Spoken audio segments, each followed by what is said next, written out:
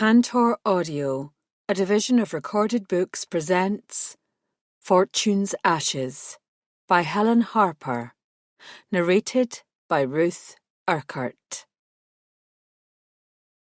Chapter 1. My inarticulate cry of frustration echoed around the gloomy room. From the far corner, where a teenage gremlin was sitting hunched over a laptop, its dim glow giving her youthful face an eerie hue, there was a loud tut, followed by a hissed mutter. Shh! I pulled a face, aware that she couldn't see my expression, but still feeling slightly guilty, then slammed the heavy book shut and added it to my pile of rejects. I'd been coming to the arcane works section of the Carlisle Library for days. I'd pored over countless books, both modern and ancient, and not a single one of them had given any suggestion as to how a Cassandra could rid themselves of their powers. I knew bitter rage was getting the better of me, but I couldn't help myself. This was my life I was worried about, my future. I didn't want to babble random prophecies or deal with visions of what was to come. I had enough on my plate already. I raised my hand, preparing to sweep the towering stack of books to the floor in a fit of pique. Then I thought better of it. I pushed back my chair and trudged towards the furthest shelves. I had to be missing something. There had to be a clue somewhere about what I could do, but I'd covered most of the shelves, and I was running out of options. I picked up a heavy tome that I'd already looked through. It was several inches thick, and last time I'd only skimmed through the index. It was possible I'd not examined it closely enough. Before I could heft it over to my little table, my pocket started to vibrate. I frowned.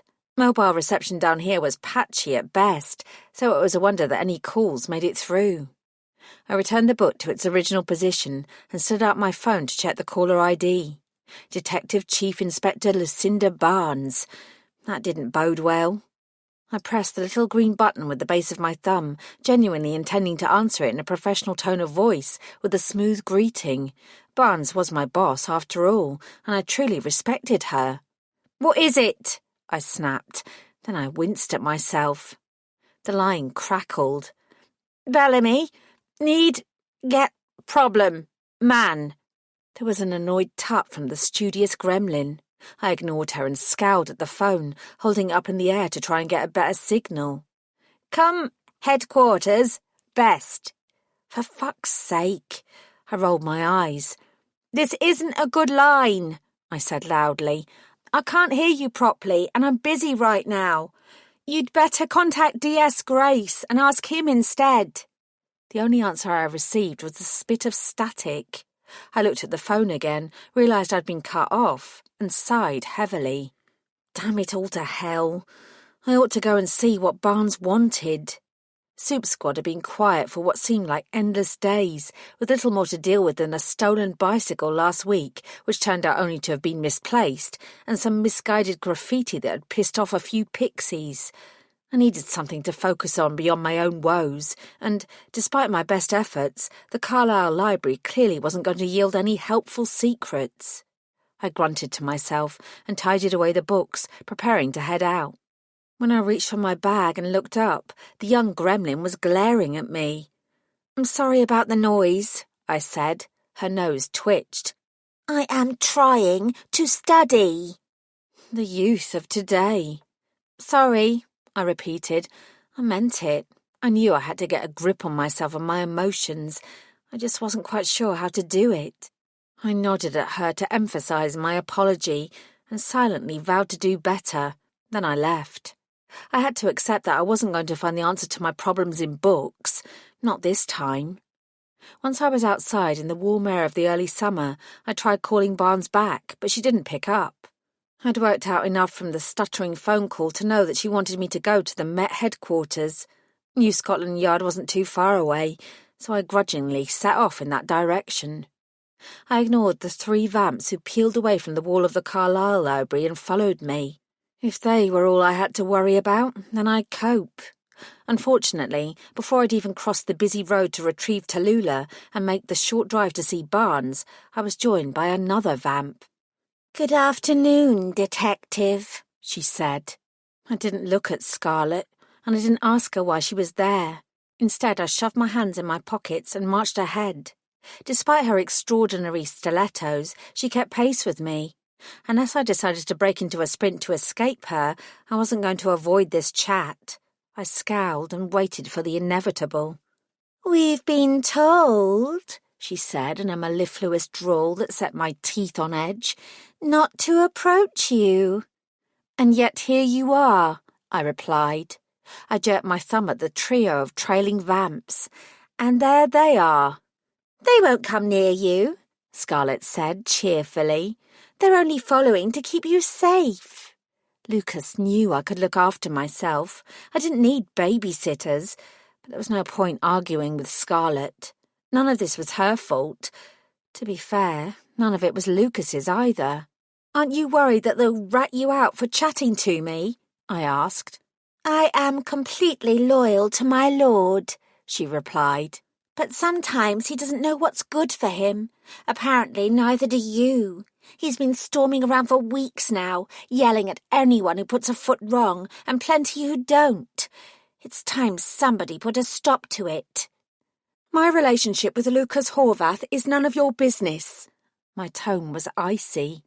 I skirted around a wide-eyed group of men in suits, all of whom were staring at Scarlett with their tongues hanging out. I looked her over properly for the first time and registered that she was wearing a skin-tight red leather catsuit. Scarlett didn't do quiet and unobtrusive. "I'm not asking you to tell me what the problem is," she said. "I'm asking you to tell him. He proposed to you and you ran away. He's confused and he's angry, and the very least he deserves is an explanation." A well of sadness rose up from the pit of my belly, threatening to overwhelm me.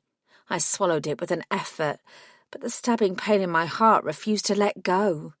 "He loves you," Scarlett said, "heart and soul. Until recently I believed that you felt the same. If you don't, if you were only playing with him, he deserves to hear it from you so he can move on." A sudden flash of fury zipped through me, and I stopped walking and turned to her. I bared my teeth in an animal snarl. Scarlett's expression didn't alter. "I was not playing with him," I bit out, "and I love him as much as he loves me." I saw the faintest spark of answering anger in her eyes. She was here for Lucas, and she wanted nothing more than to protect him. "Then what the fuck is your problem?" she hissed. The threat of violence simmered between us. I took a step back in a bid to give us some space and to clear the air.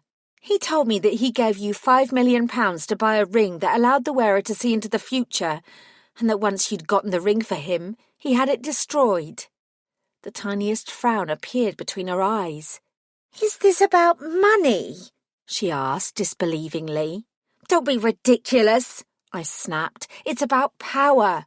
Lucas despised the idea that such a ring could even exist, and he despises the existence of Cassandras who can also see into the future. He can't help himself.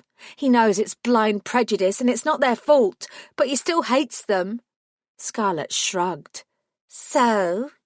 I folded my arms and gave her a hard look. "Wait," she said slowly. "Are you telling me that you're—" I jerked my head angrily in assent. Her mouth dropped open. "You've been a Cassandra all this time, and you kept it quiet?" "No, it's a new development."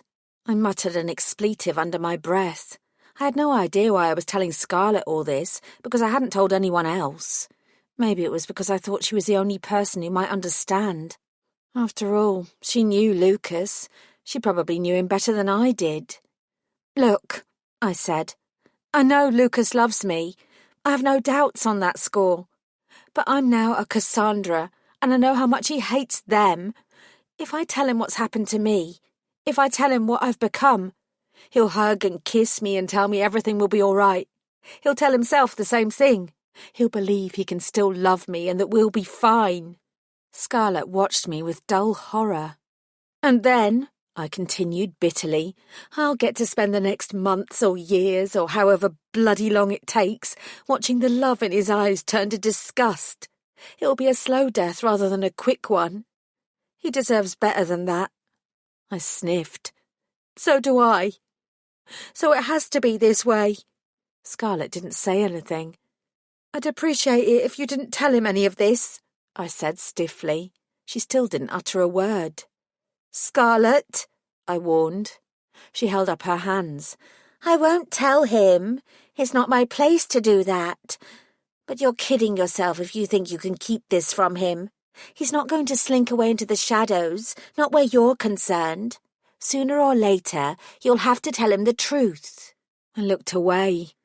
I might yet find a cure, and if I didn't, maybe the break would give me the strength I needed not only to tell Lucas the truth, but also to make him realise that our relationship had to end. I couldn't bear to watch his love for me change to hatred.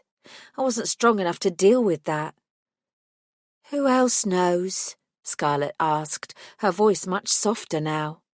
A single tear rolled unbidden down my cheek. I dashed it away with my fist. Nobody. You're the only person I've told. She shifted her weight from foot to foot, her discomfort obvious. You can't keep it secret forever. True Cassandras can't control their visions, and they often can't control what they say. I lifted my hands in frustration. And that is a huge part of the problem. She licked her lips, displaying her single fang. Yeah, she admitted. I can see that. Her sympathy was harder to deal with than her anger. I took another step backwards, suddenly desperate to get away. I won't tell him, Scarlett repeated, but he's going to find out. If you need someone to talk to before then, I'm here for you, Emma. Any time. She reached into the tiny bag hanging from her shoulder and drew out a small white envelope. Here. I was going to give this to you anyway, so you might as well take it. My phone number is inside. Call me, she said, whenever you need. I swallowed hard. Scarlett and I weren't enemies, but we'd never been friends, and her offer of help was almost too much. Thank you, I whispered. I took the envelope. What is this, anyway? I asked. A faint smile crossed her mouth, and I registered sudden reluctance in her eyes. She didn't want to tell me, but I was obviously going to find out sooner or later. It's a wedding invitation, she admitted. My mouth dropped open. No wonder she hadn't wanted to tell me. Yours? She nodded. Despite the seriousness of our conversation, she couldn't keep the glow from her eyes. I shook my head in vague disbelief. To Devereux Webb? Crazy, right? She raised her eyebrows meaningfully. If that idiotic werewolf and I can get it together, then you can do the same with Lord Horvath. I wasn't so sure about that. Congratulations. He's a lucky man. A very lucky man. He certainly is. She winked at me, but I could see that her delight at her own good fortune didn't erase her worry or discomfort. Lucas will be fine, I said firmly. We both will. I hesitated, then added for my own benefit as well as hers. Sometimes things simply aren't meant to be. Meant to be. Meant to be. Meant to be. Chapter 2. It wasn't easy to put my conversation with Scarlett out of my mind. She'd understood as soon as I'd explained the situation to her, but I guessed part of me had been hoping she'd tell me I was being stupid and Lucas wouldn't give a flying fuck that I could glimpse the future. The fact that she hadn't argued suggested that she agreed with me. Leaving him was the best course of action, no matter how much it hurt or made me physically sick. I rubbed a hand across my eyes and passed through the main doors of New Scotland Yard, waiting for a second or two at the metal detectors while I tried to focus on my job and not my messy personal life. Coming here was good, I told myself. I needed the distraction. Barnes wasn't in her office, but a woman passing by told me she was conducting an interview on the 3rd floor. Vaguely irritated, I headed up there and announced myself to a young man sitting at a desk by the lift. He looked more relieved than surprised when I told him my name. So Barnes really did want to speak to me in person then. I cooled my heels for several minutes. First, I sat down on one of the uncomfortable chairs along the wall. Then I stood up and paced around. Nausea was continuing to plague my poor stomach in such a way that I wasn't convinced Scarlett's unexpected chat was the cause. I tried to remember when I'd last eaten. I was certain I'd had breakfast. If not today, then yesterday. Just as I was debating the practicalities of finding the nearest loo and heading in there to stick my finger down my throat to make myself throw up, I heard DSI Barnes's shoes squeaking along the shiny corridor. I turned around and raised a hand in greeting. She smiled at me, but it didn't reach her eyes. Something was definitely up. "Emma," she said, "thank you for coming." I bowed with more of a sarcastic flourish than I'd intended. "Far be it from me to gainsay an order from you, ma'am," I said. Barnes raised an eyebrow. "Did you get out of the wrong side of bed this morning?" she inquired. "Or is your recent break-up with Lord Horvath causing you problems?" I shouldn't have been surprised that she'd heard that Lucas and I were no longer living together. I knew she kept tabs on both Soup Squad and the Soups themselves. She peered at me more closely. "Well, you have my sympathies," she continued. "It's important that you don't allow your personal problems to affect your professional life. It's fine between the two of us, and I'm always here if you need someone to talk to. But I am the exception.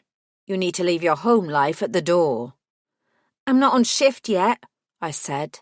Barnes looked at me. My shoulders slumped an inch.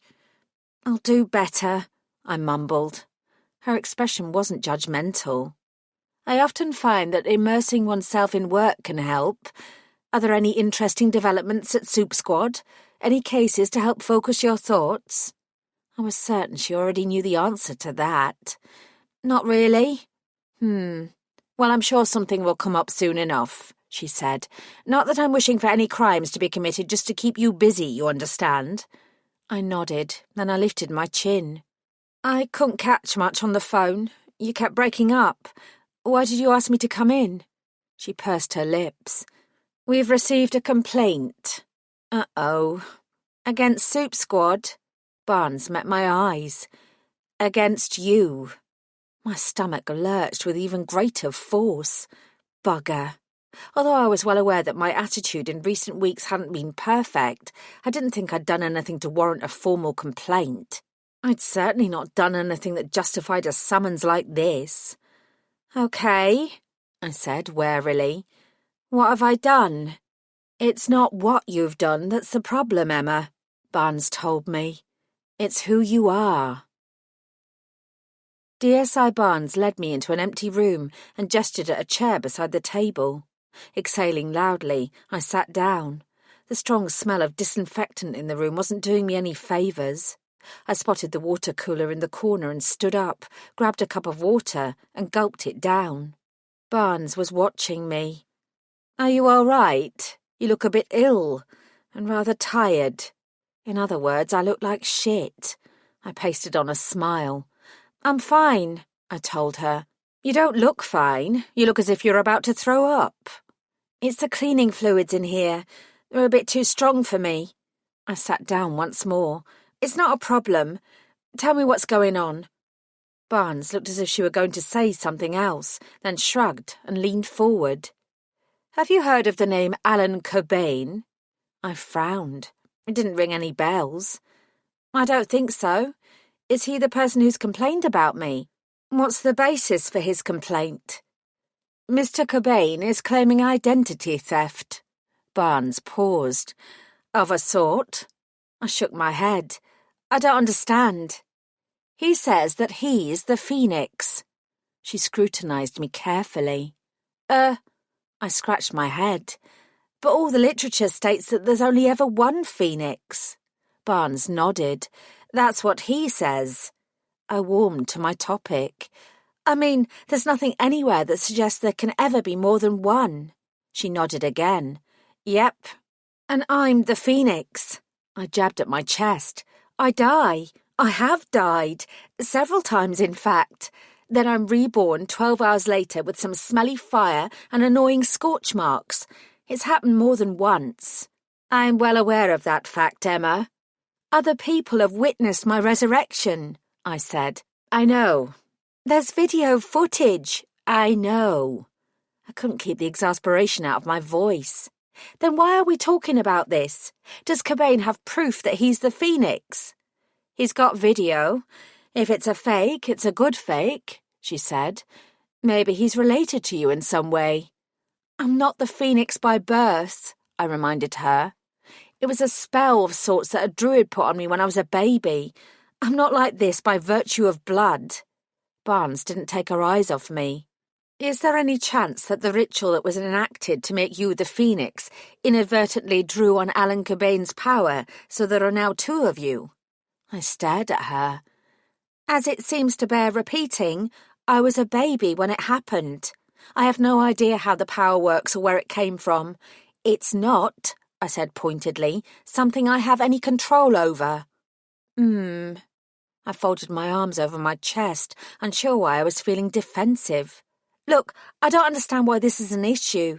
If he's telling the truth, which I very much doubt, and he's a Phoenix as well, then that's a good thing. There are two of us. I'm not alone. I pursed my lips. Neither is he. We should be celebrating. A crease appeared between Barnes's eyebrows. Mr. Cobain is not celebrating. He's quite annoyed that you have supposedly stolen his glory. Glory? I couldn't keep the disbelief from my voice. What glory? I suspect he has designs on being a television presenter or social media influencer. I don't really understand it myself. Is he alleging that I'm the fake? I asked slowly. Either that you're fake or you've stolen some of his power. He's older than you, and he says that he's been the Phoenix since the day he was born in 1982. That's 8 years before you. I believe that he plans to sue you for stealing from him. What? That's crazy. And, Barnes continued without missing a beat, he also wants to sue the Metropolitan Police for enabling your existence and amplifying it. Amplifying it? I didn't get it. Thereby diminishing his own identity. I squeezed my eyes shut. This is stupid. Yes. He's a kook, right? He's trying to get attention. He seems serious enough, Emma. He is engaged a solicitor. I rolled my eyes. That doesn't mean anything. I don't think that he'll go away, Barnes said carefully. This is going to become a thing. A thing, I said flatly. She shrugged. It happens. My mouth tightened. Get him to prove it. Get him to die, then let's see what happens. Mr. Cobain has requested that we shoot him dead so we can witness his resurrection 12 hours later. Obviously, we can't kill a man in order to test a theory. He could kill himself while you watch. Barnes looked mildly exasperated. You know we can't allow a suicide to occur in front of our eyes. I drew in a shuddering breath. What am I supposed to do about this? I recommend that you take some legal advice. We can help you with that, or you can find your own representation. I just wanted to warn you that there may be some trouble ahead. Both I and the Met Police are going to support you, but things might become a little fraught. I pushed back my hair. Can I meet Mr. Cobain, or at least talk to him on the phone? Find out what this is really about? That's not a good idea, Barnes told me. Not with possible legal action on the horizon. I cursed aloud. Hopefully this will come to nothing, Emma. Her face suggested otherwise. But it might cause you some problems. You need to be prepared. Unbelievable. How was it possible that my week was getting worse instead of better?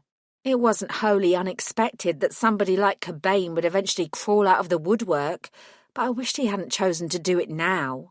His timing sucked. I was sure that I could sort it out within minutes if I could talk to him face to face. I'd prove I was the Phoenix, he'd admit he was lying, job done. I had much better things to do than worry about a random chancer looking to make a quick buck or get his 15 minutes of fame. DSI Barnes stood up and offered me a kind smile. This time it felt genuine. Try not to worry about it. That was easy for her to say. My stomach lurched, flipping over and over, and I froze. Throwing up in front of DSI Barnes was not on my agenda for today, or any day. She raised her eyebrows. You're turning green, Emma. Perhaps you should drop by your doctor before your next shift. I pushed my hair away from my forehead, suddenly aware of how clammy my skin felt. Yeah, I muttered. I might do that. I didn't have any enthusiasm for making an appointment with my GP. I wasn't even that ill. It was probably stress. I was hardly living my best life right now. And if it wasn't stress, it was a touch of food poisoning or some nasty little bug that nobody else had caught. A good night's sleep would cure me, and perhaps some peppermint tea. I looked across the road at the small pharmacy, then at Tallulah. I supposed I could spare 5 minutes and pick up some medicine. It was better than dwelling on the likes of Alan bloody Cobain. I crossed the road briskly, continuing to ignore the vamp trio who looked even more out of place here than they had at the library. When I pushed open the pharmacy door, it jingled loudly. I couldn't remember the last time I'd felt ill. Sickness wasn't usually something I had to worry about. I'd always supposed that was a perk of being the Phoenix. I scowled as I wondered if my nausea and fatigue were related to being a Cassandra. It made sense because nothing else had altered. If I was cursed not only with seeing the future, but also feeling ill, I was liable to throw a genuine tantrum, or indeed several. "Good afternoon." I smiled weakly at the woman behind the counter before glancing at the shelves. Man, there were a lot of vitamins here. "Can I help you?" she asked. I shuffled away from the vitamins towards the painkillers, but I wasn't in pain. I gritted my teeth. "Yes," I said. "I'm looking for something to help with nausea." "Certainly. Is it for yourself?" I nodded. "Are there any other symptoms? Fever? Headache?" I considered. "No, I just feel sick. I might have eaten something dodgy. I have a metallic taste in my mouth." "Is the nausea constant?" "It comes and goes." I scratched my neck. "But I'm quite tired. I'm under a lot of stress at the moment, though, and I'm not sleeping very well." She looked at me kindly. "How long have you been experiencing the nausea?" I shrugged. "A couple of weeks, I suppose." The pharmacist didn't look away. "When was your last period?" I let out a surprised bark of laughter. "I'm not—" I began. Then I stopped. "Wait. Oh." The blood drained from my face. "I'm on the pill," I whispered. But I'd had a lot on my mind recently, and I hadn't been paying attention to my cycle. Dying tended to throw it off track, so I wasn't always as aware of it as I should have been. "The pill is very effective, but no birth control is 100%, the pharmacist told me. I was starting to feel nauseous again. "My breasts are a little tender," I admitted. The pharmacist offered a tentative smile. "Maybe you should try a pregnancy test first," she suggested. Suggested.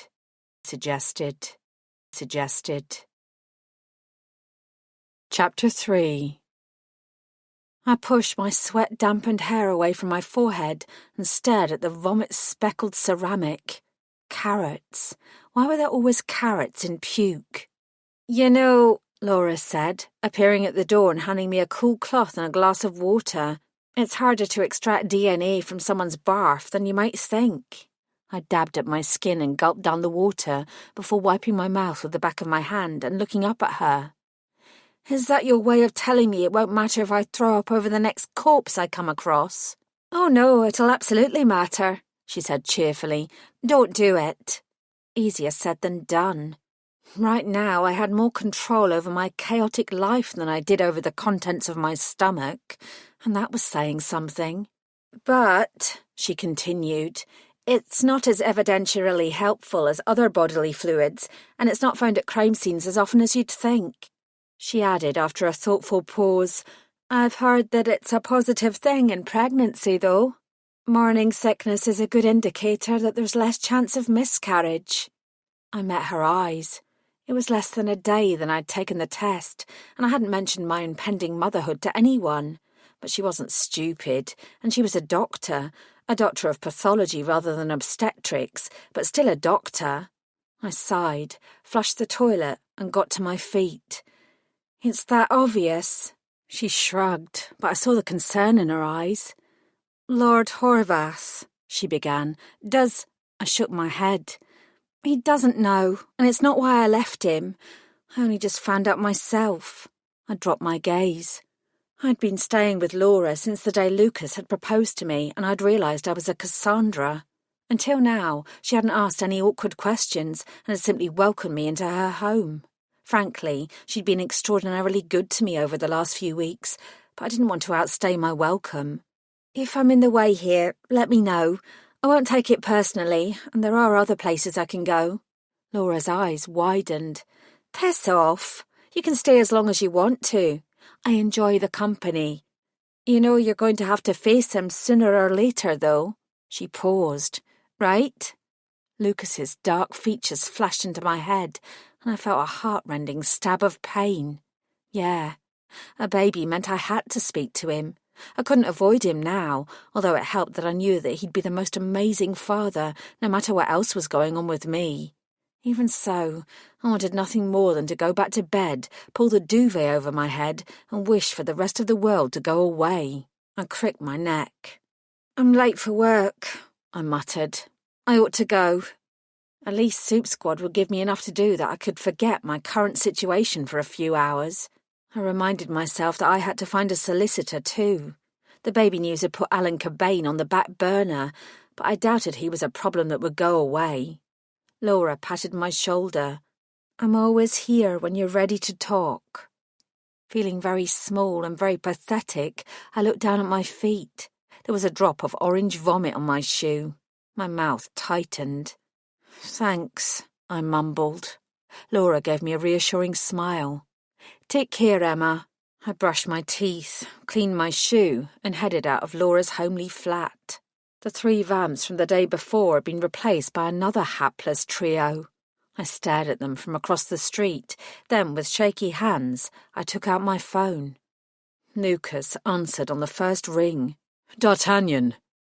I'd rehearsed this conversation over and over and over in my head, but I might as well not have bothered.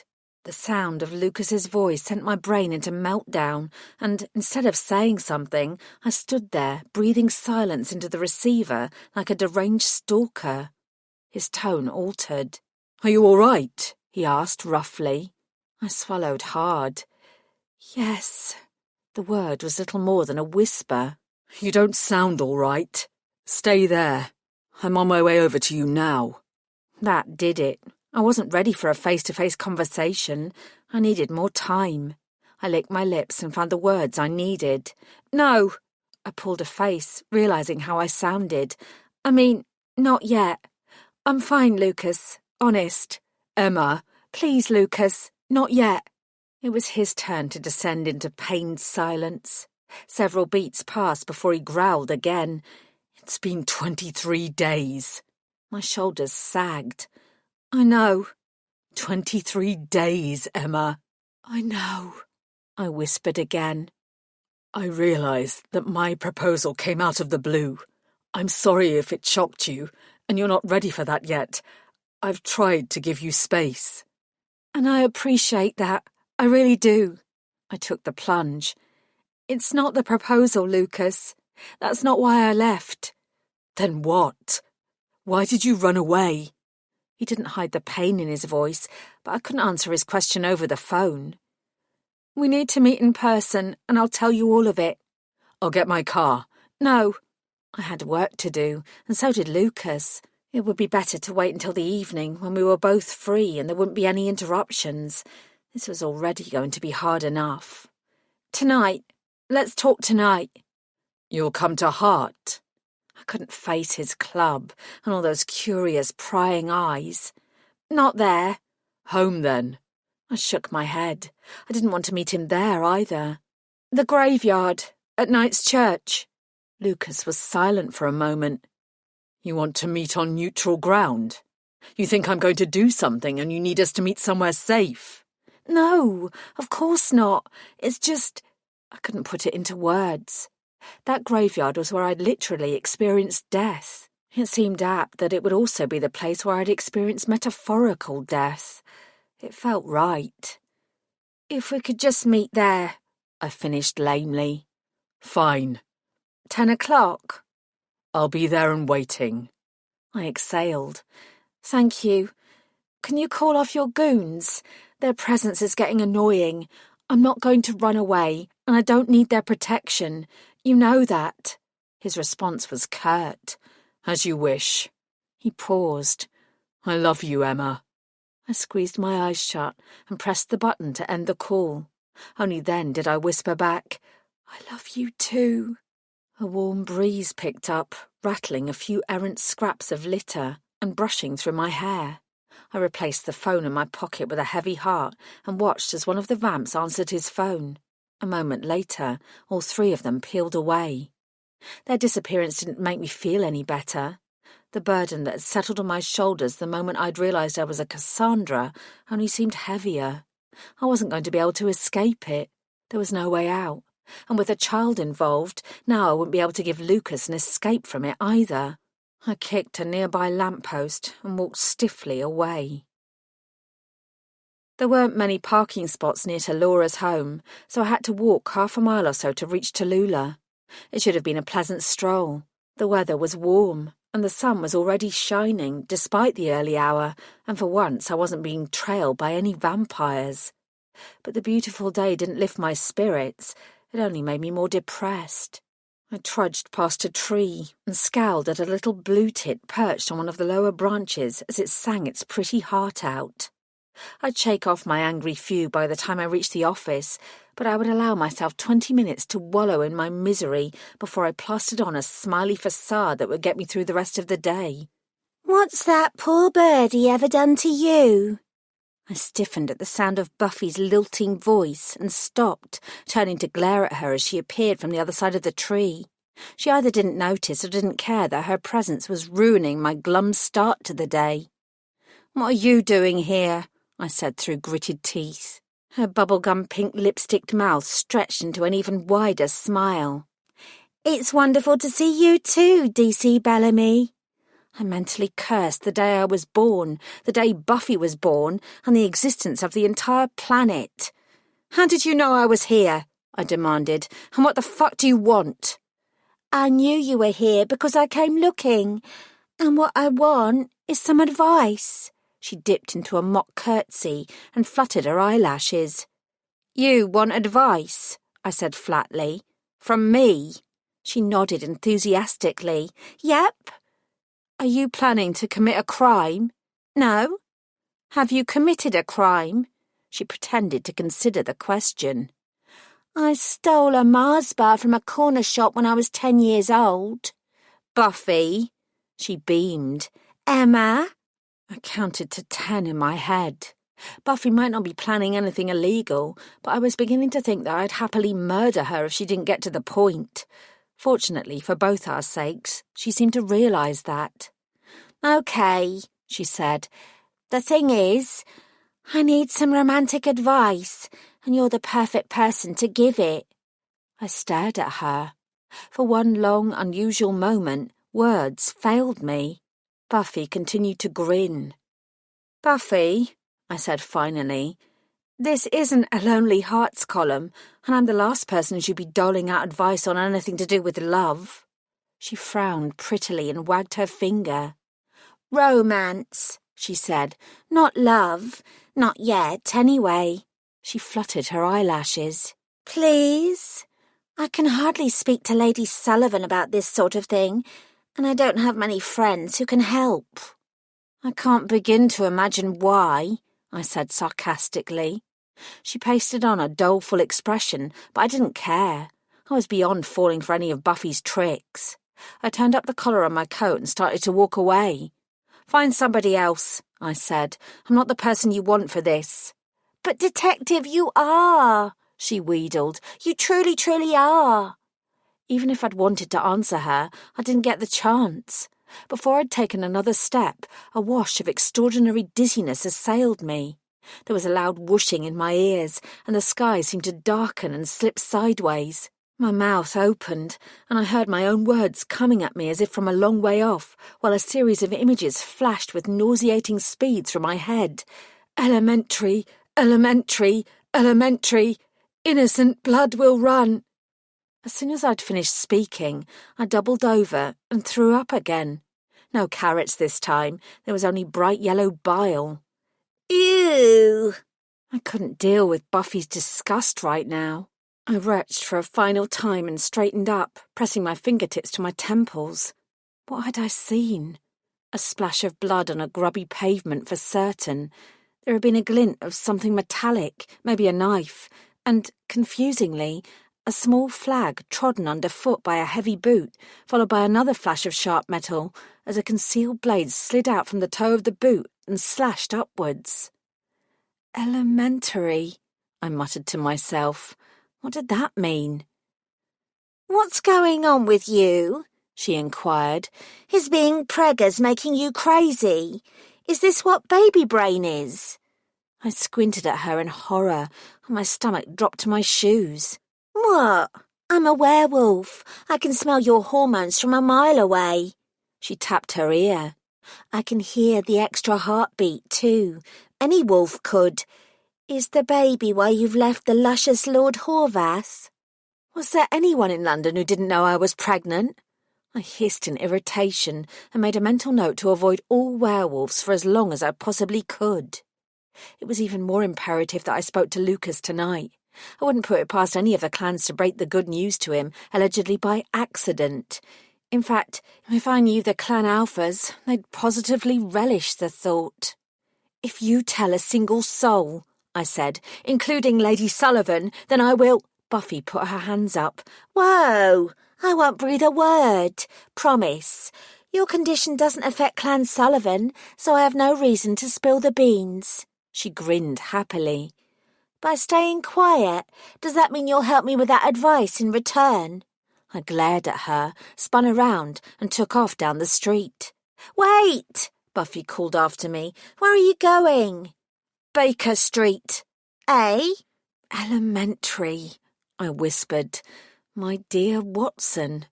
While I was fairly sure I'd read somewhere that Sherlock Holmes never uttered that famous phrase in any of the novels about him, there was no doubt that it belonged to him. Laura lived very centrally, so Baker Street, and the fictional detective's fictional home, was only a few streets away. It would take no time at all to get there and find out what my damned vision was all about. Whether I was already too late remained to be seen. I forced down the last of my nausea and picked up speed. I needed to get a move on. I put Buffy, Laura, Lucas, the baby, Alan Cobain and everything else out of my head and sprinted as fast as I could. When I rounded the corner into Baker Street, I saw the usual smattering of early bird tourists and well-heeled Londoners. It wouldn't take a detective, fictional or otherwise, to tell the difference between the two. The wealthy Londoners who lived around here and were on their way to work were wearing sharp suits and shiny shoes, together with tight expressions of distaste at the tourists. The tourists were talking loudly and stopping abruptly at random points along the pavement to take photos or point at buildings. They were dressed far more casually, and even from 50 metres away, their excitement was apparent. What wasn't apparent was any sign of a crime. Do you always like to start your day with a crazed run through London? I clenched my jaw. What are you still doing here? I demanded. Buffy must have run behind me all the way. She smiled patiently. I told you, I need some advice. She was determined. I'd give her that. Sensing that I wasn't going to escape her no matter how hard I tried, I gave in. Fine, come to Soup Squad later today, 2 p.m. I'll see what I can do then. I turned away from her and continued to scan the street. An open-top tour bus trundled past. There was still nothing that looked out of place. Great, thank you. Buffy blew me a kiss. So, what's going on? Why the strange chanting and the sudden rush to get here? Buffy might keep her promise about not revealing my pregnancy, but she'd definitely tell Lady Sullivan that I was a Cassandra. I wondered bleakly if she'd already worked it out from my involuntary verbal explosion. I received a tip-off early this morning. I couldn't work out what it referred to, and then I realised it was to do with this street. The best lies are those that stick close to the truth. I'd learned a lot from questioning suspects, both innocent and guilty, over the last year or so. Whether I'd fool Buffy or not was another matter. At least I had to try. Elementary? She asked. Yes, and something about innocent blood. I didn't refer to the images I'd seen flashing through my head. I couldn't explain those. Buffy's eyes widened. So, it's a threat. She seemed more excited than dismayed.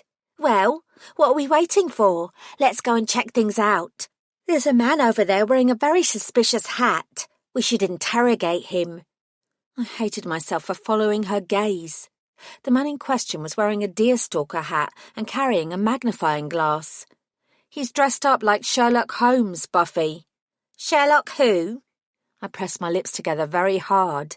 Listen, I mean this in the nicest possible way, but piss off. Pardon, detective? You're a civilian, and this is a potential crime scene. She grinned. Emphasis on potential. You can't stop me from being here. I'm simply out for a stroll. Do you want that advice later or not? She sucked in her cheeks and considered. I stared at her. Was she actually serious about this romantic advice business? Why on earth would she come to me? Fair enough, she said finally. I'll leave you to it. She wagged her finger. But don't die between now and 2 p.m. I won't accept that as an excuse for you to wriggle out of our agreement. She moved her finger towards my belly. Besides, she added, while you might resurrect in 12 hours, who's to say that your baby will as well? I felt a sudden rush of blood to my head, and a chill descended down my spine. Bloody hell, she was right. There was no guarantee that any babe in my womb would be protected as I was. Buffy twirled her fingers in the air. Toodle pip, I'll see you in a few hours. As she twisted around and skipped away, I gazed after her, my mouth dry. It was only when she disappeared around the corner that I shook myself and refocused my attention on Baker Street. I wasn't the only person in this world with problems, and I had a damned job to do. Job to do. Job to do. Job to do. Job to do. Chapter 4. I marched down Baker Street towards most of the tourists. One of the images I'd seen had been of a fallen flag underneath a black boot. Now that I thought more about it, it had been the sort of flag tour guides sometimes used to corral their groups and keep people together. It made sense that tourists would be involved in the forthcoming incident, whatever it might be. I pulled back my shoulders, ready to do business. I've got this, I murmured aloud, and it doesn't matter that I can't let myself die. A startled woman pushing a pram stared at me before hastily stepping aside to give me a wide berth. Yep, crazy woman, that was me. Then I glanced into the pram and the blue-eyed child blinking up from its snuggly depths. Cute kid. I shook myself and walked on until I was standing next to a cluster of people in front of the Sherlock Holmes Museum. I noted 2 bored-looking teenagers and a boy of about 8 or 9 years old who was zipping on and off the pavement. He definitely seemed to have already had far too much sugar for the day, even though it wasn't yet 9 o'clock. There were also various adults, none of whom appeared to be brandishing knives. Not yet, anyway. I frowned. What if my vision wasn't for the near future?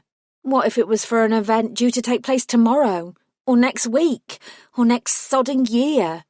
The museum isn't open yet, somebody said helpfully, doubtless registering my expression. I glanced at the woman and managed a polite smile. Thanks. I must have passed muster as a tourist. I know what you're thinking, she said. I doubted it.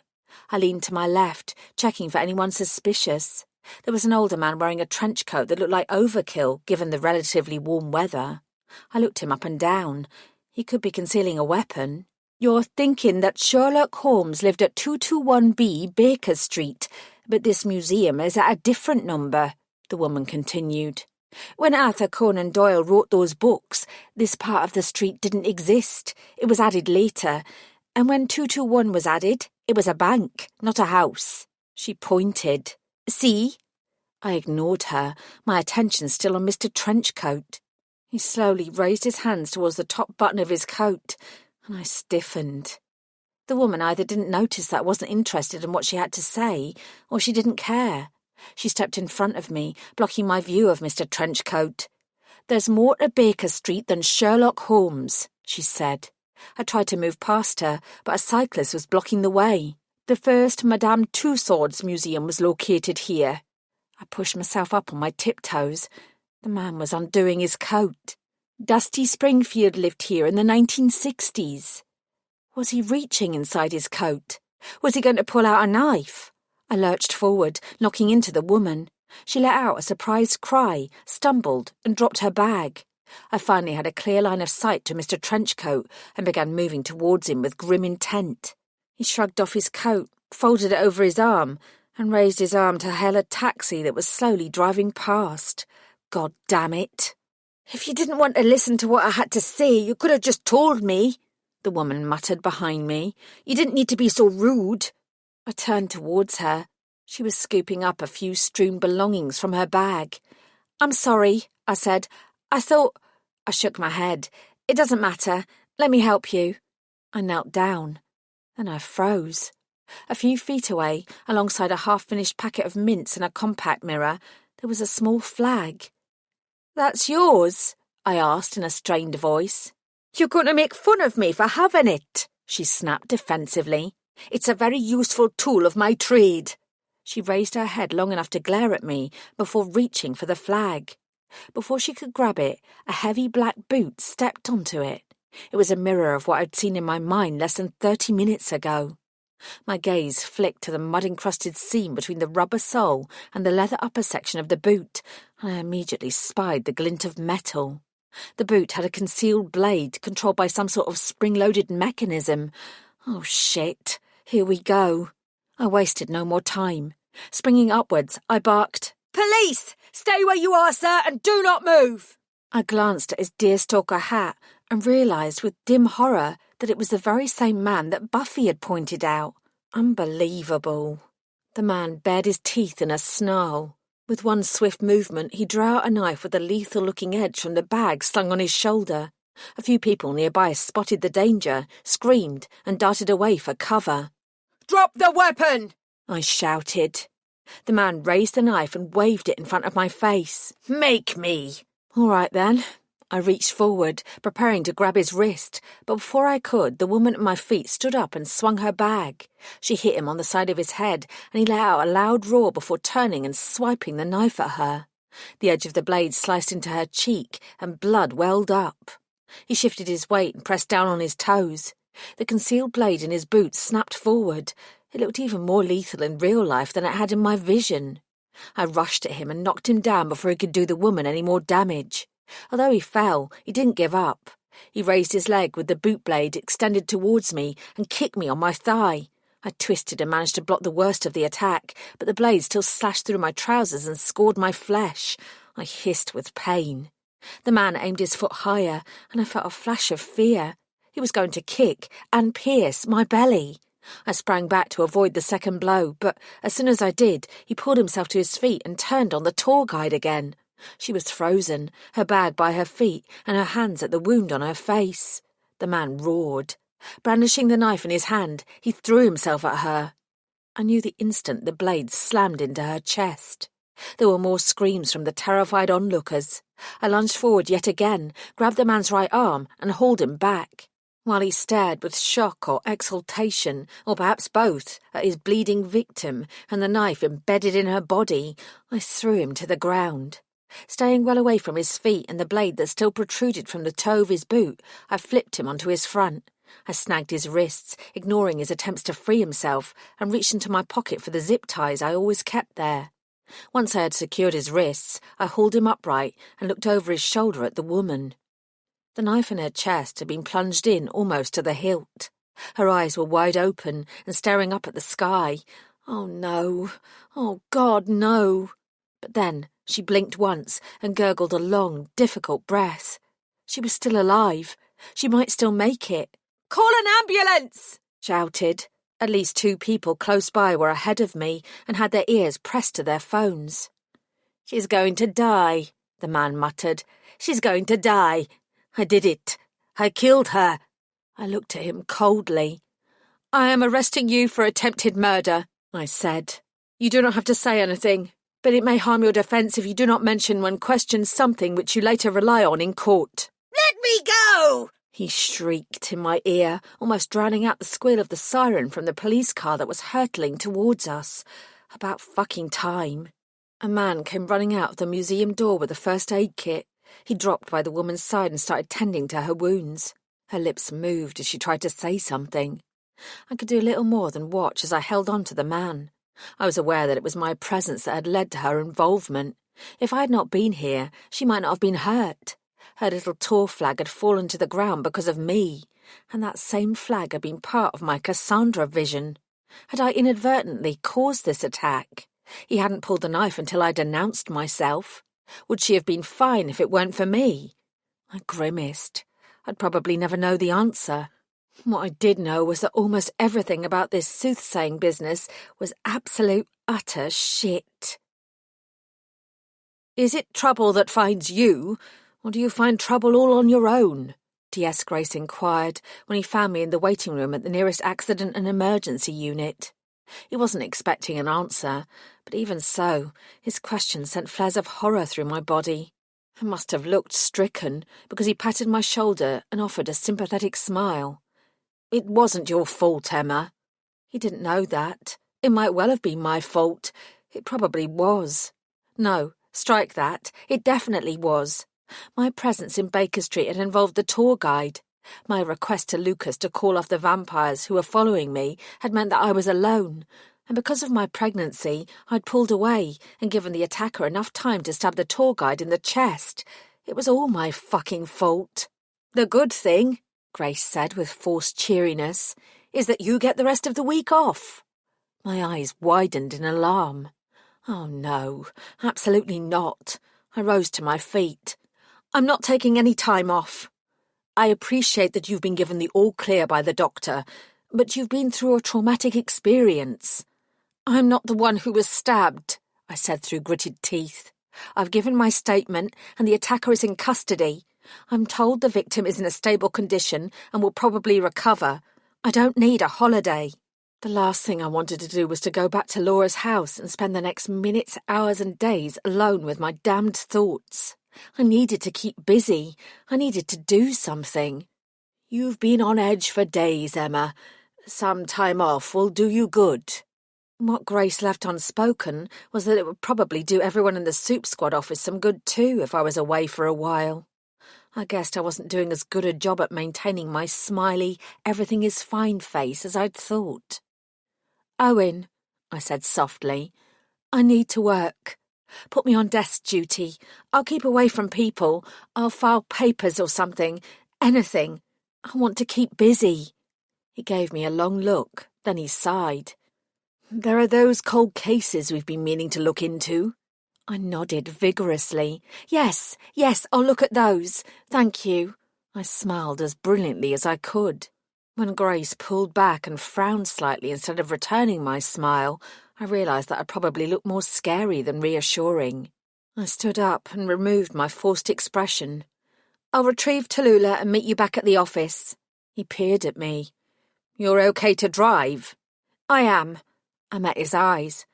"I'm not going to do anything, or risk anything or anyone else. Truly." My fingers lightly brushed against my stomach. I couldn't risk myself either. Grace finally looked convinced. "All right, I'll see you shortly." I straightened my clothes and started to follow him out of the hospital. Before I reached the sliding glass doors, my gaze snagged on a newspaper on a chair beside a waiting patient. I swallowed. "Excuse me?" The patient looked up at me. From his black eye and the way he was cradling his arm, he'd obviously been having some trouble of his own. I pointed at the paper. "Are you finished with that? Do you mind if I have a look?" He shrugged. "It's all yours, love." "Thanks." I picked up the paper and unfolded it so I could read the story emblazoned on the front page. The photograph showed a grim-faced man standing next to a blank gravestone. I scanned the headline and the story. Great. Alan Cobain, the one and only Phoenix as he was calling himself, was now giving press interviews.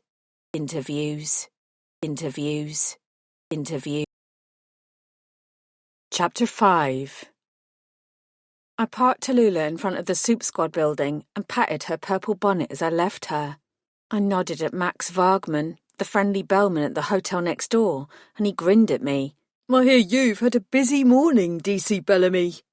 "Good news gets around," I muttered sarcastically under my breath, before remembering to play nice. I waved at him in my best friendly fashion. "You have a good day, Max." He saluted. "Always." Stepping into Soup Squad, I took a moment to breathe in the scent of verbena and wolfsbane. It was one of the few Soup Squad traditions that hadn't fallen by the wayside in recent months. We used the herbs in minuscule quantities as a test for the unwary. Only Soups could smell them, so it was an easy way of telling worried members of the public who thought they might be turning furry or growing fangs that if they couldn't smell anything, they were still human. The smell had seemed strange when I first started working here, but now it enveloped me like a warm hug. It always put me at ease and made me feel at home. The tension stretching across my shoulders started to dissipate. At least here, in this building, I could forget my woes for a short time. Fred and Lisa also helped. I knew that my Soup Squad colleagues were worried about me, but I didn't appreciate quite how much until I opened the door. Fred leapt to his feet, abandoned his beloved sofa, and gave me a tight hug, and Lisa wasted no time in going to the fridge to get me a slice of her finest chocolate cake. "Thanks, guys," I murmured, and smiled at them. This time my smile was genuine. I shrugged off my coat, reached for the hairbrush on my desk, and pulled it through my windswept locks, grimacing at the clump of hair that came out. Pregnant, prophetic, and balding. Brilliant. "Owen's got a meeting at the Talismanic Bank," Lisa told me, as I dropped the brush back onto my desk. "But he told me to pull out those old files for you and leave them on your desk. That's all there is. None of them have been added to the computer system yet, so all you've got is the paper in front of you." "Great. Thank you. That's really helpful." It would have taken me far longer than Lisa to work my way through the ancient filing system. She understood its vagaries, whereas the rest of us only pretended to. Tony hadn't liked computers, and while Lisa did her best to upload and update the older files, she had other time-consuming jobs to do. Until Grace arrived, Soup Squad had worked under its own set of rules. I was glad that we were dragging ourselves into the 21st century, but I was painfully aware that it involved a lot of work to do it properly. I flicked on the kettle. Caffeine might make the job easier. Then I hesitated. Was caffeine bad for babies? Probably. I grimaced, knelt down, and rummaged around the small grubby cupboard underneath the table. The best I could come up with was an ancient herbal tea bag that smelled dubiously of lavender and stale fruit. Better than nothing. I made the drink, wincing when I took a sip, and sat at my desk. I eyed the pile of folders. Work would help. Anything that occupied my mind for the next few hours would be a good thing. Being busy was easier than being idle, particularly when you had a vexing abundance of personal problems to worry about. Even Fred had learned the value of occupying himself and managed to find something to do. He was slouching on the sofa with a police-issue laptop balanced on his knees, using both index fingers to type up a document, although at the rate he was going it would take hours to complete. I skimmed through the first 3 files. A spate of burglaries committed against pixies, all of which had occurred more than 8 years ago. An unexplained werewolf death from 2019. The disappearance of a gremlin in 2010. I took another gulp of the herbal tea, immediately regretted it, and set it to one side. There had been no more reported pixie burglaries, and the trail was very, very cold. Whoever had been behind the crimes had probably left the area or moved on to better and hopefully more legal things. The unexplained werewolf death was interesting, but it only took one quick phone call to the McGuigan clan to establish that they'd found the culprit themselves, and he was currently doing 20 years at the Clink, the prison run by Soups and solely for Soups. I updated the file before pushing it aside. In years gone by, the lack of communication between Soup Squad and the Soups themselves had been annoying, to say the least. I allowed myself several mutters of pointless frustration, then focused on the gremlin disappearance. This might be something I could get my teeth into. The gremlin in question was a 31-year-old male. I checked his date of birth and realised that he was the same age as me. Not only that, we shared the same birthday. I was vaguely aware of the birthday paradox, the theory that in a room of 23 people, there was a good chance that at least 2 of them would have the same birthday. But it didn't prevent me from feeling an odd tug of kinship with the vanished gremlin. I gazed at his photo. Quincy Carmichael was a friendly-looking soul.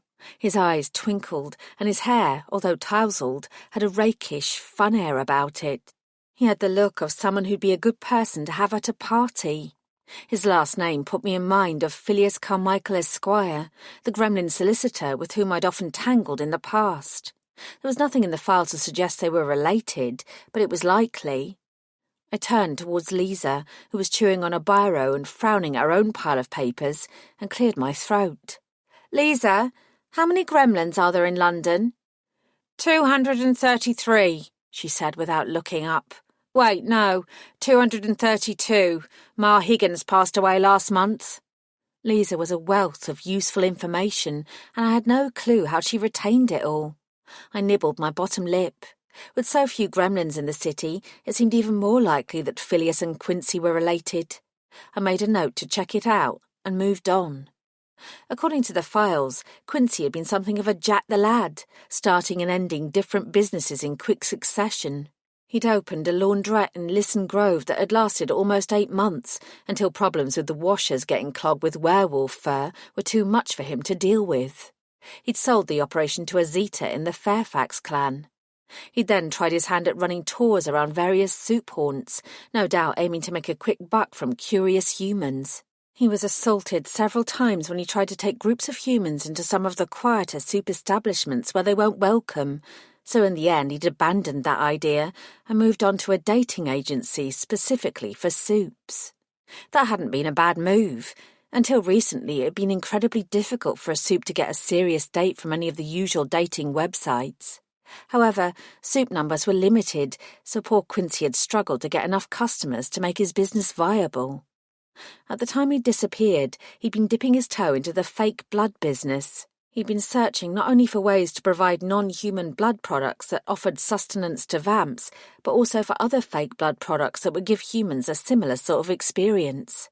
Food and drink laws were strict, so it sounded as if he'd been skirting the edge of what was legal, but given what I knew of the market and the number of fake blood goodies that could be purchased in soup shops and online, Quincy Carmichael could have been onto a winner. Unfortunately, he'd vanished before the business gained a real foothold. There was a lot of information, and it would take me time to scour all the details, so I prioritised and scanned the list of people who had been included in the files by my predecessor, Tony. It appeared that Quincy had been as prolific in his love life as he was in his professional life. There were 3 ex-girlfriends and 2 ex-boyfriends. 2 of the girlfriends had been human. Tony had written notes about each one, but his handwriting was appalling, and it was difficult to decipher more than the odd phrase or two. What was surprising was that he'd gone as far as interviewing Quincy's nearest and dearest. When Tony was the detective in charge, it was unusual for Soup Squad to follow up on soup crimes. Either the Soups themselves took over the investigations, as had been the case with the McGuigan werewolf death, or other sections of the Met Police nabbed the cases when it was established that humans were involved. The disappearance of Quincy Carmichael was something of an outlier. "You were working here in 2010, right?" I asked aloud. Fred stared at me. "Boss, in 2010 I was guzzling industrial-strength cider in the park with my mates and trying to put together my entry for the Guinness World Record for the longest bike wheelie." "You know your youth is a slap in the face to the rest of us," Lisa said. "Sorry, Grandma." Fred grinned. Lisa rolled her eyes and answered me.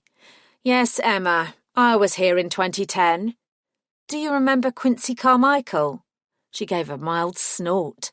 Stupid question. Of course she remembered him. "What do you want to know?" she asked. "Tony did a lot of work on his case. Why was he allowed to?" I tapped my fingers on the file. "Why didn't the Soups look into it?" Lisa put down her biro, and a faint frown lined her forehead as she thought about it. "As I recall," she said finally, "nobody took his disappearance seriously. He had a reputation for being fickle, and evidence was found at his home that suggested he'd decided to leave the country and head for Spain." I flipped through the file again. Yes, his passport was missing, and just before his disappearance, he'd purchased a one-way ticket to Barcelona. By bus, not plane. I made another note. "And," Lisa continued grimly, At the time, there were bigger things for the soup community to worry about. Fred looked up from his laptop, as intrigued as I was by her tone. What things? One of the car werewolves was found murdered in a house in Soho next to an equally dead, also murdered, vampire. I stared at her. Oh. Where's the file on that cold case? Fred asked, with an inappropriate touch of morbid eagerness. There wasn't one. It was out of our hands from the very beginning, Lisa told us. The wolves and the vamps took it over and almost ended up at war over it. There were a lot of theories that it was some sort of murder-suicide pact, theories that were thoroughly debunked, I might add. Both sides blamed each other. It was a testing time. From the way she spoke, I sensed that testing was an understatement. She waved a hand at my shocked expression. It was before Horvath became Lord, of course. Of course. Lucas's face flashed into my mind. No matter what happened, he would never let relations with any of the werewolf clans descend into anarchy. He understood the power of diplomacy. Another sharp pain stabbed at my heart, and I forced him out of my thoughts. Was the culprit ever found? Nope. Not unless the clans or the vamps found the murderer and dealt with him without telling anyone. She shrugged. That's always a possibility. I held up Quincy Carmichael's file. He vanished at the same time as these murders. Around the same time. Lisa looked slightly amused. But before you start thinking he was the killer, he wasn't. As I recall, Carmichael had a cast-iron alibi. I couldn't tell you what it was, but I know that Tony was satisfied he'd had nothing to do with the killings. I flipped through the file again. There was no mention of the murders in it. Maybe Tony had thought they weren't relevant. I frowned. Quincy Carmichael had last been seen on February the 13th, 2010, and reported missing by a friend 2 days later. He'd not been heard of since. If he had gone to Spain, he'd never returned, or sent a postcard, or a text message, or set up any new Barcelona-based enterprises under his own name. He'd vanished into thin air. I turned back to his smiling photograph.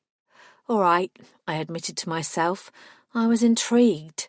This was exactly the cold case I needed. Anything else? Lisa inquired. I think that's it for now, I said as the door buzzer sounded. Lisa pressed a button on her computer to view the live feed from the camera that Grace had insisted on installing. I simply pushed my chair back and peered out of the window. Fuck. Is that the bloody Sullivan werewolf? Lisa hissed. She's so annoying. It was too much to hope that Buffy would have forgotten our appointment. I gritted my teeth. This had better not take too long. I stood up reluctantly.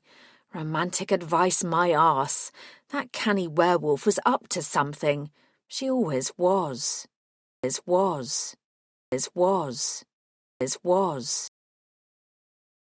Chapter 6. You're still alive, Buffy beamed. Well done. Yeah, I was still alive, but there was a woman in a hospital bed who had almost died. I bit back my retort. The tour guide and what had happened on Baker Street had nothing to do with Buffy. Thanks, I said dryly. I pointed towards the main interview room. Would you like to come in and take a seat? I don't have long, but I can spare 5 minutes. You'd better, Buffy said cheerfully. A promise is a promise. For a moment, I wasn't sure if she was threatening me or not. Don't worry, Detective, she continued. This won't take long. Inside the room, Buffy took the nearest chair and settled in as if she were planning to stay for a while. With a sense of foreboding, I took the chair opposite. Listen, Buffy, I began awkwardly. I really don't think I'm the person to be doing this. We don't have that sort of relationship, and even if we did, I don't think I'm a good person to give advice on matters of the heart. Her eyes widened. Oh, but you are, she declared fervently. You really are. I trust you, Detective. You say it like it is, and you're very fair. You have experience, and you're kind-hearted. You're the perfect person to help me. She was trying hard to butter me up, but unfortunately for Buffy, that just ratcheted up my suspicions about her motives. I sighed heavily. Go on then, what's the problem? When her cheeks coloured, I stared at her. Embarrassment is one of the harder emotions to fake, and there was no doubt that Buffy was genuinely embarrassed. She coughed, then she twitched and drew in a deep breath. So, there's a guy, she said, hedging her words, who I really like. Bloody hell. Now I was the one who was starting to feel embarrassed. I was suddenly tempted to stab myself with the nearest implement to avoid continuing the conversation, but sadly all that was to hand was a dirty teaspoon on the table between us. I want to ask him out, she said, but I'm a bit afraid. Maybe the teaspoon would be enough after all. Buffy, I said in a strangled voice, you're a strong, independent woman. Just ask him out. The worst thing he's going to say is no. She looked up at me, then down at her lap, as the words burst out of her. He's human. I scratched my head. That shouldn't make a difference, should it? I don't always understand humans and their ways. It'd be easy if he was a wolf, or even just another soup. But he's human, and that means... Her words trailed off. Means what? I asked. That I'm out of my depth, she whispered. I can deal with wolf stuff. She touched her heart with the tips of her fingers. But human stuff is much harder.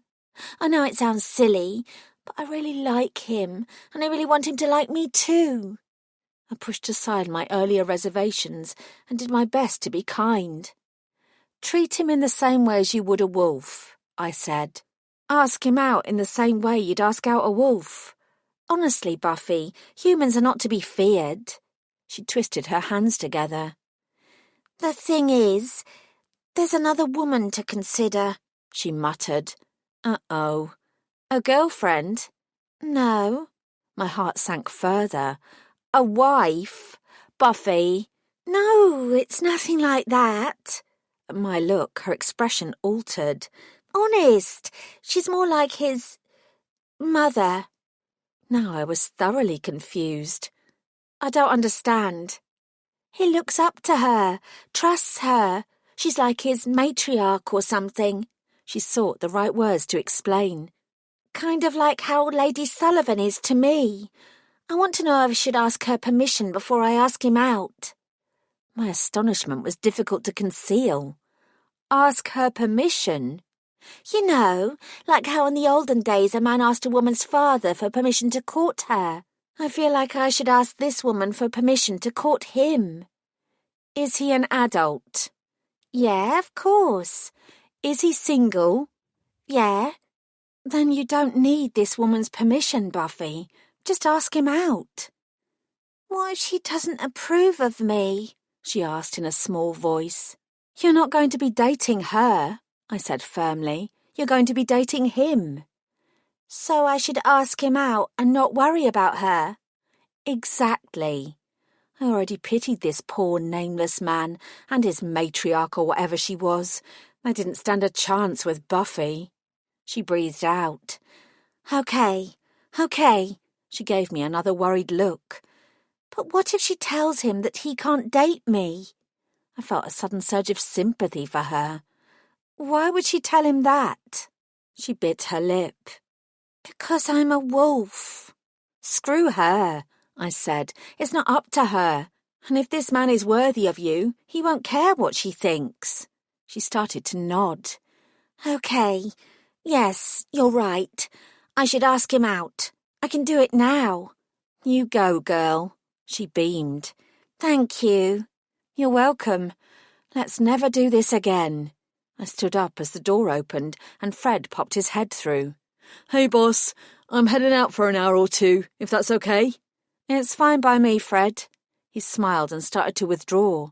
Before he could leave, Buffy jumped to her feet. Wait, Fred. There's something I've been meaning to ask you. Hang on a minute. Fred smiled at her, and a genuinely warm twinkle lit his eyes. Ask me anything. Nuh-uh. No way. Buffy, I began. She ignored me. Would you like to go out with me this evening? I think you're sexy and sweet, and I want to jump your bones at the earliest opportunity. But, she amended quickly, I'm happy to start with a candlelit dinner, if that's more appropriate. Absolutely not! My tone was harsher than I'd intended, but neither Buffy nor Fred paid me the slightest attention. She was gazing at him hopefully, and he was looking back at her with a mixture of embarrassment and delight. The tips of his ears had turned bright pink. "I would love to have dinner with you," he said. "I know a great place not too far from here, if you're happy for me to suggest somewhere, that is." Unbelievable. Why wasn't Fred running away and screaming? Not because Buffy was a werewolf, of course, but because Buffy was Buffy. 8 o'clock, she suggested. That would be wonderful. He gazed at her for a few seconds longer, then moved forward and kissed her cheek. I'm already looking forward to it. He left the room without giving me another glance. As soon as he'd gone, Buffy whirled around. It worked! She hopped from foot to foot, as if performing a triumphant dance. So, I'm thinking I'll wear my little red dress. It shows off my legs and my cleavage. Somebody told me that it looks like I'm trying too hard and that it's too obvious, but I want to be obvious. Fred deserves obvious. I frowned. His name is P.C. Hackett, and you cannot go out with him. I have it on very good authority that I have to ignore your wishes, she said airily. She grinned at me and pulled a thin black box from her pocket. Voice recorder, she said smugly, just in case you try to go back on your word. As you've already told me, this isn't up to you. It's up to him, and he's already agreed. I let out a strangled sound. That was before I knew it was Fred you were talking about. He's sweet and kind, and he's the sort of person who falls hard and gets hurt. I'm not going to hurt him, and I know all those things about him already. Those are the reasons I like him. She paused. Well, not all the reasons. Have you seen his tight arse? Of course you have. You work with him, and I bet you've noticed his... I growled. Buffy! She smirked. Don't worry. I'll treat him gently. At least to begin with. I don't tend to get out my fluffy handcuffs until at least the third date. She winked at me. Thanks for the help, Detective. It's very much appreciated. And then, before I could say or do anything else, she spun around and left. I stared after her. I honestly had no idea whether Buffy was playing both Fred and me, or whether she was genuine, but I couldn't bear to see Fred get hurt again. He'd had a dalliance with Scarlet that had caused no end of trouble. I wondered if he knew that the vampire was getting married, and that was part of the reason why he'd said yes to Buffy. I shook my head. No, he wasn't like that. I grimaced and prayed inwardly that this date with Buffy wasn't going to cause more problems. Another broken heart was all we needed. Resisting the urge to run after Fred and lock him in the soup broom cupboard for his own safety, I reminded myself that he was indeed an adult and capable of making his own decisions. I refocused my attention on Quincy Carmichael. Tony had investigated the case thoroughly, but sometimes the passage of time and a different perspective could offer new insights.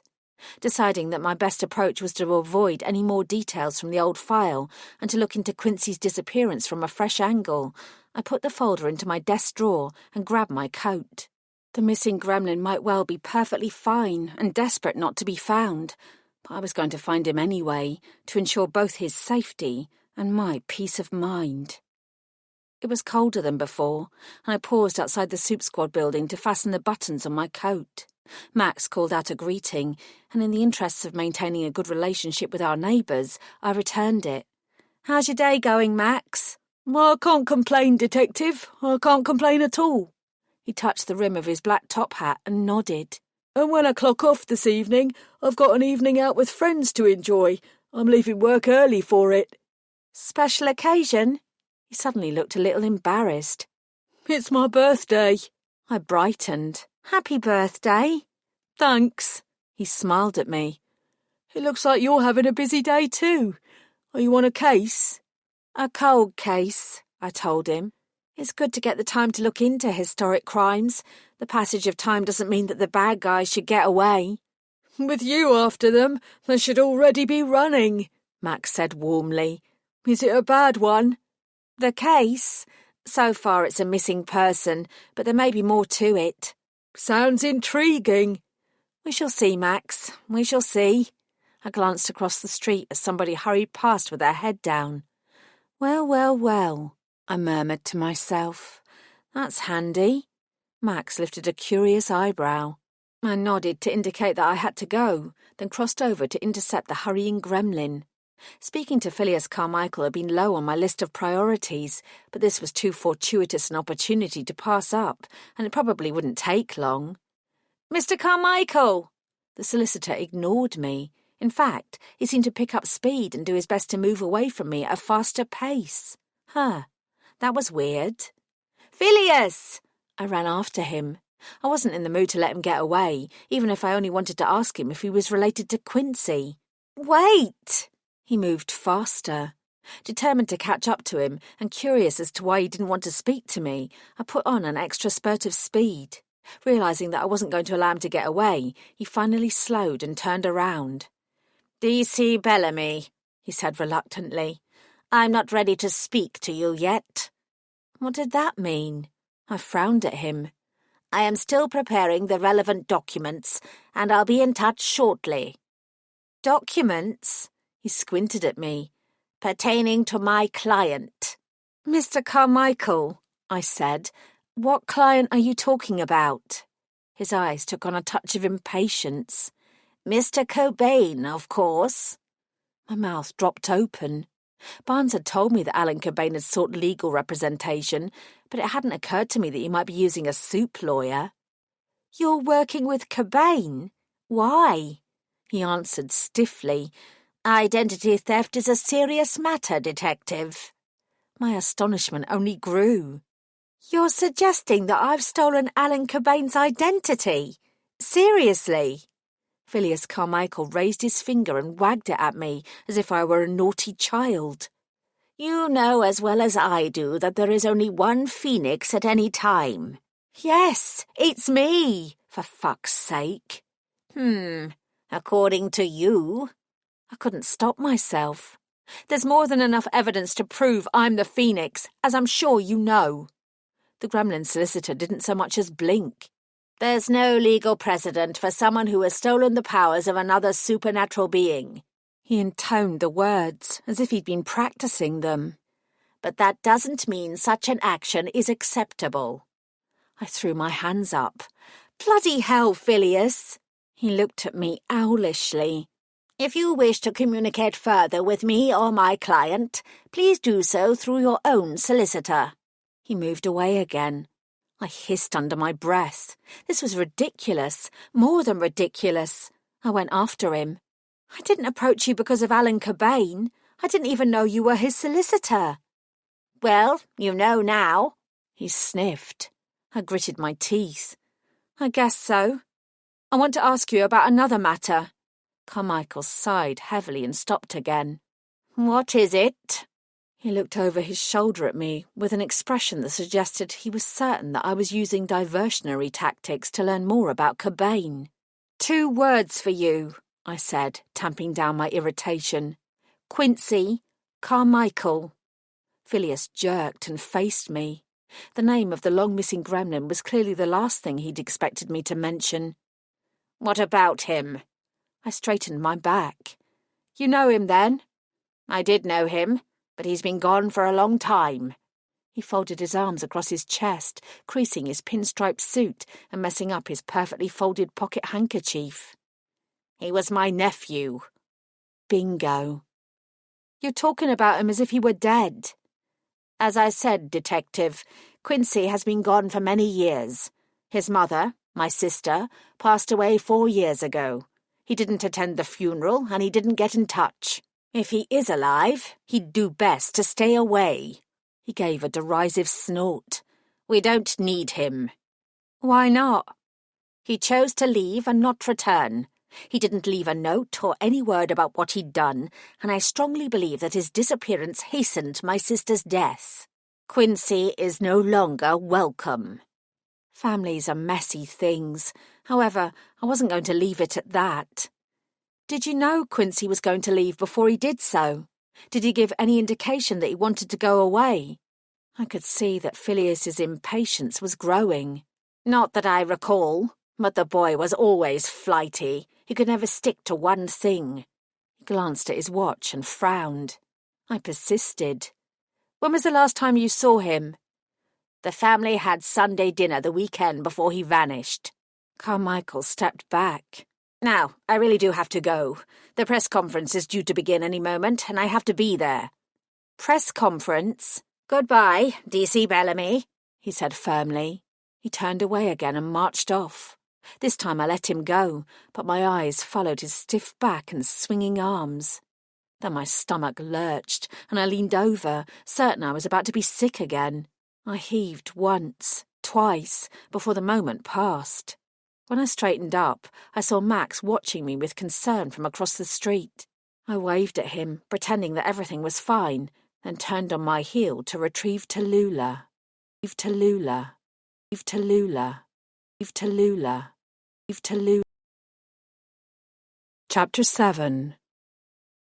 Given that it was almost 13 years since Quincy Carmichael had disappeared, there would be no physical remnants of him. Even so, I wanted to visit his old home and places of work and speak to people who might have known him.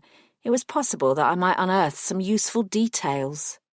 Despite his uncle's disgusted dismissal, Quincy's working life intrigued me more than his personal life, so I decided to start there. The last business he'd started, manufacturing and selling fake blood products, was the logical place to begin. As far as I'd been able to glean, Quincy had outsourced the manufacture to a small factory on the furthest corner of Lisson Grove, tucked away from the more residential streets. Quincy might be long gone, but the factory still maintained a presence. I parked outside it, murmured a gentle warning to Tallulah to behave, and headed inside. There was a small, neat reception area with a smartly dressed woman behind the counter, a few healthy-looking plants, and a flickering television on silent that was bolted to the wall in the far corner. From beyond the internal door, I could hear the sounds of machinery and people hard at work. I listened for a moment, then approached the receptionist and drew out my warrant card. "Good afternoon. My name is Detective Constable Emma Bellamy." The woman's eyes flared in alarm. I pretended not to notice and consulted my notes. "I'm hoping to speak to the owner of this factory if he's available. Birch Cale? Is he here today?" She swallowed. "I'll check and see. Can I ask what this is in relation to?" "It's nothing to worry about. I only want to ask him a few questions about someone he used to do business with." The receptionist visibly relaxed. I couldn't say for sure why she was so nervous, but I suspected it had something to do with the faint smell of weed that lingered in the air around her. I had far better things to do than chase up recreational pot smokers. I continued to smile blandly in the hope that she'd continue to relax. Antagonizing frontline staff never worked out well. She edged out from behind her desk and disappeared through the door. As I swiveled round, my eyes fell on the television screen. It was tuned into the news, and I watched a reporter outside the Houses of Parliament for a moment or two before the receptionist returned. "Mr. Cale is here," she said, as if she'd only just discovered his presence and was surprised by it. "He'll see you in his office. I'll show you the way." "Thank you." I followed her onto the factory floor. As soon as we were through the door, the noise intensified. The place was smaller than I'd expected, with fewer than a dozen employees bustling around various complicated-looking machines. The receptionist led me towards a closed door at the other end of the room, knocked once, and entered. "Mr. Cale, this is DC Bellamy." Cale was already rising to his feet, his hand outstretched in greeting. "DC Bellamy, it's lovely to meet you at last. I've heard a lot about you." "I guess my reputation precedes me, Mr. Cale." I grinned and shook his hand. "It's not all true." "Oh, I think it probably is. And please, call me Birch." It was nice to receive a warm welcome. I looked Birch Cale up and down and decided that I'd definitely not met him before. I didn't know the pixie community as well as I knew the vamps and the werewolves, and it was something I needed to remedy. I suppose this was a start. He gestured towards a chair and I sat down. He did the same and leaned across his desk. "What can I do for you, Detective?" "I want to ask you a few questions about Quincy Carmichael and your dealings with him." Birch Kale let out a low whistle. "That's a name I've not heard in a long time. Has old Quincy turned up then?" There was an edge to his words that hinted at both enthusiasm and bitterness. "I'm afraid not. I'm looking into his disappearance and I thought you might be able to help me out." "Oh." Kale's shoulders dropped a fraction, indicating his disappointment. My gut told me there was more to his reaction than the desire to see his old colleague again. I took a gamble, careful not to phrase my next words as a question. "You didn't part on the best of terms." Kale pulled a face. "You could say that, although we didn't officially part ways. One day he was here, and the next—" He waved a hand. "He left owing me a considerable amount of money. He still does, in fact." Aha. Suddenly, Kale's reaction made more sense. "What happened?" "He came to me initially with grandiose plans for selling several lines of blood-esque items. He'd worked on the formulas himself, and he convinced me that there was a market. I was dubious to begin with, but Quincy had a way of persuading people." He half smiled. "He was right, of course. Nowadays the fake blood items business is booming, but 13 years ago, not so much. Anyway, he laid down a deposit with a promise to pay the remainder after production. I produced what he wanted, and he never paid up." "Is that because he disappeared before he could pay, or because he couldn't pay?" It was an important distinction. "I sent him several reminders before he vanished," Kale told me, "and I made it very clear that he wouldn't receive the products he'd ordered until he'd paid me in full. He kept telling me to be patient and that the money was on its way." He pointed to himself. "Here I am, a dozen or so years later, still being patient, and still waiting for the money." "What happened to the products he'd ordered?" Kale wrinkled his nose. "We managed to flog a lot of them to local shops and markets, but we still made a considerable loss. I can have our accounts team dredge up the details for you, if you like." "That would be useful. Thank you." "No problem." I tried a different tack. "What was Quincy Carmichael like as a person?" "Very charming, but something of a dreamer. He always struck me as a great romantic at heart. You know that he ran a dating agency before he came to me." I nodded. "I always had the impression that he wanted to be seen as doing something worthy, whether that was helping supes find love or vampires with their blood needs. He liked to think of himself as working for a greater good. He never struck me as crooked, just incompetent. He bit off more than he could chew." "But you think he had money troubles?" "I know it. I always assumed it was why he upped sticks and vanished. There were too many creditors beating down his door, and the easiest thing was to disappear." Kale met my eyes. "He wasn't a bad guy, Detective. Despite everything, I liked him. If he turned up tomorrow, I'd probably still have a beer with him." He smiled ruefully. "Then I'd slap him with my invoice, hard." "I understand that." I paused. "Do you know who he was close to at the time?" The pixie sucked on his bottom lip. "There was an ex-girlfriend who he still got on well with, I think. She was a vampire. I can't remember her name. Candy, perhaps? I often saw them together.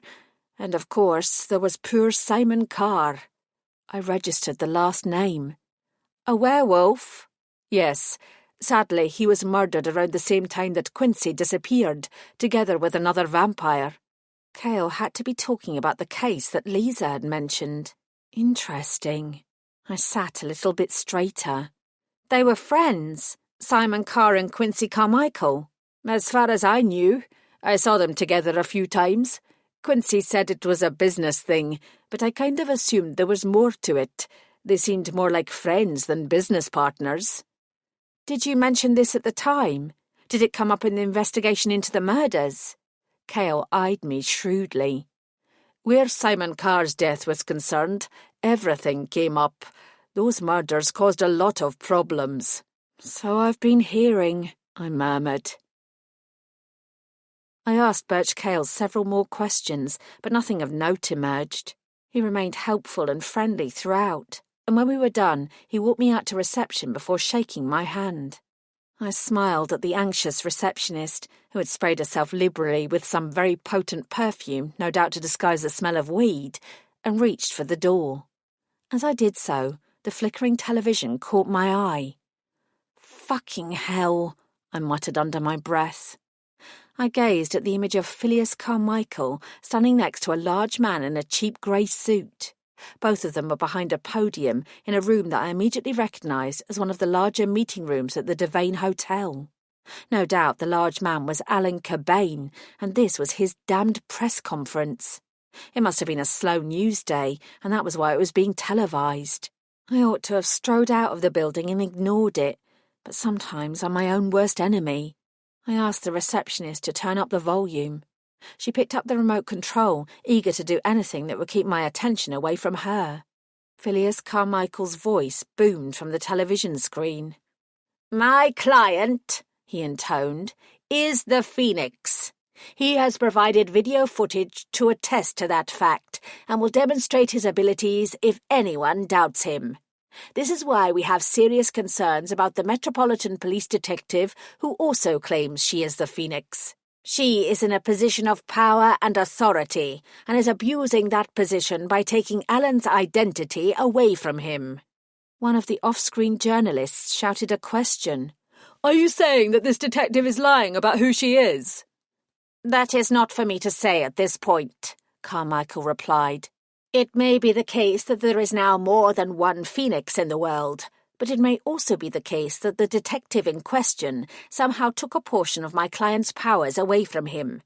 This possibility is causing him considerable distress.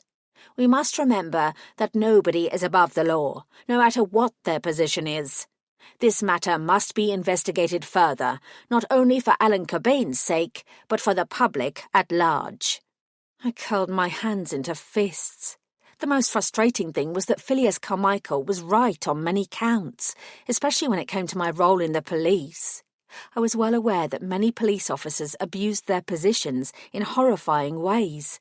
Nobody should be allowed to act like that, and all complaints had to be thoroughly and immediately investigated and acted upon. It was the only way the police could operate. Besides, whether I was the Phoenix or not, I couldn't claim to be the authority on the matter. I didn't know everything.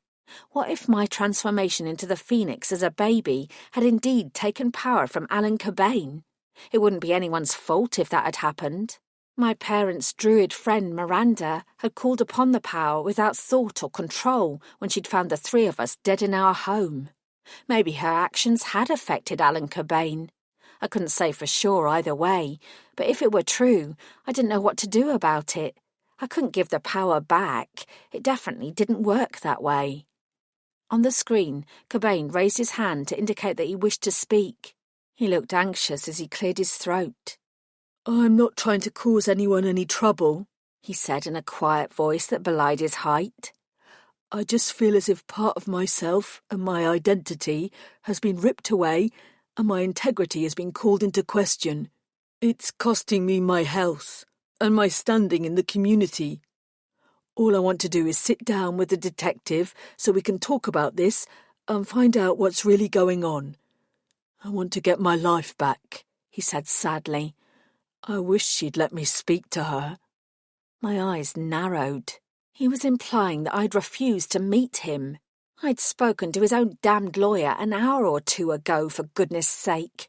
Phileas Carmichael had wanted me to stay away from Cobain, not have a chit-chat. Someone called out another question. "If you're really the Phoenix, show us now. Die now. We'll act as your witnesses. Let's see whether you're really reborn or not." Phileas Carmichael glared at him. "It's no surprise that a vampire would challenge my client.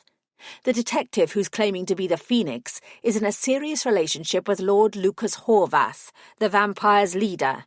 This only proves what a mountain of problems Mr. Cobain faces in trying to prove his identity. Not only are the police against him, but the entire supernatural community is too. For fuck's sake." A whispered question floated towards me. "Is that you?" the nervy receptionist asked. "Are they talking about you? You're the Phoenix, right? Your boyfriend is Lord Horvath." I glanced over my shoulder at her.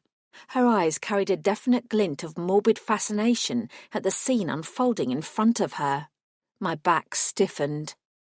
"I couldn't possibly comment," I said, realizing how ridiculous and uptight I sounded. I clenched my teeth and quickly left the building. Left the building. Left the building. Left the building. Chapter 8. "You had better not be calling me to postpone our meeting this evening, D'Artagnan." Lucas's voice was silky smooth, but I could still hear the throb of desperate pain underlying every word. "That's not why I'm phoning, and you know it, Lucas," I said as I opened Tallulah's door and threw myself into the driver's seat. He didn't miss a beat. "You saw the press conference, then?" "I saw enough to know that you sent vampires to interrupt it," I bit out. "That's not helpful, not even slightly. Alan Cobain is nothing to do with you." "On the contrary, D'Artagnan, he's everything to do with me. He's calling supernatural integrity into question, and I am duty-bound to answer him. It's nothing to do with you." "Bullshit!" Lucas laughed softly. "Yes, all right. I suppose it is. But I know he's causing you problems, and I want to solve them. He's a con artist. All he wants is money." "You don't know that for sure. He might be telling the truth." "He's not. The man isn't even a soup." I gripped the phone more tightly. "How do you know that?" "We tested him with wolfsbane and verbena, and he didn't smell a thing. This entire public tantrum is some sort of setup. He's trying to create as much noise as possible in the hope that you and the police will pay him to slink away quietly. I'm very disappointed that Phileas has gotten involved. I'll be talking to him later." "You will not." My tone was harsher than I intended. "Lucas, please, stay out of this." "I want to help you, Emma." My heart ached when he used my real name, and I briefly closed my eyes. "You'll be helping by not interfering." "You know he's trying to goad you into approaching him. Then he'll claim that you've attacked him." "I'm not planning to approach him." I wasn't entirely stupid. "Then he'll claim that you're deliberately avoiding him and use that as proof that he's telling the truth." "What if he is telling the truth?" "He's not." Regardless of the wolfsbane and verbena test, he might be. I had to consider every possibility. "Just stay away from him, Lucas. You and all your vampires. Please." I heard him sigh. "Fine, if that's what you wish." "It most definitely is." His voice changed. "Are we still on for tonight?" My hand touched my stomach again. "Yes, I'll be there." "Good." He sounded satisfied. "I'll see you then." He hung up before I could say anything else. I stared at the phone. Lucas believed that he could solve every problem that came his way, but he still didn't know the truth about me. When he found out that I was now a Cassandra, I shuddered. He'd try and solve that problem too, but I was certain there was no solution. This was my life now, and I had to accept it. The trouble was that I knew Lucas wouldn't be able to do the same. I shook my head. A few months ago, everything had seemed perfect. So much for perfection. I touched my belly again. At least all was not lost. Although darkness was falling by the time I got back to Soup Squad, there were hours to go before I was due to meet Lucas. Max had gone off shift and been replaced by Stubman, his surly soup and cop-hating colleague, who glared at me as I walked up to the door. I waved at him and gave him a wide smile in a bid to be as perverse as possible. He growled in response and turned away. Whatever. If that man thought he was a thorn in my side, he ought to get in line. He'd be way back at the end of the queue. Besides, I'd known him for long enough to know that he was all bark and no bite. I flicked on the light switch as I entered and frowned at the chill in the air. The others must have already left for the day. Lisa would be toddling off with Grace to curl up on the sofa like the happy couple they were. Fred would be getting ready for his damned date with Buffy. I cursed aloud for no good reason whatsoever. I was planning to stay here until it was time to meet Lucas. Following up more on Quincy Carmichael would keep me focused and productive. I wanted to stay warm and comfortable as I worked, so I stomped over to turn up the heating.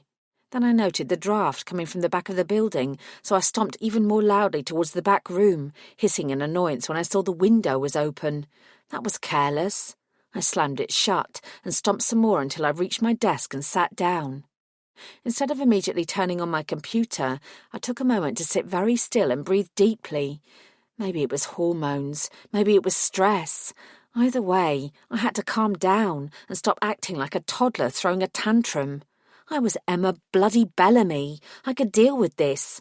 I could deal with anything. "Sorry, Jelly Bean," I whispered. "I've been making things hard for you, haven't I? I'm going to stop all that now. I've got you to look after." I sniffed decisively, then reached for my phone and ordered myself something nutritious to eat while I worked. My Jelly Bean needed me, and so might Quincy Carmichael. There was every chance that Birch Cale was right. Quincy had left London when his creditors became too much for him. The fact that he'd booked himself onto a Barcelona-bound bus rather than a plane was interesting, though. If he'd flown, he would have been easy to track down, and I could have found out if he was on the flight or not. A bus, even an international bus, wasn't quite so easy, especially when the journey had taken place long before Brexit, when European border controls were managed differently. Why on earth had he sat on a bus for 30 hours when he could have taken a plane and arrived in less than 3? I contacted the bus company and left a message, but I knew already that it wouldn't help. I had to think differently if I was going to find evidence that Quincy Carmichael had escaped to Spain. Drumming my fingers on my desk, I considered the matter. Finally, I searched for the phone number I needed and dialed. It connected almost immediately. "Buenas noches. Mi nombre es Emma Bellamy." I winced. That was about the extent of my Spanish language skills. What can I do for you, detective?" I wasn't surprised that the person on the other end of the line spoke English. Our European neighbours are far better at learning languages than we are. But I was surprised that she knew who I was. I hadn't introduced myself as detective. "You know who I am?" "Your reputation precedes you. Even if I hadn't already heard of you, your name has been in the news today. The prospect of more than one phoenix has caused something of a stir, even here." I felt a spasm of annoyance that Alan Cobain's allegations had stretched beyond Britain, before remembering that I'd resolved to be happy and calm from now on. I breathed in. "It's not yet clear whether there are 2 of us or not. It will be interesting to find out." There was a brief tinkling laugh. "The word interesting covers so many different options, does it not?" I supposed it did. "Who exactly am I speaking to?" I asked. "Oh, my apologies for not introducing myself. I'm Elena." I blinked, startled. "Lady Elena?" She was the head of the Spanish vampires. I'd expected an underling at best. "Si, we are not like you Brits. We do not stand on the same ceremonies. And I knew your predecessor, Tony. We chatted sometimes." I'd gotten the phone number from Tony's own book, so it made sense that it was a direct line. "It's good to talk to you," I said honestly. "The reason I'm calling is because I'm searching for a British gremlin who disappeared several years ago. There is a theory that he ran away to Barcelona." "Quincy Carmichael," Elena said instantly. Now I was even more startled. "You remember him?"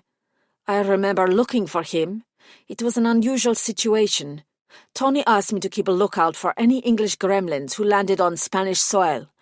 I can assure you that if this particular one came to Spain, he did not make himself known to us. Not then, and not since."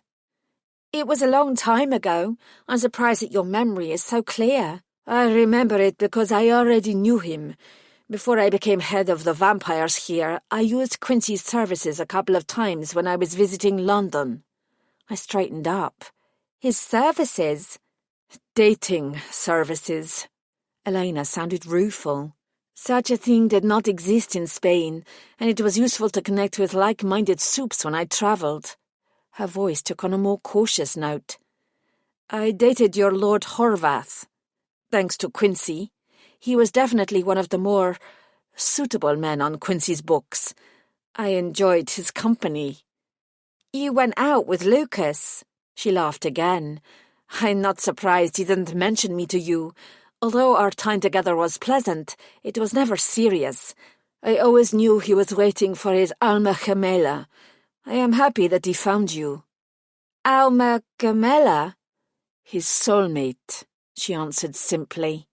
I swallowed the sudden lump in my throat. Oh. Flustered, I ran a hand through my hair, my fingers catching on a tangle. I reached for my hairbrush to comb it through, and no doubt lose more hair in the process, but the brush wasn't where I'd left it. Lisa must have been tidying up again. Absently, I opened the desk drawer to look for it. I will tell you what I told Tony at the time, Elena said. Quincy had many loves, but his greatest one was London. He would never have left, not for anyone. I am sure of it. I am equally sure that he isn't in Spain. Interesting. I closed my desk drawer with more force than I'd intended. Around the time he went missing, there were 2 local murders, I said. A vampire and a werewolf were killed. I'm told that Quincy knew one of them. Would you have any reason to think he might have been involved in their deaths? She answered instantly. Quincy Carmichael was many things to many people, Detective, but he was never, ever violent. Quincy was not like that. I thanked her profusely for her time. That is no problem. I would ask for one thing in return, though. What's that? An invitation to your wedding once Lucas has proposed. I would like an excuse to visit London again. There was very little I could say to that. I somehow strangled out a polite reply and hung up as quickly as I could. I leaned back in my chair and used my fingers to tease out the damned tangle in my hair. The thing is, Jellybean, I said aloud, other than the payment he made for his bus ticket, there's no evidence that Quincy went to Spain. If somebody hurt him or killed him and wanted to hide his murder, the smart thing to do would be to make it appear that he disappeared of his own accord. Somebody else could have bought that ticket. I reached for the file to check Quincy's bank statement. Tony had highlighted the bus ticket in yellow, and I gazed at the date. The last time anyone had reported seeing Quincy in the flesh had been on the Sunday before he'd vanished, when he'd attended the family dinner that Phileas had mentioned. He'd bought the bus ticket on the Monday afternoon, due to depart the following day. I stared at the dates, then I tapped on the computer and did a quick Google search. The double murder of Simon Carr and the vampire had occurred on the Saturday night. Just because these events had happened during the same weekend didn't mean they were linked, yet I couldn't shake the niggling thought that there was a connection. Connection. Chapter 9. It was cold when I finally left for the graveyard. As the appointed hour of my doom approached, the seconds and minutes began to drag by, and even searching deeper into Quincy's life stopped distracting me. When I caught myself gazing at the clock for the umpteenth time, I gave up and shrugged on my coat. I'd be early, but it would allow me to calm myself before Lucas arrived. It was time to get the worst over and done with. Although the graveyard was within walking distance, I took Tallulah. Having her close by would allow for a speedy getaway if I needed one. To my surprise, I found a parking space almost directly outside the gates. I turned off the engine and prepared to open the door. As I did, the radio flicked on of its own accord. "Love takes time," warbled a songstress, "and patience, but I know you are mine." I frowned and turned it off. It immediately flicked itself back on again. "I know you'll forgive me." I hissed and turned it off again. "Tallulah," I warned. "Stop that." The radio whined and started again. "You are mine." I opened the car door. If Tallulah wanted to sit on her own with a sappy love song playing on the radio in the background, then so be it. I didn't have to sit there and listen to it with her. I left her where she was, with the tune still audible through the car windows, and walked through the iron gates. It was some months since I'd last been here. I checked in on Reverend Knight occasionally, partly to keep the peace between him and his soup neighbours, and partly because I genuinely liked him. However, I'd been avoiding him lately, aware that he was friendly with Lucas as well as me, and any conversation would probably involve well-meaning but painful questions about our relationship. At least the late hour meant that Night was probably tucked up in bed with a good book. I didn't want to have to duck behind a gravestone like an idiot to avoid any awkward, albeit well-meaning, nuggets of advice. I was supposed to be an adult, not a small child afraid of a disapproving word or two. Breathing deeply in a bid to remain calm, I went over to the grave where I'd once been killed and where all this had begun. A faint swirl of mist clung around the top of the headstone, creating an eerie atmosphere. It was textbook horror film stuff, where the lead character was about to confront the evil villain for the last time in order to save the day. Except Lucas was the hero and not the villain. I shoved my hands into my pockets and wondered what that made me. "Hi, Lucas," I muttered aloud. "Good to see you. Just wanted to let you know that the reason I didn't accept your proposal and ran away is that I'm now the very sort of monster that you hate. Oh, and I'm also carrying your baby. Surprise!" The only answer was the tinny sound of Tallulah's radio, which was still playing. I checked my watch. It was 9:45. He'd be here soon, and I could have this over and done with. I sighed painfully, and then a wave of dizziness washed over me. No, not now. Please, not now. The strong smell of burning filled my nostrils. That was new. The visions I'd experienced so far hadn't included smelly portents. An image of flames flashed through my head, and I heard distant screaming. A moment later, I saw a writhing body, its arms and legs flailing as the flames took hold. Words forced their way out of my mouth. 10, 11, fuel will be added to my fire. As soon as I finished speaking, an ornate sign appeared in my mind's eye. Carmichael Solicitors. A moment later I was doubled over and retching onto the grave at my feet. I choked and spluttered, wrapping my arms around myself until the sensation passed. 10, 11. My insides chilled. What if that was the time that this event was going to take place?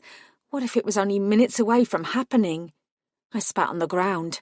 I couldn't wait here for Lucas. I had to get to Phileas Carmichael's office as fast as I could. There was still a chance I could stop this. "I'm sorry," I whispered into the night air. Lucas would think that I'd backed out at the last minute and run away yet again, but I couldn't ignore what I'd seen. Whirling around, I ran back through the silent graveyard to Tallulah. I threw myself inside and turned the key to start her engine. She stuttered, refusing to spring into life, and I thumped her dashboard with my fist. "Not now, Tallulah! There's at least one life at risk." I turned the key again. For one long second, nothing happened. Then her engine roared. Thank goodness. I put her into gear, slammed my foot on the accelerator, and took off. I'd been to the Gremlin's office before, so I knew where I was going. I could get there in less than 10 minutes. I could do this. Whizzing straight ahead, then veering left, I reached for my phone while keeping my eyes on the road. "Message Lucas!" I yelled at it. The phone beeped. "Messaging Lucas," the automated voice responded. "What do you want to say?" A taxi came out of nowhere and swung towards me. I narrowly avoided a collision by spinning to the right while the taxi driver slammed on his horn. I cursed loudly. "Fuck off," the phone chanted at me. "Is that the message you want to send?" "No!" I shouted. I ground my teeth and tried again. "Message Lucas." "Messaging Brookers," the voice said. "What do you want to say?" Brookers was my damn dentist's. "No, not Brookers." I spun Tallulah's wheel and made it through the next set of traffic lights in the split second before they turned red. Carmichael Street was just ahead. "Come on," I muttered. "Come on." As Tallulah obliged and jerked forward, I gave my phone one more shot. "Message Lucas." "Can you repeat that?" "Message Lucas." I didn't catch that. I resisted the temptation to throw the damned phone out of the car window as I pulled up in front of the office entrance. I grabbed my crossbow from the back seat and leapt out. Contacting Lucas would have to wait. My vision hadn't given me any real clue as to who the arson victim would be, but I didn't need my Cassandra powers to know who was being targeted. I already knew who was in trouble. Of course I did. And the words that had spouted forth from inside me were fuel to my fire. This prophecy was related to me. There was a light on inside the building. I couldn't see anyone through the glass door, but someone had to be in there. I rattled the doorknob, but the place was locked up, so I stepped back and scanned the doorway for the intercom button. I pressed it hard until I heard the buzz somewhere inside. Nobody answered. I checked my watch. It was already 5 minutes past 10. My stomach was churning. If my interpretation of my vision was accurate, there were only 6 minutes to go. I pressed my palms to my forehead and tried to recall what I'd seen. What details had I missed? I tried the door again, banging on it and pressing the buzzer. No shadows appeared, and the dim light inside Carmichael's office didn't flicker. Panicking wouldn't help anyone. I sucked a long gulp of air into my lungs, stepped back, and reached inside Tallulah for my phone. This time, I was connected within seconds. "This is DC Bellamy. I'm at a premises on Barron Street. I have reason to believe that a crime is about to be committed inside, and there is a real risk to life. I am breaking the door down to gain entrance and request immediate backup." The switchboard operator's response was both rapid and reassuring as I gave him my exact location. I went back to the door, gathered my strength, and kicked it in with one sharp movement, shattering the double glazing and its carefully etched lettering proclaiming Carmichael's services. A heartbeat later, I was inside. I couldn't see anyone. I peered around, noting the closed door in front of me and the bright chink of light underneath it. I moved towards it determinedly, ignoring the crunch of broken glass under my feet, but it swung open before I could reach for it, and a dark shape lunged at me. I registered the baseball bat and ducked, then raised my crossbow and pointed it straight ahead. "Police! Don't move!" Phileas Carmichael was already lifting the bat for a second time. When he saw my face, his jaw went slack with astonishment. "What the fuck are you doing here?" he spat. "Did you just break down my bloody door? Where is he? Where is Alan Cobain?" Shocked understanding flashed across Carmichael's expression. "I told him that baiting you into approaching him wouldn't work," he said. "I guess I was wrong." "Phileas, Cobain's in danger! Where the fuck is he?" The gremlin tilted his head in confusion. "Where is he?" I bit out. I doubt he would have told me if I hadn't heard the wail of sirens heading our way. That was when he seemed to realise I was telling the truth. "I keep a flat across the road for clients who need it," he said. "Alan Cobain is there." As he spoke, the flickering glow of nearby flames reflected across the lawyer's face, and I heard screaming in the distance. I spun around and saw the fire coming out of the third-floor window of the building opposite us, and the shadowy shape of the writhing figure who was already engulfed by it. I sat on the edge of the pavement with a blanket wrapped around me, while I stared ahead at nothing. What good were any of these damned visions if I either triggered the events myself or if they occurred too late for me to do anything about them? "Emma." I didn't look up. "Lucas," I said dully. I shivered and pulled the blanket tighter around me. Lucas immediately sat down next to me and put an arm across my shoulder, drawing me in close. "You need to get inside. It's freezing here." I didn't want to go anywhere. I wanted to stay there. "I'm sorry," I said. His arm gripped me a fraction tighter. "I was at the graveyard," I said. "I really was there, waiting for you. But then I heard about this and had to come." "It's fine," he told me. "As soon as I got the call about the fire, I knew you'd be here. Don't worry about it, Emma." But I had to worry. I couldn't help it. My eyes drifted towards Phileas Carmichael, his head held high as he answered questions from a grim-faced uniformed policeman. Then I heard the trundle of wheels from the gurney, and I stiffened as Alan Cobain's shrouded, but no doubt charred, body was wheeled out. He was bundled into the back of the ambulance, while Lucas and I watched, neither of us uttering a word. Heels clicked towards us.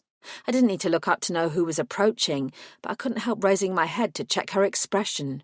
DSI Barnes gave me a flat look. Neither her dark eyes nor her blank face yielded any clues as to what she might be thinking. "Well," she said in a brisk, business-like tone, "that's one question that will soon be answered.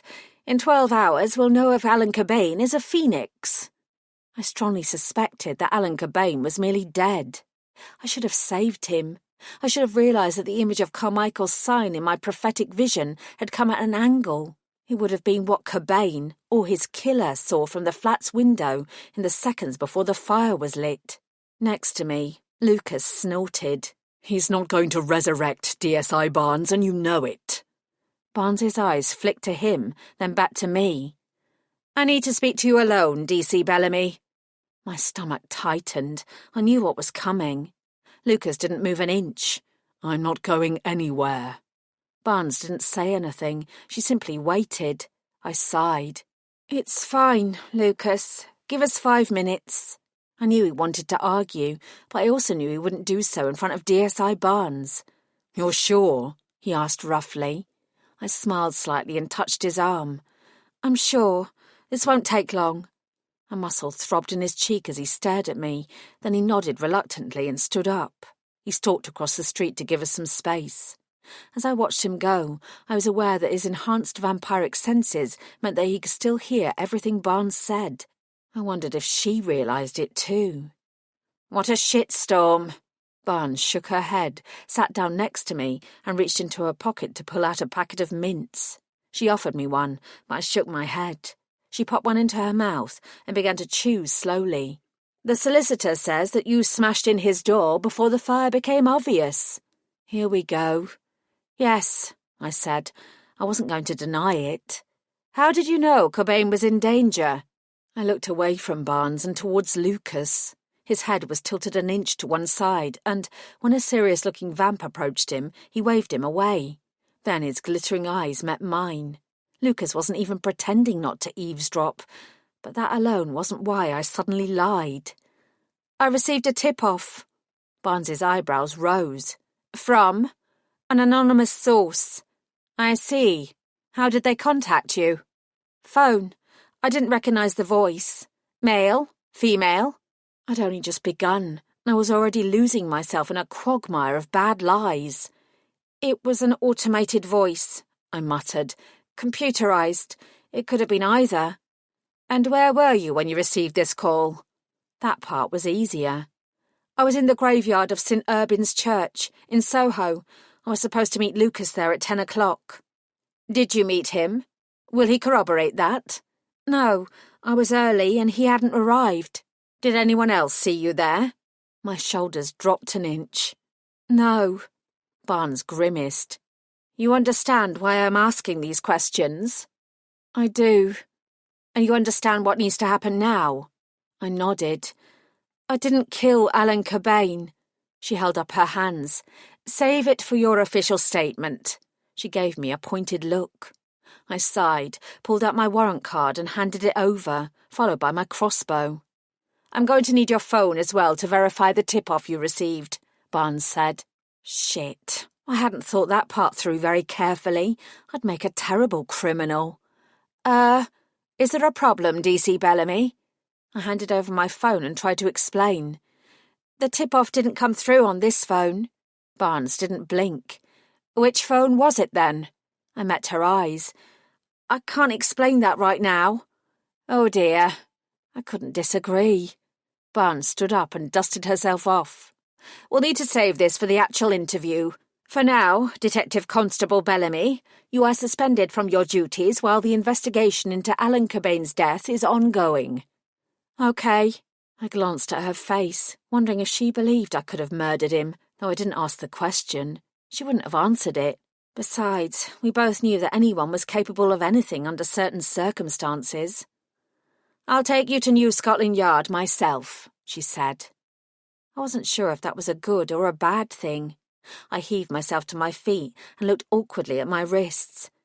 Do you want to? She clicked her tongue. Handcuffs will not be necessary at this point. I breathed out. That was something, I supposed.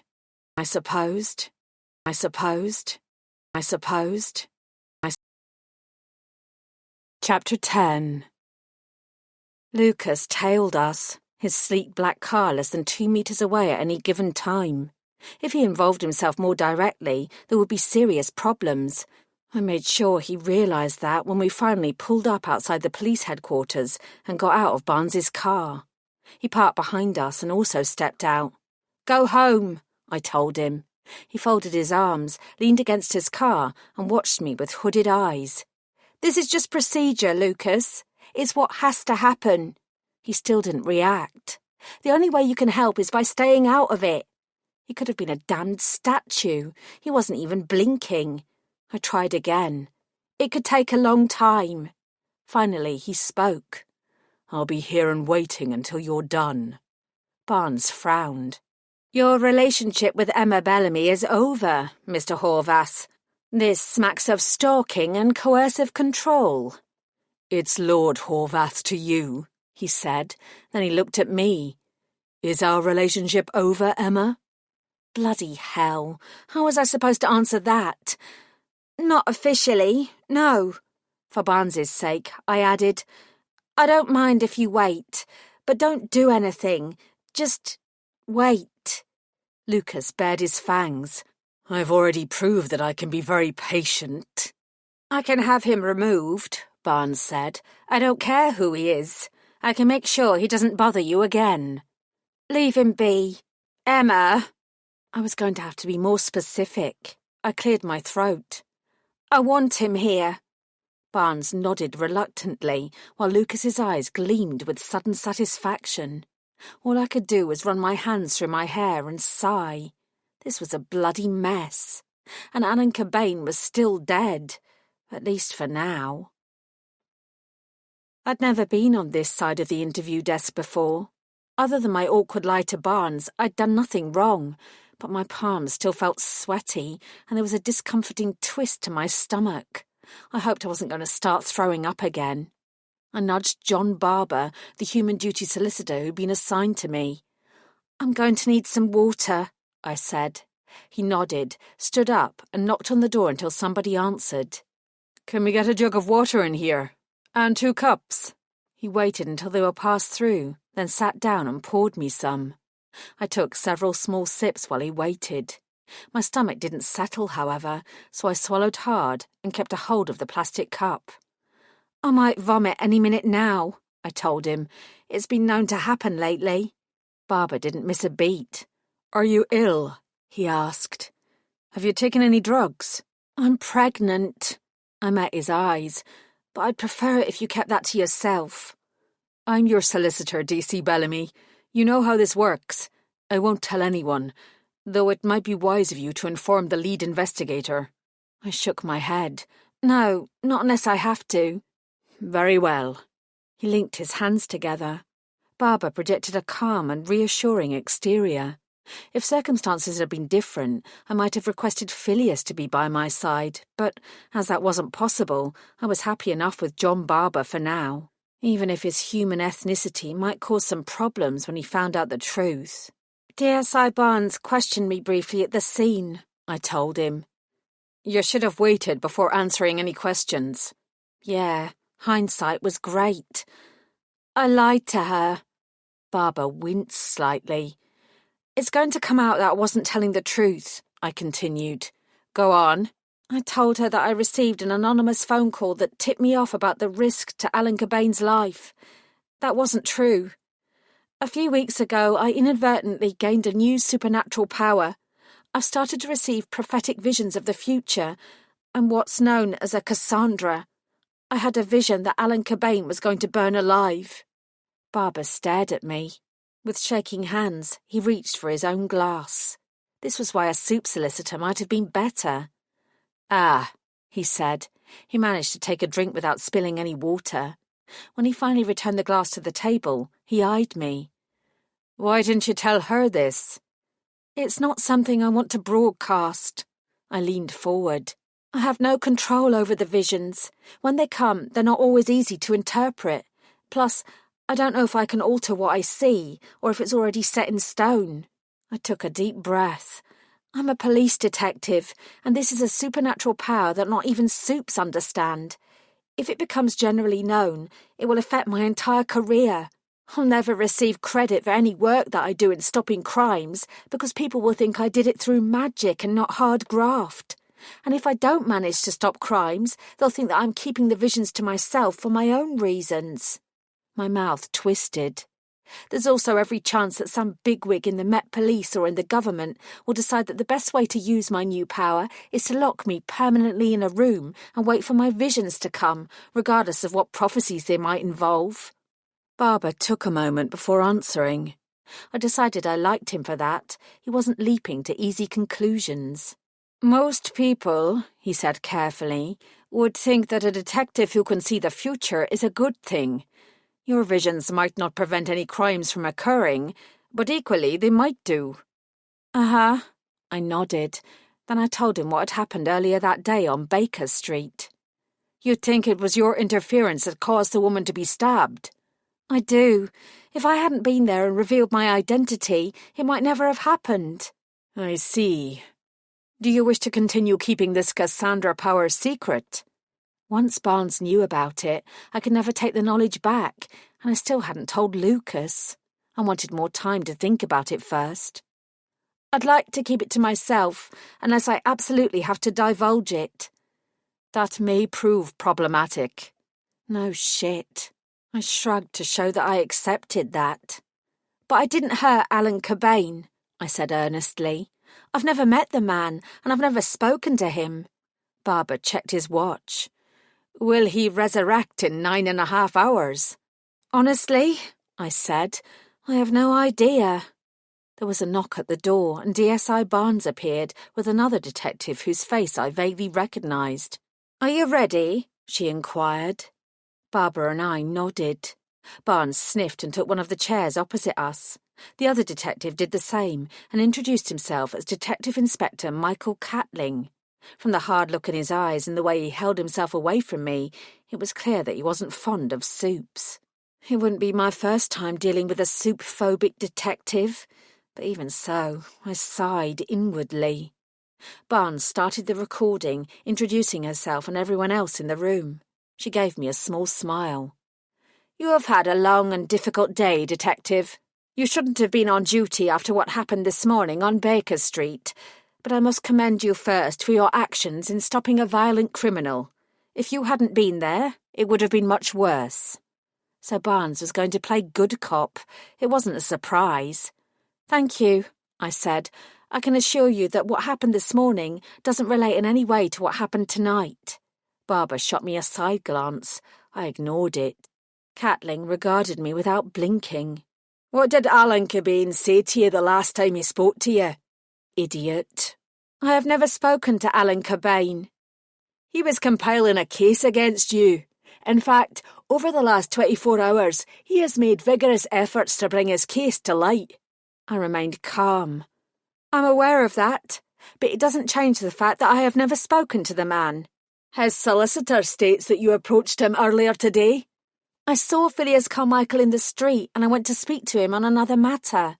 Until then, I had no idea that he was acting for Cobain." "I find that very hard to believe." I didn't shy away from his gaze. "Be that as it may, it's the truth." "You do realise, DC Bellamy, that even if Alan Cobain resurrects as a result of his phoenix powers, he can still be charged with his murder." "Except," I said distinctly, "that I didn't murder him." Catling pressed ahead. "But you were at the scene." "Technically I wasn't," I said. "I was outside the property where Cobain died. I didn't go inside it." He leaned back in his chair and watched me. "So why were you outside the property?" Barnes shifted in her seat, and I glanced at her. "I received an anonymous tip-off that there was going to be trouble." "That Alan Cobain was going to be doused in petrol and set alight?" "No, I was told there would be trouble. There were hints that there would be a fire. When I realised that the tip-off alluded to Phileas Carmichael's office, I suspected that it might involve Alan Cobain, but I had no actual evidence to prove it." "You told me that the tip-off came by phone," Barnes said softly, "but not your phone. We've checked the phone records for Soup Squad. No calls were placed there after 3:30 today. Where did the information come from? How did you receive it?" Her tone was earnest. She wanted me to give her the answer, to prove that I wasn't culpable. I cleared my throat. Before I could say anything, John Barber stepped in. "DC Bellamy will not answer that at this moment." Barnes's eyes widened a fraction. By contrast, Catling appeared to be almost slavering at the mouth with glee. "Why ever not? The answer could immediately clear her name." "She is protecting her source." But I thought the alleged source was anonymous and unknown to her, Catling zipped back. Barbara was steady in his response. At this time, DC Bellamy will give no answer that might reveal their identity. She will say nothing more on the matter. You can trust us, Emma, Barnes said. I shook my head. I had no faith in my voice to speak. I couldn't trust them, not in this. Do you have any proof that DC Bellamy spoke to the victim? My solicitor asked. Do you have any evidence that she was involved in the arson attack against him? She was outside his flat when he died, Catling stated. Barbara dismissed him immediately. That's circumstantial, and she didn't attempt to conceal her presence. You have nothing. We have motive. I held up my hands. You've taken swabs. There's no accelerant on my skin, and your supposed motive is flimsy at best. Catling stared at me. We shall see about that, Bellamy, he said finally. We shall see. I'll see. I'll see. I'll see. Chapter 11. They've got nothing, Barbara said when the interview finally ended in the wee hours of the morning and we walked out of the station. You really don't need to worry. That was easy for him to say. The best case scenario is that Alan Cobain will wake up in a few hours' time and tell them who actually set him on fire, then you'll be in the clear. Unless Alan Cobain didn't wake up, or he had deliberately set himself alight in a bid to frame me. I shook off that second thought. It seemed too far-fetched to consider and too risky for Cobain. They'll keep your phone until it's been fully examined and you'll remain suspended for the time being. Barbara clapped me on the shoulder. I suggest you take the next day or two off to relax and get your energy back. You'll be pounding the mean streets of Soho in no time. Those fangy vamps won't know what's hit them. It was unfortunate for Barbara that Lucas took that moment to walk up to us. The solicitor stammered. What I mean is, shit, Lucas smiled professionally. Thank you for your help this evening. I am sure that Emma appreciates your support. I know I do. Barbara's cheeks were flaming red.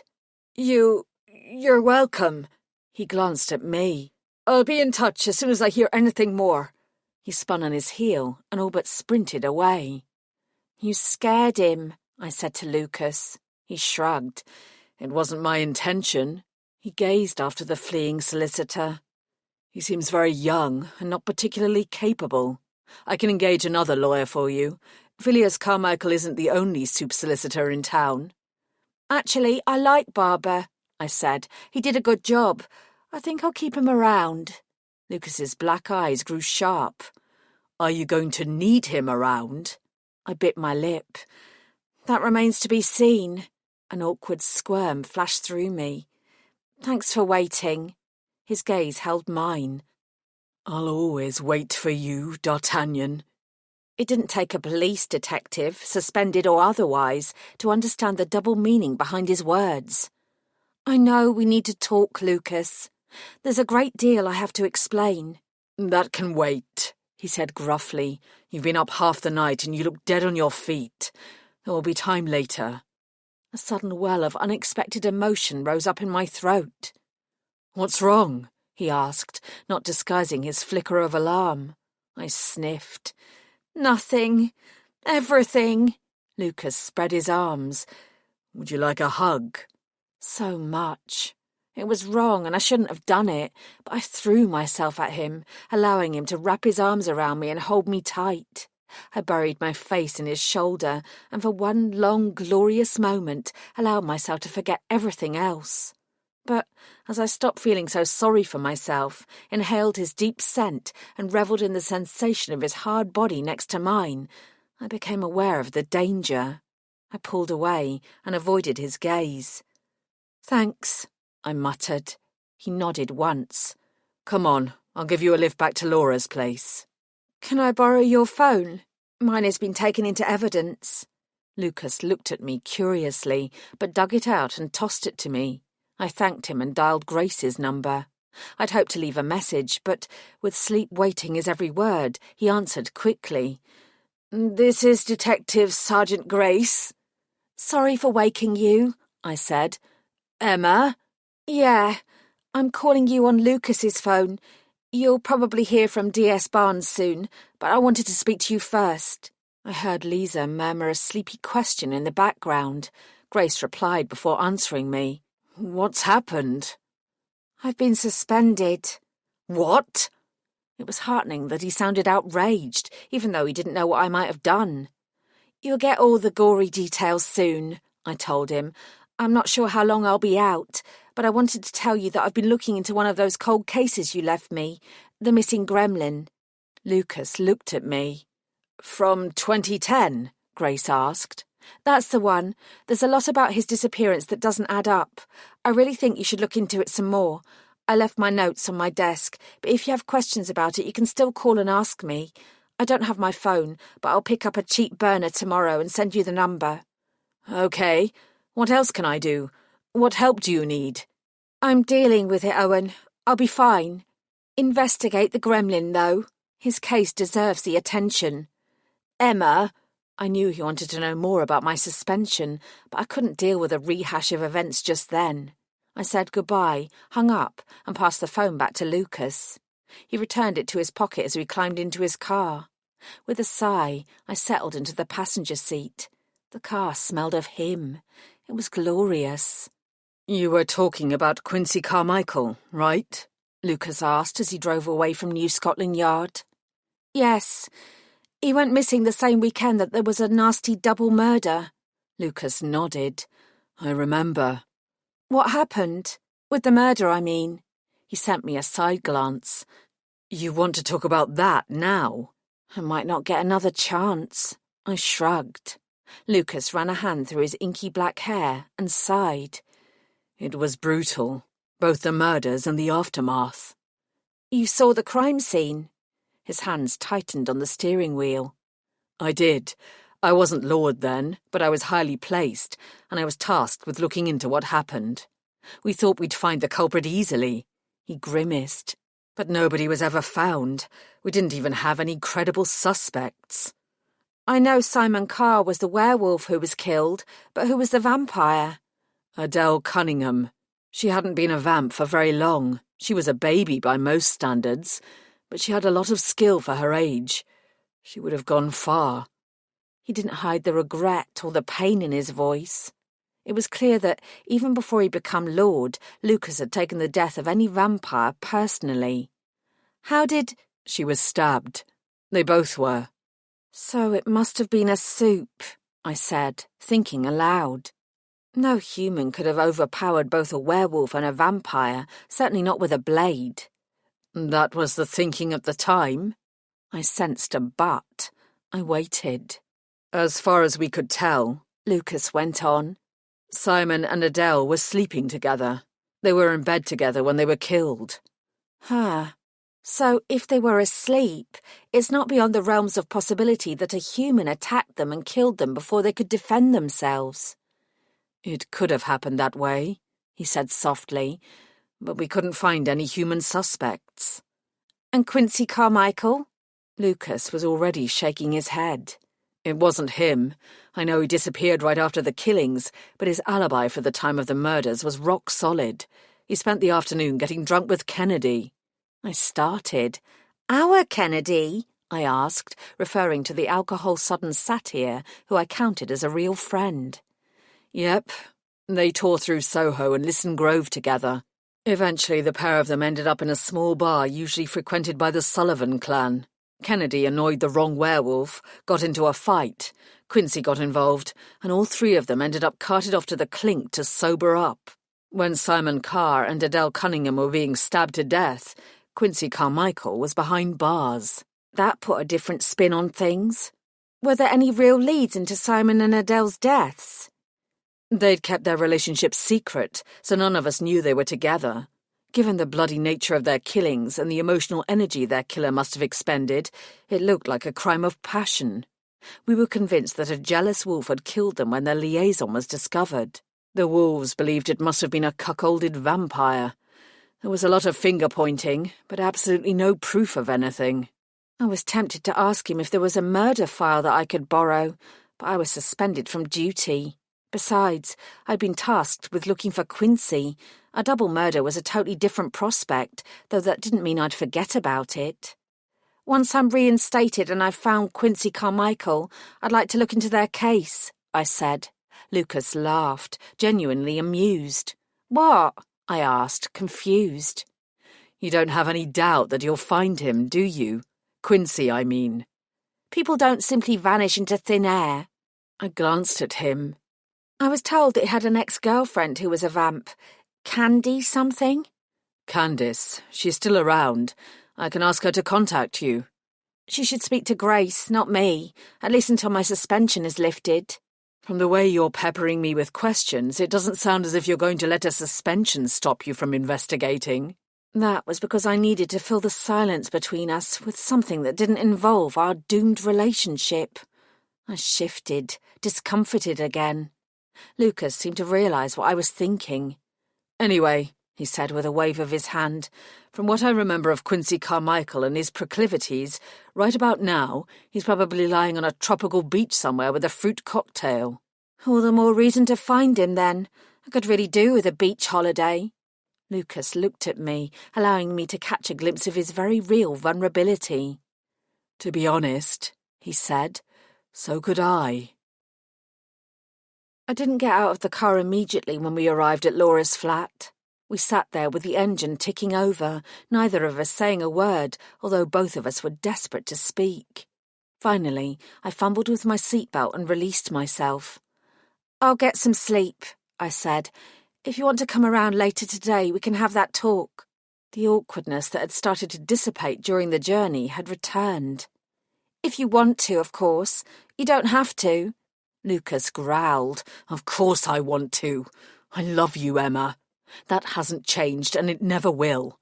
If there's anything I can do that will make you... He shook his head in frustration. No, let's leave this until later when you've rested. I'll be here, I said. I won't run away this time, I promise. No matter what damned visions I had, I would sit down and have this conversation with him. I couldn't delay it any longer. You could make it easier and come home with me now. You can sleep in the spare room, then we can talk things through when you wake up. You can trust me, Emma. Of course I could trust him. I just couldn't trust myself. I reached across and touched his hand with the very tips of my fingers. Midday, I said, right here. Laura will be at work, and I'm suspended, so I won't be going anywhere, I added ruefully. Lucas's face tightened. In that case, I'll see you here. He turned his head away to indicate we were done for now. I had to respect that. I nodded and hastily got out of the car. But I did stand on the pavement and watch him until he disappeared into the distance. Distance. Distance. Distance. Chapter 12. I didn't sleep as well or for as long as I should have. After tossing and turning fitfully, I eventually lay flat on my back with my eyes wide open, staring at the ceiling for far too long. I murmured an apology aloud. Sorry, Jelly Bean. I know I should be resting, but it doesn't look like it's going to happen right now. I got up and, in lieu of a decent sleep, made myself a healthy breakfast. Laura had left a scribbled note on the table, and I smiled grimly at its contents. She'd been drafted into the morgue early to wait beside Alan Cobain's body and either record his resurrection or perform a post-mortem. Apparently she'd been informed of my connection with his death. That was a good thing, I decided, despite the obvious conflict of interests. I knew she wouldn't keep me waiting for information, whichever way things went. I ate slowly, and by the time I had washed my plate and glass, there were only 20 minutes to go until Alan Cobain's corpse would reveal his truth. I drummed my fingers on the table, then grabbed my laptop and searched for his name. There were plenty of news articles about what had happened last night. Although I was referenced, nobody mentioned that I'd been outside the flat where he'd been burned alive. That was positive. But it wasn't last night's events that I was interested in. It was Alan Cobain himself and his supposed phoenix abilities. I followed the web trail until I found a link to a video from a few months earlier, purporting to be of his death and his resurrection. I held my breath and clicked on it. The quality was poor, and I had to squint to make out a lot of it. Cobain had obviously set up the camera himself, and nobody else was filming. There was no sound. I watched as he waved a gun around in silence, making a show of loading it to prove that there were live bullets inside. He placed the muzzle in his mouth, pulled the trigger, and his body fell backwards onto the floor. I peered more closely. Due to the angle of the camera, it was impossible to tell if he had actually died. It certainly looked that way, but without a zoom function or a different camera angle, there was no definite proof. I grimaced. The video was more than 12 hours long, so I fast-forwarded, pausing a few times to check on Cobain's body. There were no signs of life. However, at the 12-hour point, his foot twitched and smoke started to rise from his stomach. Flames flickered along his arms and his legs, then, seconds later, he rose up and gave the camera a wide grin. He mouthed 2 words, "Ta-da!" My spirits sank slightly. We were all different, but whenever I was reborn after dying, there were always at least a few seconds of confusion before I remembered who I was and what had happened. There was none of that with Alan Cobain. The video looked real, but his reaction didn't. "I don't want you to be properly dead," I whispered at the screen. "I want you to wake up." Alan Cobain gave me a happy wave from my computer screen. I sighed and closed my laptop. I didn't know enough about video fakery to determine its authenticity, so all I could do was wait. I looked at the clock. Only 5 minutes to go. I stood up and started to pace up and down Laura's small kitchen, but I'd barely completed 3 circuits when the doorbell rang. Without thinking, I padded to the door to answer it. As soon as I opened it, I regretted not checking who was there first. I tried to close it, but Buffy was having none of it. "Morning," she trilled. She beamed and pushed past me into Laura's flat. I ground my teeth. "I didn't say you could come in," I muttered. "Come on," Buffy said. "You know you want to hear how things went last night with sexy Fred, right?" She winked. "This isn't a good time, Buffy." "You're not doing anything else," she pointed out. "I heard you've been suspended, so you're not going to work. I thought you might appreciate the distraction." "Not this sort of distraction." I sighed, but like a fool I gestured to the living room. "Go on then, sit down and tell me what happened." Buffy flung herself down on the sofa, grabbed a cushion and hugged it. "It was amazing. I mean, I knew we were compatible, but I hadn't realised how compatible. We talked for half the night. We have so much in common. And then, when we stopped talking and started to kiss..." I held up my hands. "Please, no details." "But you have to hear this." Her expression was earnest. "I felt this fizz. Here." She touched her belly. "It was like we were meant to be. I've never felt that way before. It was as if nothing in the world mattered apart from Fred and me." She nodded resolutely. "There is nothing in the world that matters apart from Fred and me. We're soulmates. There's no other way to explain it. I get it now. This must be how you feel about Horvath. I'd do anything for Fred. I'd lay down my life for him." I stared at her. "You've been on 1 date." "But when you know, you know. Am I right?" She giggled. "Of course I'm right." She punched me lightly on the arm. "You know what it's like. You know all about love too." She hugged the cushion more tightly. "I'm never going to give him up, and that's why I know that you should never give up Horvath. Go to him now. You can't lose what the 2 of you have together." No matter what my feelings were on the matter, I was not going to listen to romantic advice from Buffy. "Okay," I said briskly. "You can go now." "But I haven't told you about how cute Fred was when I stumbled on the pavement and he rescued me from falling flat on my face." "Save it for another time." "I need more advice first. Should I call him this morning for our next date, or should I play hard to get and wait until after lunch?" I was saved from responding by another ring at the doorbell.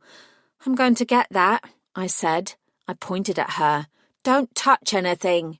Shaking my head, I returned to the front door. This time it was Fred's anxious face that greeted me. Unbelievable. "Hi, boss." "Hi, Fred." He didn't smile. "I heard about what happened. I can't believe the bastards have suspended you. I just wanted to come around first thing and let you know that I've got your back. It's fine, Fred. They have to suspend me until everything has been properly investigated. You know that. It's not right. You didn't kill him. I might have. He blinked, then he managed to smile. No, you didn't. He pulled back his shoulders. Anyway, if you need anything, all you have to do is call me. And I'm going to do everything I can to look into that missing gremlin case while you're away. Both Grace and I will. We won't leave any stone unturned. In fact, he's already on it. He called me half an hour ago and thinks he's found something in Tony's notes that might be useful. I'm on my way to Soup Squad and we're going to work on it together. We'll finish what you started. His enthusiasm was touching. I bit back my desire to find out exactly what Grace had discovered. I was suspended. This was no longer my case, but I knew I could trust the two of them to investigate it properly. Thanks, Fred. You're welcome. He suddenly looked awkward. There's something else. There usually was. Go on. I had that date last night with Buffy. He lowered his voice and leaned towards me. I really like her, boss. He swallowed, his Adam's apple bobbing.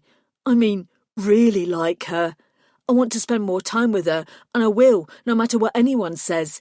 I know it might be inappropriate because she's a werewolf, but... Buffy's voice rang out from behind me. There's nothing inappropriate about werewolves. Fred stiffened, then he blushed. Hi, Buffy. She moved next to me. Hi, Fred. I looked from her to him and back again. They were grinning at each other like love-struck idiots. Heaven help us all. Thanks for coming around, Fred, I said loudly. I appreciate your help and support more than you know. He didn't look at me. I gave Buffy a nudge and she stepped outside next to him. I yielded to the inevitable. Why don't the two of you arrange your next date? I suggested. You could go out tonight. Or we could stay in, Buffy breathed. Fred started to nod. I like staying in. Me too. They grinned at each other some more. Buffy delved into her pocket, pulled out the little handheld recording device and gave it to me. I won't be needing this any longer, she said to me, although her eyes remained on Fred. I huffed quietly, but neither of them paid me any attention. I watched them for another moment, then shoved the stupid recorder into my pocket, closed the door, and left them to it. If I'd stayed much longer, I suspected I'd witness Fred drooling. They were as bad as each other. In the kitchen, I checked the time again. If Alan Cobain was going to resurrect, he'd have done it already, but I needed to wait until Laura called me. That would be sensible. I picked up the landline and called the morgue anyway. I'd expected it would take her a few minutes to come to the phone, but it was passed to her almost immediately. I tried not to jump to any conclusions as I waited to hear the news. He's not come back, Emma, she told me without preamble. Alan Cobain is still dead. I exhaled. I wasn't really surprised, but I was very, very disappointed. All right. We might have the time of death slightly wrong. He might still... No, I was there. It's been over 12 hours. He's not a phoenix. There's only one, she said simply. I rubbed the back of my neck. Yes, I guess there is. There was a momentary pause. There's something else. Something about her tone made me stiffen. Go on. I shouldn't be telling you this, Laura said, but you're my friend and you deserve to know. That sounded ominous. What is it? The killer threw petrol over him before setting him alight, petrol that was brought to the premises in a jerry can. The crime scene techs found a few strands of hair stuck to the side of it and asked me to do an initial comparison with Cobain's hair. It's not a match. The working theory is that the hair they found belongs to the killer. I immediately brightened. That's great! Do the hair strands include the root?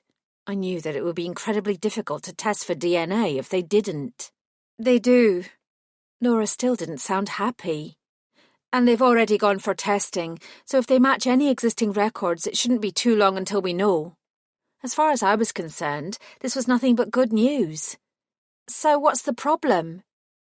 The hair that was found is straight, dark brown, and about 12 inches long from root to tip. Oh. I suddenly knew why Laura was anxious. My hair is straight dark brown and about 12 inches long. Yes. I drew in a breath. I wasn't there, Laura. The hair can't be mine. But the fact it's been found is a good thing. It'll help to clear me. My unshaken confidence seemed to reassure her. That's what I thought. You were still worried, though, I said slowly. I didn't kill him. I've never met the man. I don't think you killed him, Emma. I'd never think that.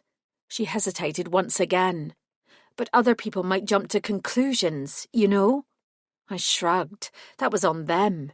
I hadn't been inside that flat, and I hadn't thrown petrol over Alan Cobain and set him on fire, so the hair strands couldn't be mine. Once they were properly tested, that would be proved. Suddenly I went cold. Except my hairbrush had been missing from my desk last night, and a window left wide open at the back of the building. Somebody could have snuck in, taken my brush, and... I shook my head vigorously. No, that was stupid. I was seeing shadows where there were none. It's not going to be a problem, I reiterated.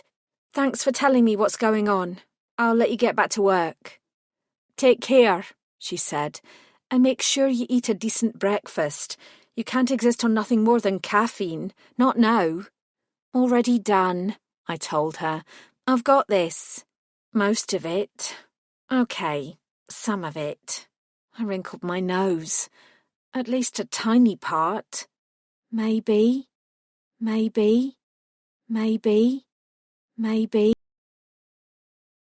Chapter 13. Lucas appeared on Laura's doorstep at exactly midday, and I couldn't help wondering if he'd been waiting round the corner until the appointed hour. I also couldn't help noticing the flash of relief in his black eyes when he saw me. No, I hadn't run away, not this time. I knew I had to face the music. Come in, I said quietly, and stepped back. He hovered in the hallway until I motioned towards the living room. He went in and sat on the sofa, then picked up the same cushion that Buffy had been hugging to herself earlier and started to fiddle with it. I heard the news, he said gruffly, about Cobain. Yeah, I sighed. Lucas raised an eyebrow. You're not surprised, are you? You're the only Phoenix, Emma. That's the way it works. My feelings about it were complicated. Whether he was becoming a pain in my arse or not, I certainly didn't want him to die. If he'd resurrected, my name would have been cleared for his murder. I waved a hand around, and there would be someone else to share this weirdness with. Lucas snorted. Nobody seriously believes you'd kill the man. He might be surprised.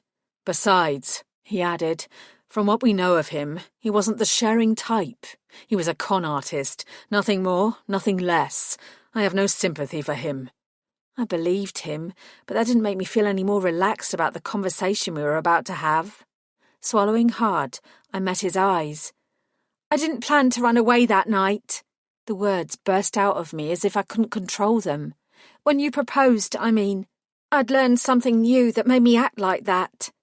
Lucas didn't move a muscle. Even his face suddenly looked as if it were carved out of granite. There were only 2 feet separating us, but it felt like an abyss. Something new, D'Artagnan. His voice roughened. Because of something I did. No, I shook my head. God, no, it wasn't you. It was... My voice faltered as I recognised the cliché. It was me, I finished in a near whisper. The only evidence that Lucas heard me was a faint tightening around his mouth. You remember Zara? I said, referring to the only other Cassandra I'd ever met. Of course I do. I dropped my gaze. Something happened after she died. I touched her body in that house, and I felt something like an electric shock. I raised my head and risked looking at his face again. Confusion flickered across it. Of all the things he must have imagined I would say, he'd never expected this. I rushed on. I had to tell him now before I lost my nerve. Then later, I saw something, like a vision, in my head. I wasn't explaining myself very well. I didn't know what it was at the time, but I saw images that later turned out to be your proposal. I saw the future before it happened, Lucas. And it's not the only time. There was an incident on Baker Street yesterday. Plus the reason I was at Phileas Carmichael's office before Cobain died was because I'd had a vision that something was going to happen there. My voice dropped to a whisper. I'm a Cassandra. Zara's power must have transferred to me. Lucas stared at me as the silence stretched out between us.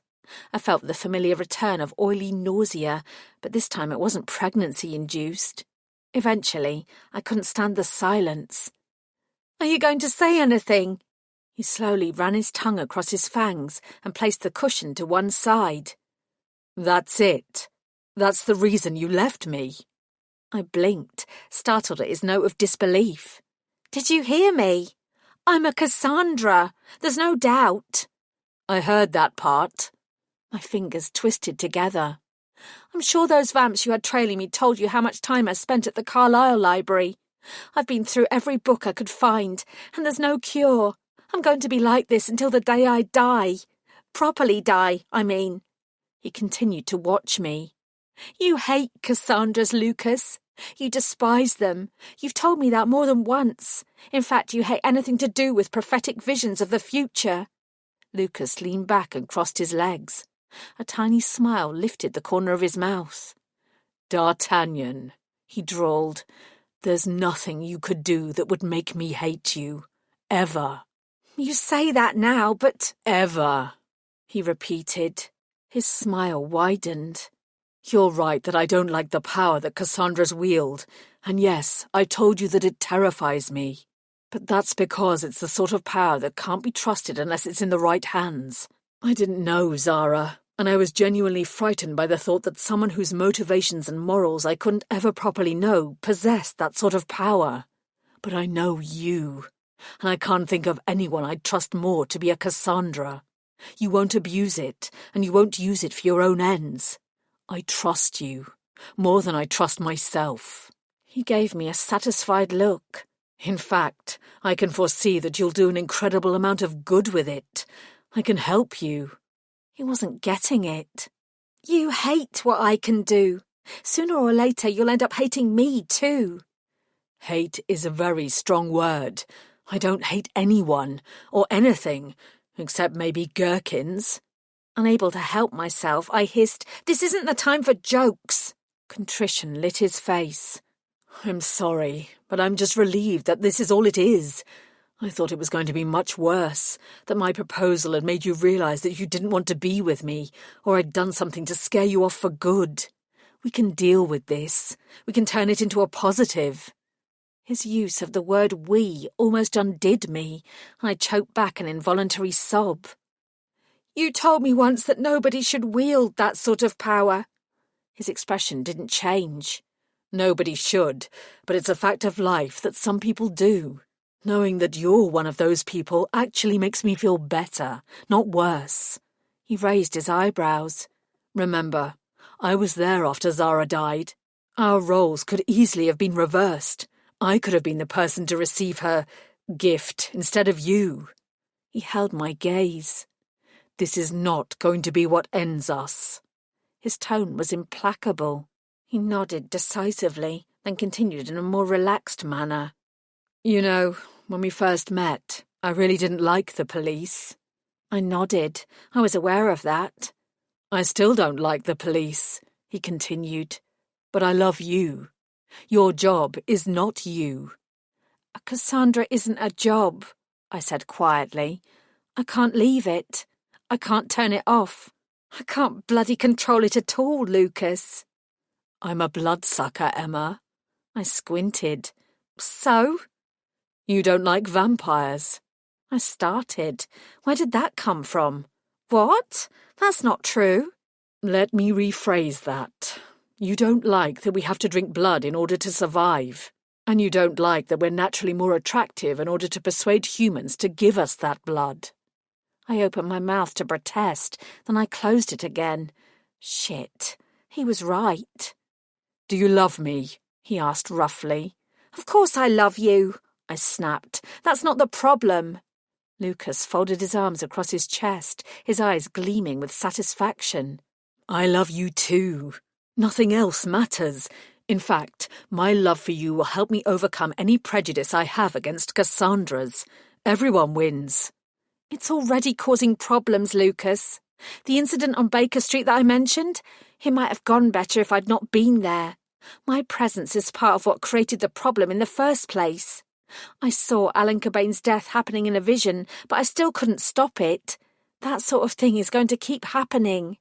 Then we'll deal with it when it does, he said calmly. Lucas, I will never hate you. I might not like everything that you do, but that doesn't mean that my feelings for you will change, Emma Bellamy. They certainly won't change because of something out with your control. I will always have your back. I will always love you. We belong together. You know it as well as I do. I looked into his eyes, and I knew, suddenly and fervently, that he was right. Will you come home? He said quietly. Will you let me help you with this? My mouth was dry. There's something else I've not told you. Genuine fear flashed across his face, and he stiffened. What? I drew in a deep breath. Here we go. I'm pregnant. I only found out yesterday. Lucas's jaw dropped. You're what? I repeated. I'm going to have a baby. I added somewhat unnecessarily. It's yours. We're going to have a baby. His expression transformed. Every part of him radiated delight. A baby? I nodded. He leapt off the sofa and pulled me into his arms. A baby, he breathed. We're going to be a family. I pressed against him, and because I knew it was true, I said, We're already a family. Lucas crowed with joy, and then he kissed me until every other thought fled my mind. Everything was going to be all right. We were going to get a happy ending. Would you like a cold compress? Lucas asked, handing me a steaming mug of hot chocolate before tucking the blanket closer around me. I smiled at him. No, thank you. How about something to eat? You cooked me a 3-course meal less than 2 hours ago. I'm stuffed full. Do you need another cushion? Lucas, I said, faintly exasperated, I'm fine. I know that, but I want to make sure you're completely comfortable. From the other room, I heard his phone start to ring. I couldn't be more comfortable. Stop fussing. You should answer that. It might be important. Not as important as this. If it was going to be like this for the next 7 months, we were going to have a problem. Lucas, answer the damned phone. He rolled his eyes, but at least he did as I asked. I sighed happily and nestled deeper into the sofa. This was great. Lucas strode back into the room with his phone glued to his ear. Are you sure? I glanced up, registered the look on his face, and frowned. His eyes flicked to me, and what I saw in them sent a bolt of alarm rippling through me. I pushed back the blanket and sat up. Is anyone inside? He asked. He spoke quietly, but there was a darkness in his voice that terrified me. He listened to the answer, then said, We'll leave straight away. He hung up and gave me a long, worried look that was completely out of character. I sprang to my feet. What? I demanded. What is it? There's a fire, he said without taking his eyes off me. A big one. Where? I swallowed. Where is it, Lucas? His response was instant. Soup squad. Soup squad. Soup squad. Soup squad. Chapter 14. Lucas didn't argue and I ran to Tallulah instead of waiting for one of his sleek vamp cars to appear. Tallulah was as much a part of Soup Squad as I was, so she had to be there too. I threw myself into the driver's seat while Lucas crammed himself into the passenger seat and we took off at high speed. While I put my foot down on the accelerator, Lucas called Fred. He's not answering. Try Grace, I bit out, navigating a turn at high speed. Lucas located the number. His shoulders relaxed when somebody answered, and I breathed out in relief. He turned the phone onto speaker so I could listen in. Is DS Grace there? It's Lucas Horvath. Lisa's voice filled the air. No, Lord Horvath. He's gone off to the sticks somewhere with Fred on a case. She sounded surprised that Lucas was calling, but her tone remained professional. I briefly closed my eyes. She hadn't heard yet. He's not at Soup Squad. I don't think so. Not unless he's returned and is writing up a report before coming home. When he gets back, I can have him phone you. Soup Squad was less than a minute away. Lisa, I said aloud. Emma, you're with Horvath. Her voice changed. The realisation that something was wrong was starting to hit her. Soup Squad is on fire. What? We're on our way there now. Is Owen inside the building? Her voice rose, shaky terror colouring each word. Emma, is Owen there? I don't know. I heard her gulp. Is the fire bad? I drove around the final corner.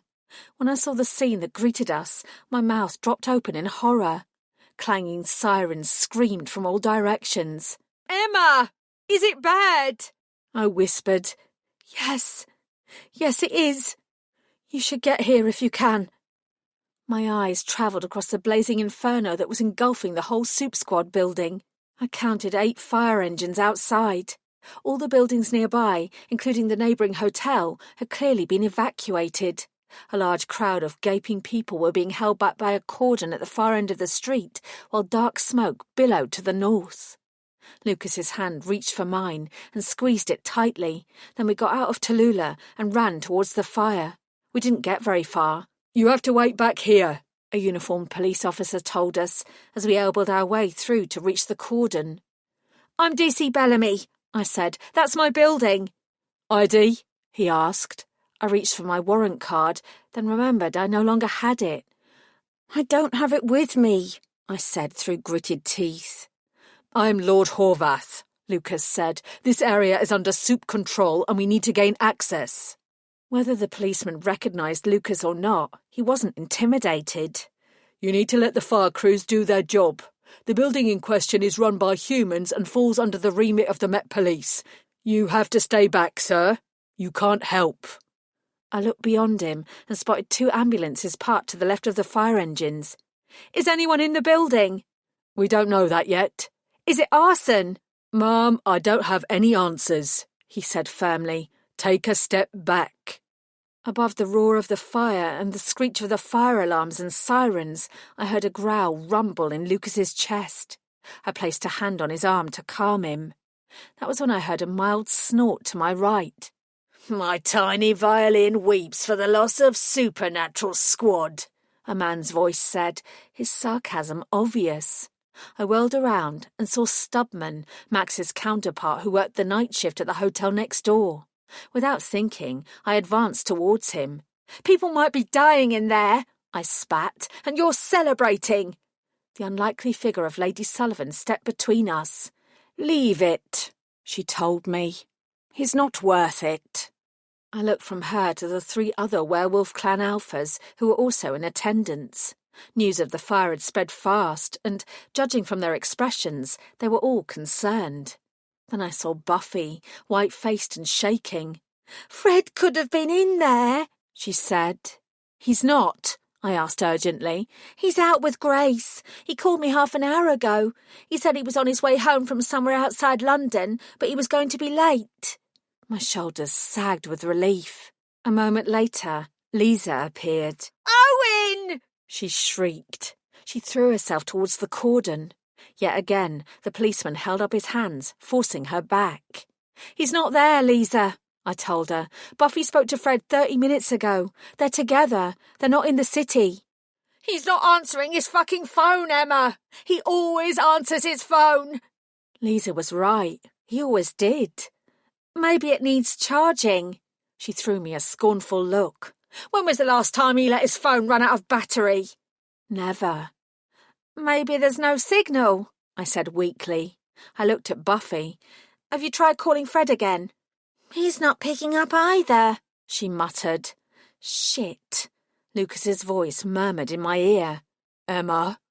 I glanced across and realised he was pointing to his left. A car had pulled up and DSI Barnes was stepping out. Her expression gave nothing away, but her gaze swept the scene from the raging fire to our group at the cordon. Her eyes fell on me, and she nodded before walking over to the policeman, speaking to him briefly and gesturing to Lisa and me. Only the 2 of you, she said. The rest of you stay here. DSI Barnes, Lucas began. She shook her head. This has nothing to do with the vampires, Lord Horvath. She looked at Lady Sullivan and the others. "Or the werewolves. What's happening here is not your concern." "Soup Squad is our concern," Lucas snapped. Lady Fairfax joined him. "It's as much a part of us as we are of them." The others nodded. Under any other circumstances, I'd have been thrilled by their support. Barnes sniffed. "I'm sure they appreciate that sentiment, but right now, you're not getting through." She raised her head and marched towards the scene. I sent Lucas an apologetic look, then jogged after her with Lisa by my side. "You know I shouldn't be allowing this," Barnes said in an undertone, "not with your suspension." "Thank you, Mom. I appreciate it." She flicked a look at Lisa, and her gaze softened. "Is Owen Grace inside?" "He might be." Lisa's voice was suddenly very small.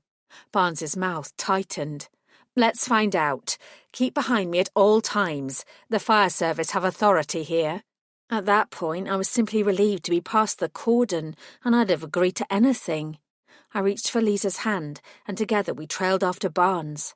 I kept my eyes fixed on the Soup Squad building. It was being consumed, and my horror was growing with the rising flames. It felt almost apocalyptic. And it wasn't only Soup Squad that was in trouble. The fire had spread to the buildings on either side. If any of them survived the night, it would be a miracle. Barnes was careful to keep well out of the way of the fire crews. She waited calmly at one side, with Lisa and I hovering anxiously and impotently beside her. "You could go in," Lisa muttered to me. "You're the Phoenix. Fire is your friend. You can see if Owen and Fred are in there." Barnes overheard her. "Not a chance," she said. "She'd be dead by the time she got to the first hallway. Nobody can navigate a fire like that without specialist equipment, and the fact that Emma will resurrect won't help her walk through flames." I hated feeling grateful that I didn't have to choose between risking my baby or saving Owen and Fred. "You could at least try," Lisa said. Fortunately, an approaching paramedic forestalled my reply. "3 people from the hotel are being treated for mild smoke inhalation," the young woman told Barnes. "We don't have any other casualties." Yet. I swallowed back my fear. An older man wearing full firefighter's gear joined us and pulled off his helmet. "The Soup Squad building will be burning for hours, but the worst of the fire is under control." "Casualties from inside?" Barnes asked. Both Lisa and I held our breath. "We haven't found anyone." Lisa couldn't prevent a small cry escaping from her mouth, and I exhaled in relief. It looked as if Buffy had been right. Thank God. "We have found something else, though." I stiffened and looked at him as DSI Barnes folded her arms. "Go on." "Obviously a full investigation will need to be carried out, and this is only my opinion and not a professional analysis." She waved a hand. Yes, go on." "From the way the fire spread and the speed at which it took hold, a considerable amount of accelerant was used." A chill descended down my spine. "The fire was deliberate," Lisa whispered. He nodded. "It looks that way." I stared at the blackened, disintegrating building. Was this my fault? Was this retaliation for what somebody believed I'd done to Alan Cobain? Horrified, I clamped a hand over my mouth. My thoughts must have been written all over my face. "It's okay," Lisa said to me. "It's only a building. Fred and Owen aren't in there." She gave a shaky laugh. "Though as soon as I see Owen, I'm going to bloody kill him for not answering his phone." The firefighter murmured to Barnes and withdrew. She turned to us. "This is a difficult situation, but Lisa May is correct. It could be a lot worse. We can't draw any conclusions until a proper investigation is conducted into the fire. Don't forget you remain on suspension, Emma." I managed a nod, irritated that she felt the need to continually remind me. "I know that this fire puts a different complexion on matters," she added, "but I do need you to return to New Scotland Yard first thing in the morning. We require a DNA sample from you." She said it casually, but even so I stiffened. The hair they'd found, that's what this was about. "I didn't kill Cobain." "In which case a DNA test should prove no problem and will help to absolve you of any potential wrongdoing. We received an anonymous call earlier today stating that you were seen arguing with Alan Cobain outside his flat in the hour before his murder. I stared at her. What? That never happened. Then you have nothing to worry about. Barnes looked over my shoulder at someone behind me. What is it, Sergeant? She asked. I gritted my teeth as I turned to the police officer. Good evening, DSI Barnes, she said. I know this isn't a good time, but I thought you'd want to know. We have reports of 2 Met officers who've been involved in a serious RTC. A road traffic collision. I looked at the sergeant and suddenly knew what she was going to say before she said it. It wasn't as a result of my Cassandra powers, but mere dread intuition. It happened on the outskirts of the city. Both are alive, but in a critical condition. They've been taken to the nearest hospital. I closed my eyes. We've identified them as PC Frederick Hackett and DS Owen Grace. My knees buckled. Beside me, Lisa raised her head and keened a howl of pure agony. Pure agony. Pure agony. Pure agony. Chapter 15. It was a small hospital, but busy. The accident and emergency waiting room was packed with people waiting to be seen when we rushed through it before being ushered to a quieter area to wait for further news. Both Fred and Owen had been taken to theatre and were being operated on. I sincerely hoped the surgeons were the best in their field. DSI Barnes had remained at the scene of the fire, so only Lisa, Lucas and I were there. I'd already called Fred's parents, who were tearing through the streets of London to get here. Lisa had told Grace's sister, but she was in Manchester and couldn't get to the hospital any time soon. The 3 of us perched on uncomfortable plastic chairs and watched the door as we waited for someone to appear and give us more information. You need to eat, Lucas told me quietly, breaking the pained silence in the small room. I nodded, distracted. The last thing I felt right then was hungry. No, Emma, he said. You need to eat. I'll get something from the cafeteria. Lisa, do you... She shook her head. No. Lucas acknowledged her response and left the room. I knew he'd get something for her anyway, though she wouldn't eat it. She turned to me, her skin pale and drawn against the vivid red of her hair. You're back with him, then? For good? I picked at an invisible thread on my jacket. Yes. What happened? I sighed. She was going to find out sooner or later. I inadvertently acquired a new skill, one that Lucas has had problems with in the past. I left him because I didn't think he'd be able to cope with it, but he's persuaded me that it's going to be fine. Lisa considered this. It will be, she said finally. Anyone can see how much he loves you. Her voice dropped. I feel the same way about Owen. There's nothing that would make me walk away from him. Her voice hardened. Nothing. She was going through hell, and I was talking about my love life. Would you like a hug? I asked. This time she answered instantly. No, and I don't want any sympathy from you either, so take that bloody look off your face. Anything like that will push me over the edge. She glared at me. I mean it. I nodded. Okay. Lisa looked away, seemingly satisfied. I watched her for a moment or two, then I swallowed. Lisa, do you know where Owen was? Where he went with Fred, I mean. He said something about an address he'd found in the Quincy Carmichael file that he wanted to check out.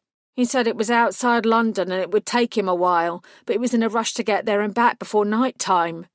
I don't know any more than that. Her shoulders sagged. I should have asked, she whispered. I should have found the address when I'd glanced through the file.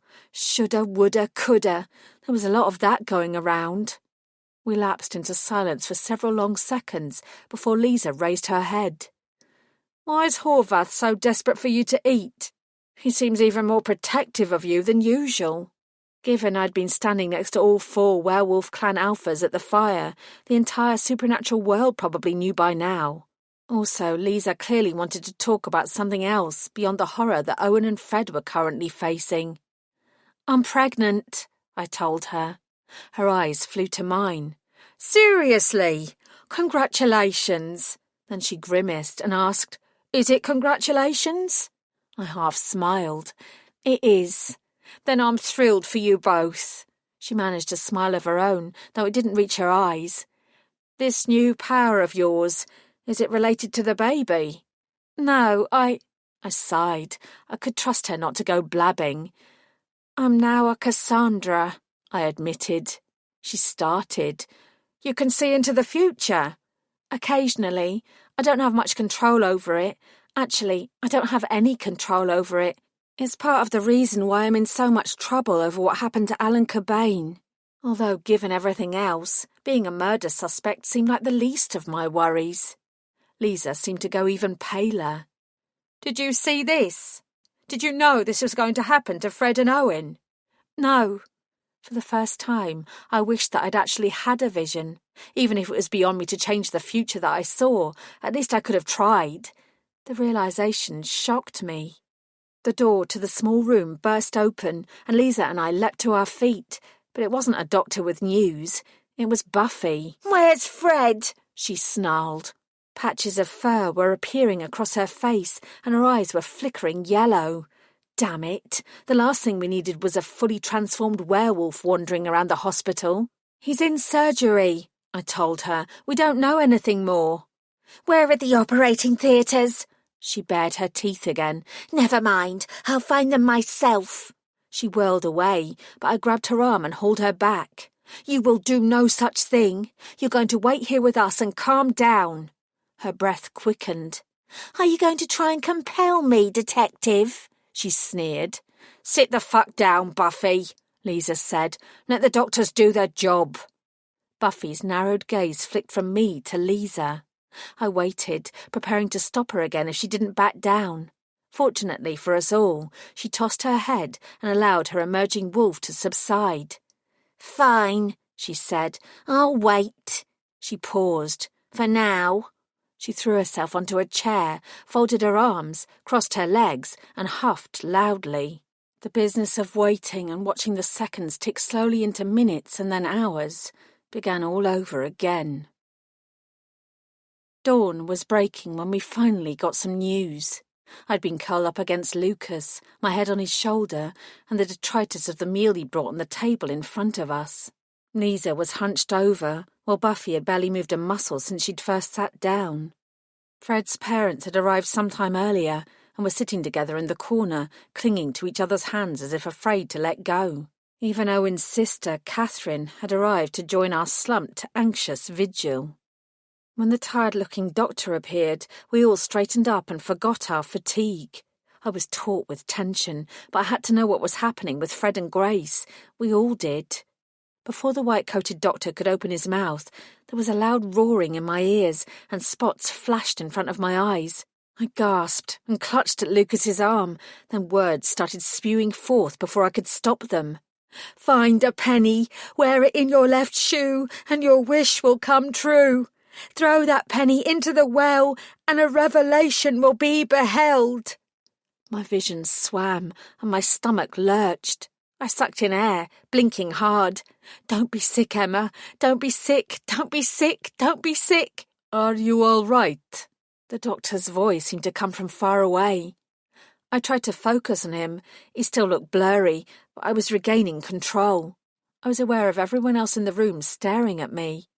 As Lucas wrapped an arm around my waist and drew me close, I risked a glance at him. His expression was mild, betraying no flicker of disgust or revulsion. She's under a lot of stress, Doctor, he said. We all are. Of course. I can only imagine how difficult this is for you all. The doctor smiled uneasily and took a step back, clearly attempting to put more space between himself and me. I couldn't blame him. I have some news. I couldn't call it good news, not yet, but it's not bad news either. I pushed away what had just happened and held my breath. We've had surgical teams working on Frederick and Owen. Both of them remain in a critical condition. Frederick has been placed into an induced coma while he recovers from the worst of his injuries. We've removed his spleen and resolved the issue of internal hemorrhaging, but his body has undergone a massive trauma, and the next few days will be vital to his recovery. At this point, we are cautiously optimistic, but it will be a long journey. Fred's mother gave a choked sob. Buffy went over and hugged her. "He's strong," she said. "Fred will pull through. I know he will." "What about Owen?" Lisa whispered, standing next to Catherine. "He has lost a lot of blood, but our main concern is that, despite the passenger side of the vehicle taking the brunt of the damage, Owen banged his head quite severely. There's a lot of swelling in his brain. We've stabilized him and he's in intensive care, but I'm afraid that we can't say what will happen. There's a possibility of brain damage, but at this point it's a waiting game. We won't know more until he wakes up. If he wakes up." Tears rolled unchecked down Lisa's cheeks. "Can I see him?" "Of course. I can take you to him now. I should warn you that there are a lot of machines and tubes around his body." "Can we see Frederick?" his dad asked. "If you follow me, I'll take you to him too." Buffy clapped her hands together. "Great, let's go." I glanced at her. "Buffy!" She looked my way, and I shook my head in warning. This time was for his parents, not for us. She scowled, but then she nodded at Fred's mum and dad and stepped back. A moment later, only she, Lucas and I were left in the little waiting room. "It's good, right?" Buffy said, as much to herself as to us. "It could be a lot worse." It could always be a lot worse. "Both of them are tough," I said. "They will pull through." They had to pull through. I needed them.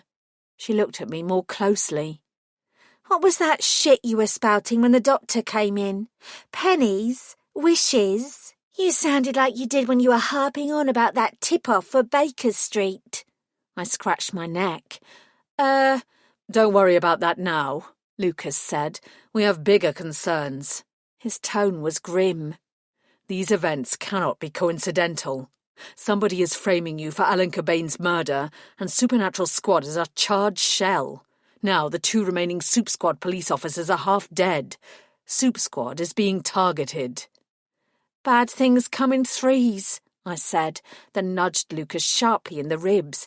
This wasn't the place for this conversation. "In the space of a day, Soup Squad has been destroyed. Only Lisa is left standing, and she's neither an active officer nor is she in any fit state to continue with work." Lucas persisted. Buffy's snarl returned. "You're saying that you think all this has been deliberate?" Her voice rose. "That someone tried to kill Fred? My Fred? And that they're still out there? What if they try again?" If she tried to turn into a wolf again, I'd have no choice but to bring her down. I watched her, ready to act. "I'll arrange for a guard to be put on both their rooms," Lucas told her, already drawing out his phone to make the arrangements. "No, the wolves will do this, not the vampires." She glared at him, as if daring him to disagree, but at least she was controlling her inner beast. Protecting Fred meant that she had an agenda that her werewolf form couldn't help with. "Call in more werewolves if you wish," he said mildly. "I do wish." Her eyes spat fire at us. "Wait here." She gave a menacing wave of her hand. "I mean it. Don't go anywhere." Then she stomped out of the room. As soon as she'd gone, Lucas asked, "Do you think I'm wrong? Do you think all this is a coincidence?" Mutely, I shook my head. It felt implausible, but it could easily be true. I couldn't be killed, so somebody had killed Cobain instead, knowing that my name would emerge as a suspect. Between the strands of hair found at the scene and the anonymous tip-off that was obviously a lie, it was a reasonable theory. And it was compounded by someone consigning Soup Squad to ashes forever and trying to kill Fred and Owen.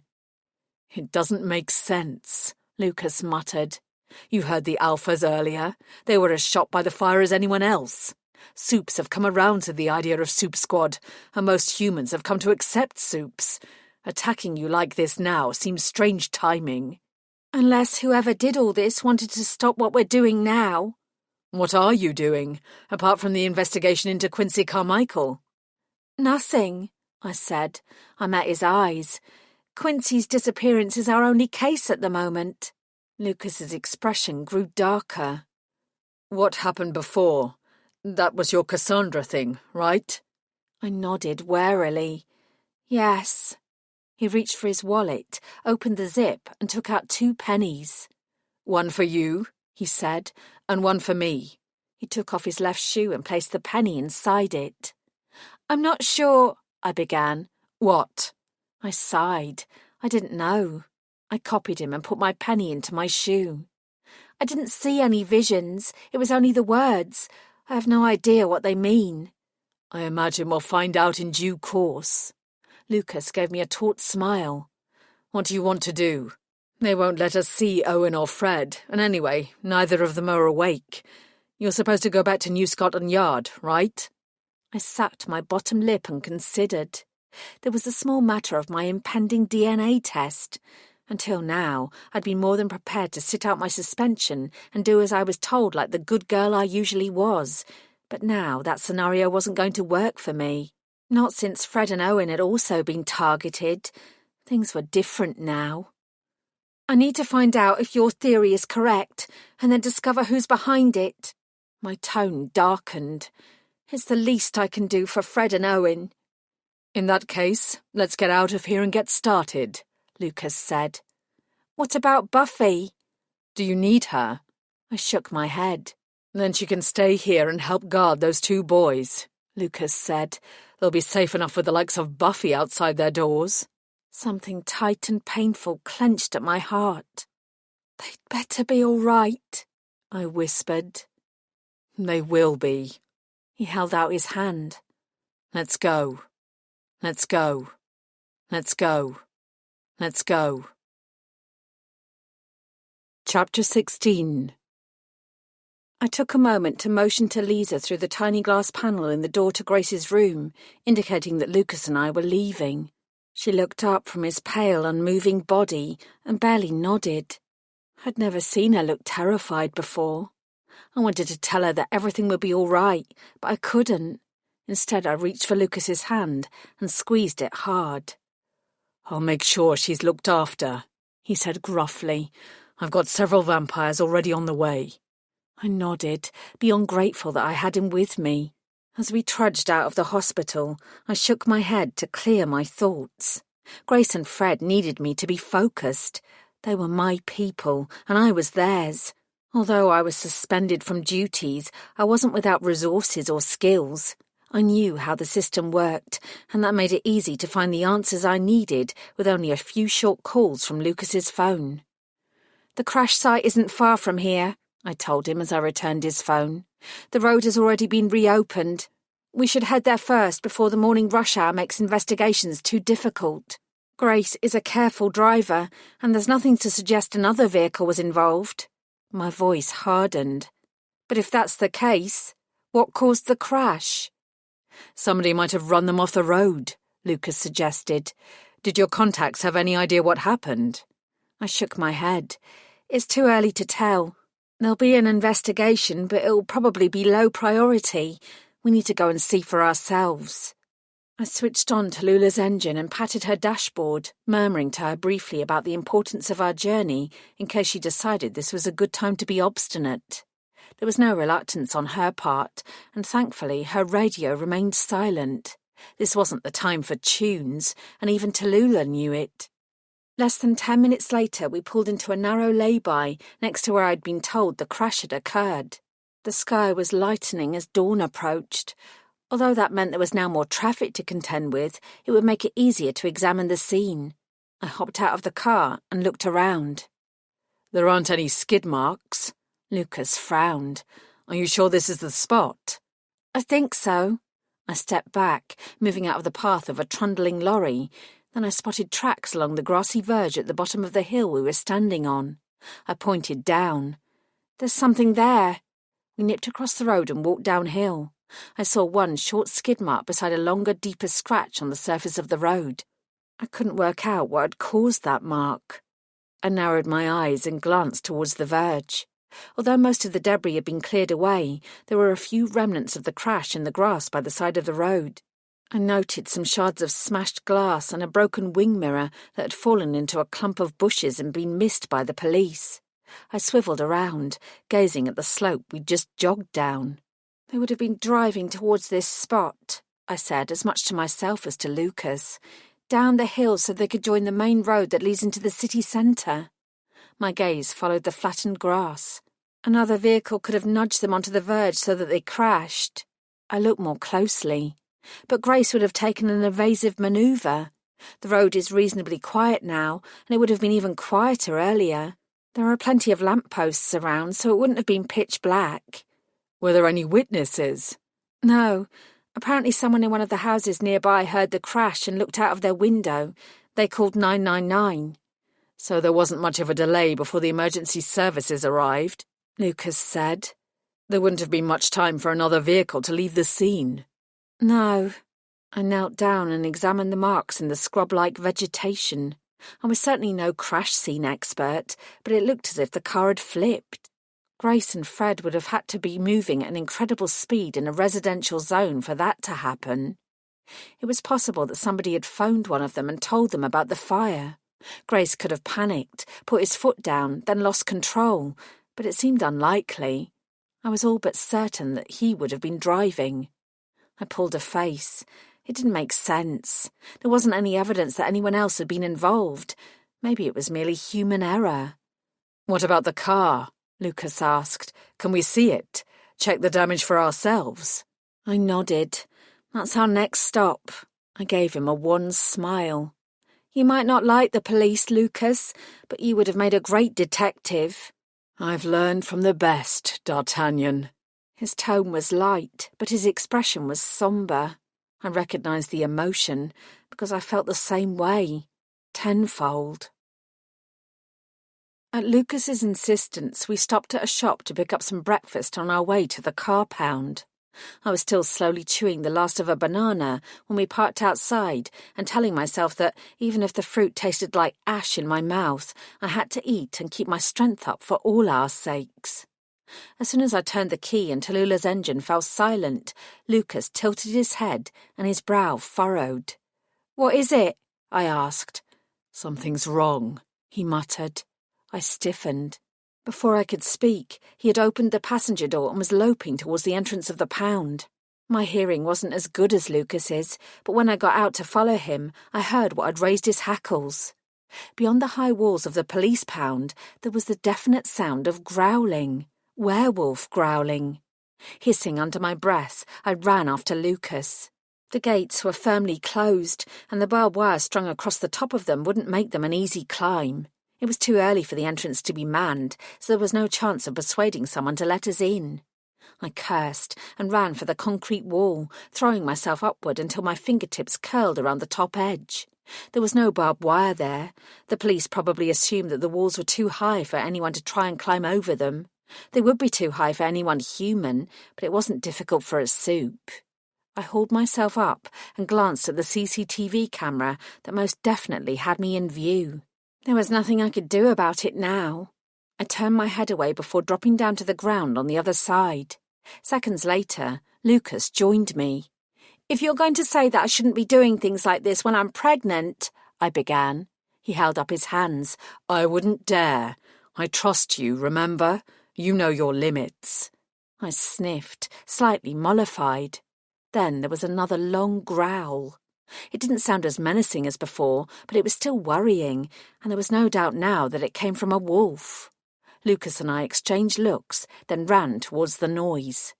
Buffy had semi-transformed. Only her head and her hands were in werewolf form. Her pointed, furry ears were flat against her skull, her sharp teeth were bared, and her quivering lips were pulled back to display their full, fangy glory. Her claws were outstretched as if she were prepared to pounce and rip out a throat at a moment's notice. I relaxed slightly. Despite her terrifying appearance, she was still in control of herself. This was a show of intimidation rather than a genuine threat to maim or kill. At that moment, I'd have taken any silver linings I could find, but I still shouted. Of course I shouted. "Buffy!" Her jaws snapped, and the fur around her face melted away. Her muzzle disappeared so she could answer me with decipherable speech. "Hi, Emma," she replied cheerfully. She grinned. "You didn't think you could abandon me that easily, did you?" I hadn't given it much thought. Buffy was low on my list of important shit to think about. Very low. "What are you doing?" I demanded through gritted teeth. Her cheeriness didn't subside. "Enough people arrived to guard my Fred and the other one, Owen What's-His-Face, so I left them to it and came here." She nodded at the remains of Grace's car. "Alfie's the only one in the building, so it's just as well that I did. He required a little persuasion to do what we need." "We?" I grimaced as I spotted the pair of feet beneath the mangled vehicle in front of us that was barely recognisable as Grace's car. Pain seared through me once again at what had happened to both of my colleagues. I gave Buffy my nastiest look. "Step back," Lucas ordered. "He's not finished yet." There was a cough from under the raised car. "Actually, I think I've got what you need." Buffy beamed. "Excellent. Out you come, then." There was a scraping sound, and a moment later the oil-blackened face of a middle-aged man appeared. He wriggled out, slowly got to his feet, and wiped his hands on his overalls. Considering what I imagined Buffy had said to him before we'd arrived, his expression was remarkably placid. "Well, Alfie, what have you learned?" Buffy blinked and tossed her head. Her hands were still in werewolf form. "My, Grandma," Alfie said, "what big claws you have." She lunged towards him and swiped the air in front of his face. He took a hasty step backwards, clearly far more nervous than he was trying to appear. "Stop that, Buffy," I snapped. "Alfie needs some encouragement." She bared her teeth again. "Don't you, Alfie?" I looked pointedly at Lucas, and he grinned at me. "With pleasure, my love." He swooped down on Buffy and hauled her out of the way. She struggled against his grip, but not very hard. After all, she was about to get what she wanted. "She's got no right to come in here and threaten me," Alfie said, his London accent growing stronger as his emotions got the better of him. "I'm only the night manager. I don't do vehicle inspections." "But you know how to do them, don't you, Alfie?" Buffy said from inside Lucas's grip. "What did you learn?" I turned on her and wagged a finger in her face. "Not another word. I mean it." She mimed, zipping her mouth closed. Alfie managed a shaky laugh. I looked at him. "What did you learn?" I asked. His face immediately fell as he realised I wasn't the saviour he'd been hoping for. From the look in his eyes, he was starting to think that I was the one he should be afraid of. "The little Wolfie was right," he muttered. "The accident weren't no accident." "I knew it," Buffy crowed. "Some bastard cut the brake lines." So much for not another word. Alfie rolled his eyes. "Life ain't like the movies. Cut the brakes on a car and the driver would notice immediately, even if there weren't warning lights coming on. They'd come to a safe stop and haul ass to the nearest garage." He shook his head. "Nah, that's not what happened here." He pointed to the front of the car. "The wheel nuts were loosened on all four wheels. Several came off completely on the front tyres, probably after quite a bit of driving, and you can see that the front right wheel is missing. We have it round the back somewhere. It was brought in with the car. The nuts are loose on the back wheels as well. That's how you can tell it was deliberate. This was sabotage." My mouth felt suddenly dry. They couldn't have worked their way loose by accident, or been missed by a garage because of negligence. Alfie gave me a flat look. "No, one wheel nut could be loose by accident or negligence, but not all of them.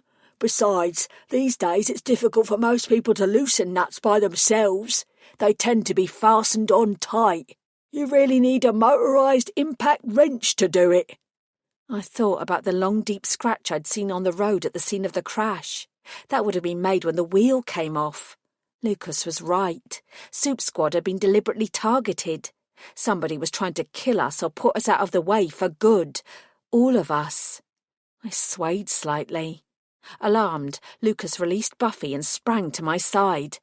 "I'm fine," I whispered. "I'm just—" My voice trailed off. Shocked, angry, confused, all of the above. "How long would it take for the wheel to fall off?" Buffy asked, her tone harsh as she absorbed the news. "How many miles would you have to drive before it happened?" I knew what Buffy was asking. She wanted to know if the sabotage had taken place in front of Soup Squad or at Grace's home, or if the perpetrator had followed Grace and Fred to their destination and loosened the wheel nuts there. Alfie shrugged. Difficult to say. It was probably very recent, though. You'd only be able to drive 10, 20 miles. I looked at Buffy. She was no longer focused on Alfie, but was hugging herself and looking miserable. Do you know where Grace and Fred had been? Lucas asked me. No. I raised my eyebrows at Buffy. Do you? She shook her head. Fred only said they were past the outskirts of the city. There were cows and sheep. He said it smelled like country and he didn't like it. That didn't exactly narrow it down. Shit. Alfie looked from me to Buffy to Lucas. If they used the car's sat-nav, I can tell you where they went. He paused and licked his lips. If you cross my palm with silver, that is. My mouth dropped open. This is a police compound and you're asking for a bribe. He snorted. I ain't no detective. Besides, not all the police are exactly clean, are they? I clamped my mouth shut while Alfie held out his hand. Come on then, pony up. Do you take plastic? Buffy asked. Don't be fucking stupid, lass. I could always rip your throat out instead of bribing you, she said. I glared at her. You will not.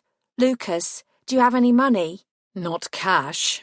Neither did I. £1 or 2 maybe, but not enough for Alfie. I didn't often use cash anymore. I guessed Lucas could use his vampiric persuasion skills on the man, but somehow that felt as sleazy as offering a bribe. I'll take Bitcoin, Alfie suggested. Lucas pursed his lips. I'm a vampire, he said finally. Instead of money, I promise not to bleed you dry. She's a werewolf and she promises not to eat you. And this one here, he nudged me, is a police detective who's been suspended on suspicion of murder. She promises not to kill you. I reminded myself to strangle him later. Threats were not helpful. If I hadn't been a corrupt cop before, I was now. Fuck. Nobody is going to hurt you, Alfie. I splayed my hands.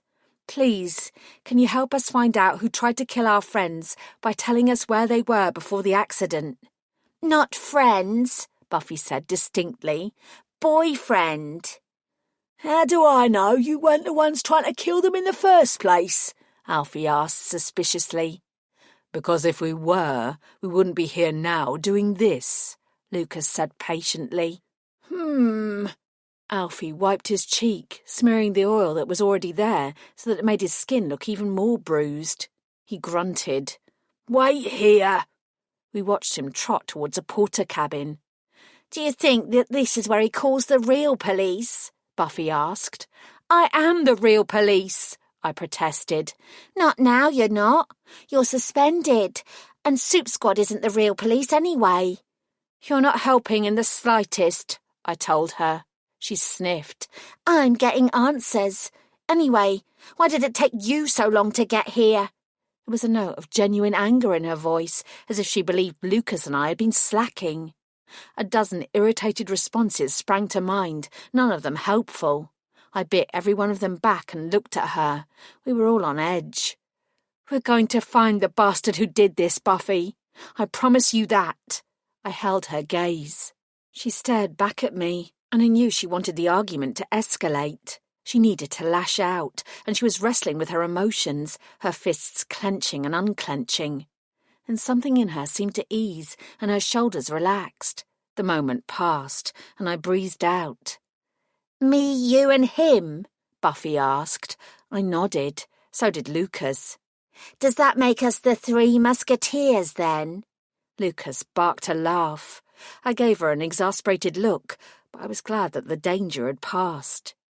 The door to the porter cabin opened, and Alfie reappeared with a tablet in his hands. I'll have to be quick, he said. The others will be arriving soon, and they're not as nice as I am. They won't be very happy to see you here. He was going to help us. Suddenly I wanted to throw my arms around his neck and hug him. He powered up the tablet and returned to the mangled metal of Grace's car. Instead of pushing himself underneath it, he squeezed into what was left of the driver's seat, fiddled around for a moment, then connected the tablet to a slot in the car's dashboard. I held my breath and crossed my fingers. "Please work," I prayed. "Please, please work." The seconds ticked into minutes, and Alfie grunted several times, his breath misting the shattered windscreen. Finally, he smacked his lips in satisfaction and eased himself out. "I've got an address for you, close to Boreham Wood. That's 6, maybe 7 miles from here." He tapped the screen of the tablet decisively. "That's where your friends went. It's the last place logged in the sat-nav." I massaged the back of my neck. Boreham Wood hadn't come up in any of the searches I'd done, and I couldn't think of a reference to it in Quincy Carmichael's file. And I couldn't go back and check because the damned file had been burnt to ash along with the rest of Soup Squad. I damned Tony in my head for not being more diligent, then instantly felt guilty. Tony was dead after all. "Thank you, Alfie," I said. "I really appreciate your help." I stuck my hand out to shake his. He eyed it and stepped back. "No offence, like, but if you're really a murderer, I'm not touching your hand." I wonder why he'd helped if he thought that. "I'm not a murderer, and even if I were, criminal intent isn't contagious." "Call it suspicion, then." He shoved his hands into his pockets and grinned cheerfully. "If anyone asks, I'm going to tell them you threatened me." I couldn't disagree since it was the truth. Buffy growled, but I simply nodded. "Thank you," I said, meaning it. "Somebody did try to kill our friends, and we're going to find out who." Alfie glanced us over once more. "I wouldn't want to be them when you catch up to them," he said. I gave him a small, humourless smile. Amen to that. To that. To that. To that. To that. Chapter 17. I offered Buffy a lift in the back of Tallulah, but she recoiled as if I'd suggested that she hand over her firstborn. She told me that she wouldn't go near the purple monstrosity ever again, and she'd certainly never get inside it. I guessed I'd finally found the two things that scared Buffy, losing someone she cared about and my battered purple Minnie. She got into her bubblegum pink smart car, complete with eyelashes fringing its headlights, and followed us at a distance. While I drove and mumbled to Tallulah to ignore the werewolf, Lucas called the hospital. "No change," he reported when he hung up. "Not in Grace or Fred." Pain stabbed at my heart, although I knew that a stable condition was the best we could hope for right now. I remained silent for the rest of the journey. At least Lucas was with me now. At least I wasn't alone. The location that Alfie had given us wasn't in the town of Boreham Wood. It was off a side lane a mile or so from the main road. The lane was narrow, with high hedges on either side that seemed to close in on Tallulah. We might be out of the city and in the countryside, but all I felt was stifling claustrophobia. Even Lucas seemed relieved when we drove onto a wider road that took us to a cottage. I pulled to a halt, ignoring the small muddy driveway in front of the building in favour of parking on the road. The place looked abandoned. Buffy's ridiculous car stopped behind us. She lowered her window and yelled, "Go park in front of the house. There's enough space there for both of us." Lucas looked at me, and I shook my head. "No," I said. I pointed to the driveway. "There are tread marks there that might tell us something." He followed my gaze, and his expression cleared when he saw them too. He unfolded his tall frame and got out of Tallulah, and I gave her steering wheel a brief caress before heading after him. A moment later, Buffy joined us. "I said that you should park on the driveway in front of the house." I ignored her and stepped around the worst of the mud, taking care not to disturb any of the marks in the squidgy earth. "There's only one set of tyre marks," I muttered as I examined the ground. "Yes," Lucas said, "but there are 3 sets of footprints." My body tensed. Buffy stopped glaring at me and immediately jogged to Lucas's side. All 3 of us stared down. I'd almost missed the footprints. Lucas had keen eyes. The tyre marks from Grace's car were obvious. Then 2 sets of footprints led both to and from where a car must have parked, undoubtedly Grace's and Fred's. But there were other prints that led from the tarmac road where we'd parked. I stared at the third set, which seemed to circle around the heavier tyre marks. They weren't clear enough to get a full print, and there would be no point calling in someone to take a cast in order to match them to a set of shoes, but whoever had made them had stopped at several points around the car. "Somebody followed them here," Buffy growled. "Then, when they were inside the cottage having a look around, they sneaked up and loosened the wheel nuts." Grace wouldn't have gone inside the cottage. He'd have needed a warrant to do that, and he was a by-the-book kind of guy. But otherwise, I had to agree with her. "Once they'd loosened them," I said, "they could have driven away and waited around a corner until Fred and Grace drove back down the lane. The perp could have followed them to make sure the plan worked and they crashed." I wondered what would have happened if the car hadn't lost its wheel when it was driving down a hill at speed. Fred and Grace were in a bad way, but at least they were both still breathing. For now. Would the bastard who did this have done something even worse if Plan A hadn't worked? I shivered and dismissed the thought. It was almost too much to bear thinking about. Lucas squeezed my hand briefly in reassurance, then walked up the short driveway to the front door. Ivy was crawling up it, and there was a faded hand-painted sign haphazardly nailed next to it. "The Love Nest," he read aloud. Buffy pulled a face. "Ick!" Quincy Carmichael had run a dating agency for a while. I knew he'd had money troubles, but I wondered if he'd used some of his cash to buy this place as a bolt hole. Perhaps he'd given it an ironic name as a nod to his ill-fated former career. It would be easy enough to check. From what Lisa had told us, Grace had seen reference to it in the old files that Tony had put together. It was possible Quincy had escaped here instead of Spain when his debts began to catch up to him. I walked up to the cottage door to join Lucas, taking care not to step in the mud and disturb the marks we'd found. A section of window on the right-hand side seemed to have been cleaned, as if someone, possibly Grace, had cleared away the grime in order to peer through.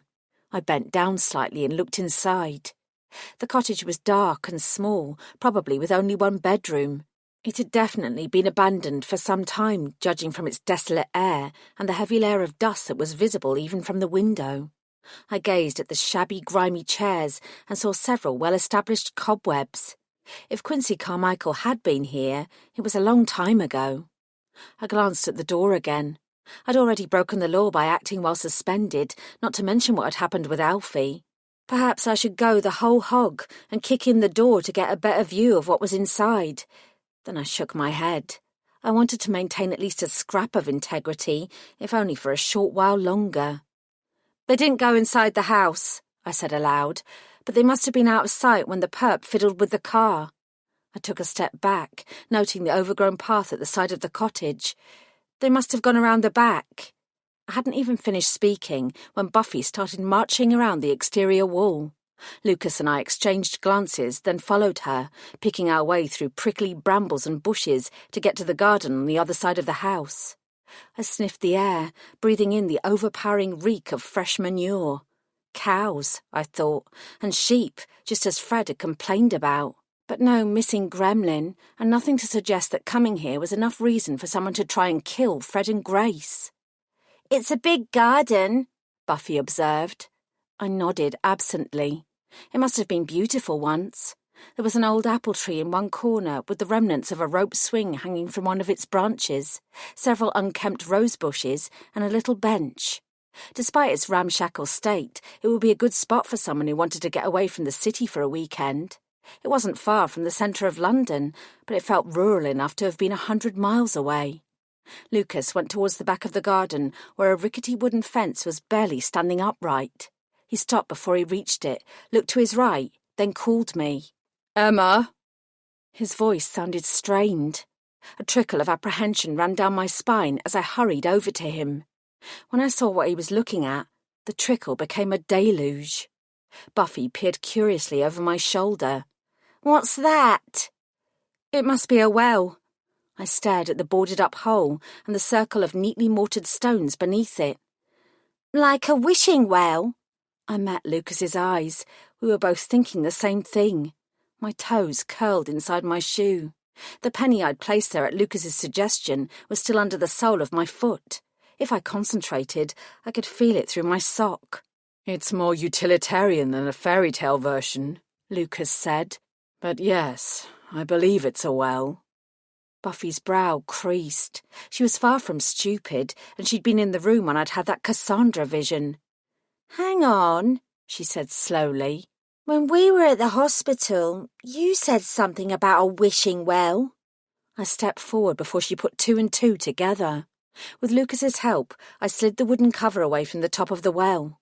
Several spiders scuttled away as we removed it, but I ignored them and dropped to my knees to gaze into the dark depths. An old rope, connected to what I assumed was a bucket, was tied to a rusty hook set in the inner side of the stone wall. I peered past it, attempting to pierce through the gloom. "Is there anything down there?" Lucas asked. I could only see darkness. I leaned back, away from the well's edge, and took off my shoe. Feeling like an idiot, I held my breath and tossed the coin in, making a silent wish for Grace and Fred. The coin dropped straight down and disappeared into the darkness. I listened hard and caught a faint clink followed by a muffled splash. My eyes narrowed. The soft morning light glinted in Lucas's black eyes as he looked at me. He bent down, took off his shoe, and removed the coin. "You don't have to do this," I whispered. Although it was a small action, it was a direct reaction to my Cassandra vision. No matter how much Lucas said he didn't care about my new skill, accepting the prophecy without question had to be difficult for him. He offered a crooked smile and threw in his coin. This time the sound was more like a dull thud, as if he'd hit something hard instead of the edge of a metal bucket and water. I bit down hard on the inside of my cheek, then I motioned to Buffy. "Come and have a sniff," I said. "Your sense of smell will pick up any water down there, or anything else that might be concealed in those dismal depths." Buffy stayed where she was, her gaze flicking between Lucas and me. "Buffy," I said with a trace of impatience. She folded her arms, her expression thoughtful and calculating. She was clearly trying to work out what was going on. Then her spine stiffened and her eyes widened. "Uh-oh." "I see," she murmured. "Now I see." Lucas started forward, but I put my hand on his arm and shook my head, willing to wait it out while she decided what to do next. After several long seconds, she tossed her head and marched to the lip of the well. "And you guys tried to ditch me," she sniffed. "This is exactly why you need a wolf around." She got onto her hands and knees and dipped her head into the well to take a sniff. I hoped that her uncharacteristic silence meant she'd decided not to question my prophetic chants and was going to feign ignorance, though I doubted it. Buffy was totally loyal to Lady Sullivan and her clan, and would probably blab at the first opportunity, but I could still hope. Lucas mimed shoving Buffy into the well and walking away. I rolled my eyes, and he smirked. She straightened up and gave him a suspicious glare. "If you're thinking what I think you're thinking," she began. Lucas put up his hands. "I have no idea what you mean." He changed the subject and pointed down the well. "What can you smell?" Her answer was simple and immediate. "Death," she said. "I can smell death." I reached into my pocket and pulled out a pair of the disposable gloves I always carried. Putting them on, I reached for the rope and tugged hard. Whatever it was connected to was heavy. "Be careful," Lucas cautioned. "The rope is rotting in several places. If it snaps, it'll be impossible for us to bring up whatever's down there without professional help." That was probably why Fred and Grace hadn't tried to do it. I had no doubt they had found the well, but in the absence of a search warrant or a werewolf's keen sense of smell, Grace would have erred on the side of caution and planned to return when he was better equipped. I was willing to throw caution to the wind because circumstances demanded it, but I noted Lucas's words. I raised the rope slowly and tried not to yank too hard. Buffy reached across to help, but I muttered her away. I only had one pair of gloves, and I couldn't risk any further contamination of the scene, not if this was what I thought it was. My phoenix skills endowed me with strength and speed. Every time I died, I grew stronger. I now had considerable muscle, but the strain of heaving that rope upwards, inch by careful inch, made my arms ache and sweat break out on my brow. "Geez, just how deep does this thing go?" Buffy asked. I answered her through clenched teeth. "Deep." I heaved some more. Even I could smell it now. The nasty reek of rot, decay and death was filling my nostrils. I squeezed my eyes shut as I yanked on the last few meters of rope. Not long to go now. Buffy gasped aloud, and I sensed Lucas stiffen. I opened my eyes to take a look, then stumbled backwards as the ancient bucket and its gruesome contents came into view. Don't let the bloody thing fall back down! Buffy shouted. I hissed under my breath at her, righted myself, and moved the loose rope out of the way to grab the bucket's rim and pull it out. The skull inside, with its sparse tufts of matted hair and few remaining scraps of decaying flesh, grinned at me emptily. Emptily. Emptily. Emptily. Chapter 18. I sat on the old worn garden bench, sucking clear air into my lungs and reminding myself that Laura had told me not to vomit at crime scenes. The combination of morning sickness and physical effort, not to mention the decapitated head, was doing my stomach no favours. I was used to dead bodies by now. Hell, I was often a dead body myself, but I didn't often come across rotting body parts. Lucas handed me a lukewarm bottle of water from the car. "It's definitely a gremlin," he said. "But whether it's Quincy Carmichael or not isn't clear." I nodded. Formal identification would have to be via dental records, because there wasn't enough of him left for anything else. But there was little doubt that it was Quincy, however. The Gremlins were a small community. There were no other recent or historical investigations or reports about dead or missing members. "Buffy thinks the rest of him is still down at the bottom of the well," Lucas went on. "It's only chance that his head ended up in the bucket. He was probably cut up before his body was thrown in." How lovely. I swallowed hard and took a sip of the water, then wiped my forehead with the back of my sleeve. The fresher air and the liquid were helping. I was going to manage to hold my stomach together after all. "So years ago, somebody murdered Quincy Carmichael and threw him down that well," I mused aloud. "They made it look as if he'd just run away. Tony was suspicious and investigated, but eventually concluded that Quincy had indeed run off." I took another glug of water and thought about Phileas's reaction to his missing nephew. Even Quincy's family and friends believed he'd simply done a runner. The poor man. I sighed and continued. Then Soup Squad reopens the case, and the killer, who must still be around and be part of the soup community, finds out. He gets scared that his actions will be discovered, so he takes drastic steps to halt the investigation. Buffy ambled towards us, avoiding the worst of the brambles and nettles. "How long is it since Quincy Carmichael disappeared?" 13 years, I said. "Some bastard killed that damned gremlin 13 years ago and then tried to kill my Fred yesterday. What happened in between? Has he been murdering other people and getting away with it?" Sudden fury sparked in her eyes. "Have you been allowing a fucking serial killer to wander around murdering people for 13 fucking years, detective?" Lucas stood up. "Watch it, Wolf." "Watch it? Watch what? She's the one who's supposed to be the detective. How many people are dead because this wanker wasn't caught 13 years ago?" "None of this is Emma's fault." Buffy bared her teeth. "Somebody is to blame." Lucas snarled back at her, giving as good as he got. "Werewolf or not," he said, "I am not beyond sinking my fangs into your damned jugular and—" "Enough!" I got to my feet and inserted myself between them. Buffy's question was a good one. She stuck her tongue out at Lucas. "But your attitude," I told her, "was not." She stuck her tongue out at me. I counted to 10 in my head. What I wouldn't give to be here with Fred and Grace. "Unless the clans are holding out on us," I looked at Buffy, "or the vampires," I looked at Lucas. "There are no other unexplained disappearances or deaths from the soup community apart from Simon Carr and Adele Cunningham, who were murdered over the same weekend. Whoever killed Quincy could have been targeting humans in the interim years. There are obviously far more humans than there are soups, so it would be far easier to murder a few of them and conceal their deaths. But 13 years is a long time, and if our killer has been on the go for that long, a pattern would have emerged. Somebody would have noticed something. What's your point, detective? Buffy sneered. I told myself that patience was a virtue and went on. Everyone who's been targeted over the last few days has been targeted for a reason.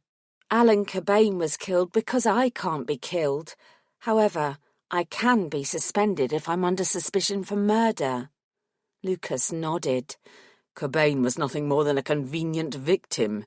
You were the real target. His voice was as hard as granite. I didn't disagree. Then Fred and Grace took up the investigation, found this place, and were targeted too. These aren't random acts of violence. There's a very real motive behind each one. I sucked on my bottom lip. We're not dealing with a psychopathic serial killer who has a taste for blood. We're dealing with someone who kills for a specific reason. I nodded towards the gruesome bucket. Quincy Carmichael was killed for a reason. I reckon if we can uncover that reason, we can find our man. You said he was in a lot of debt, Lucas said. If somebody was pissed off that he owed them money. No, I don't think it was that. This killer is methodical. There's logic behind his actions. Vicious, cold-hearted logic, but logic nonetheless. If you kill the person who owes you money, you'll never get that money back. Quincy was murdered for another reason. We have to find out what that reason was. Buffy straightened her back and raised her chin. So where do we start? You and Lucas report what you found here. What? To the police? She asked disbelievingly. They'll only get in our way. And it's not like we can tell Soup Squad. You don't exist anymore, remember? I wasn't likely to forget. D'Artagnan is right, Lucas said. Buffy scoffed. Of course you're going to take her side. We're all on the same side. He glared at her in a manner that suggested he was less than thrilled by the thought. We have to report a body to the authorities, and in the absence of Soup Squad, that's the Met Police. They can take charge of retrieving the rest of Carmichael's remains, and he'll be identified as a Soup. Because of the law, the police will then have to step back and not involve themselves any longer. We'll be free to conduct the remainder of the investigation ourselves without further interference. His mouth thinned. And that means looking again at what happened to Simon Carr and Adele Cunningham. We found no obvious link at the time, but things have changed now. I was glad we were on the same wavelength. Exactly. And while you two are dealing with that, I'll go and take a DNA test. Suddenly it was Lucas's turn to protest. What? Why would you do that? I remained calm. Now that my stomach was no longer churning, it was easier to think clearly. I can't avoid it. If I don't turn up to take the test, I'll be under even greater suspicion. Lucas frowned. And if you take the test and those damned hair strands are somehow a match for yours, you'll be arrested and charged. But it will take a while for the results to come through, I argued. If I take the test, either my name will be cleared or I'll be banged up because the bastard framing me is covering all bases. If I don't take the test, I'll definitely be arrested. I need to hedge my bets. This will give us all enough time to find out who's really behind all of this. What I didn't add was that it would also give me time to say a proper goodbye to Fred and Grace, if it came to it. I prayed it wouldn't, but I had to be prepared. I suppressed a shiver. You two need to watch your backs. You'll be targets now as well. Before the next hour starts, every vampire in London will be searching for anything they can find about Quincy Carmichael, Lucas declared. Every werewolf, too, Buffy added. I'll make sure of it. The bastard who hurt my Fred can't kill all of us. Anxious happiness gripped my heart. All for one, and one for all. Using Lucas's phone, I called Barbara and arranged to meet him at New Scotland Yard. Then the three of us prepared to part company. Lucas and Buffy were taking her car in one direction, and Tallulah and I were going the other way. Before we drove off, we all checked our tyres. I didn't think that Tallulah would allow anyone to sneak up and loosen her wheel nuts, but that didn't mean I wasn't going to check. We didn't know where the bastard behind all this was, and he could still be watching us.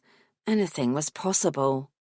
I tried, and failed, not to smile at the sight of Lucas in Buffy's car. He'd found it cramped in Tallulah. In a bubblegum pink smart car, he looked completely ludicrous.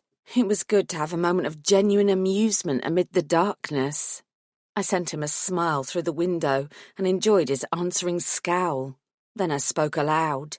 "Fred, Owen, and Tallulah, I promise you that I'm going to find the bastard behind all of this." I paused. "No matter what happens."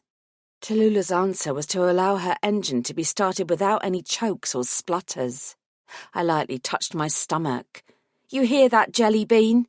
This is your first important life lesson. We don't give up on our people. Ever." I watched Buffy's car disappear into the distance and put my foot down to accelerate. A split second later, I was hammering on the brake.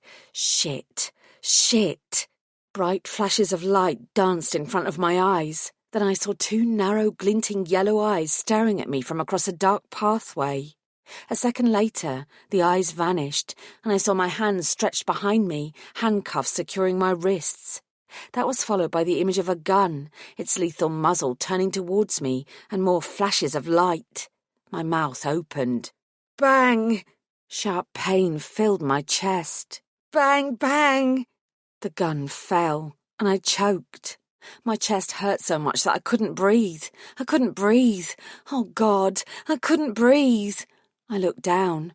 There was blood trickling down my body, washing across the curve of my stomach and coating it red. My vision swam as unbidden tears sprang to my eyes. I sucked in air, gripped the steering wheel, and pulled as much oxygen as I could into my lungs. This was the first time I'd properly felt a Cassandra vision. I'd seen things, and I'd said things before, but I'd never felt anything until now. I rubbed my wrists. No steel cuffs encased them. I reached up and gently pressed my fingertips against my heart.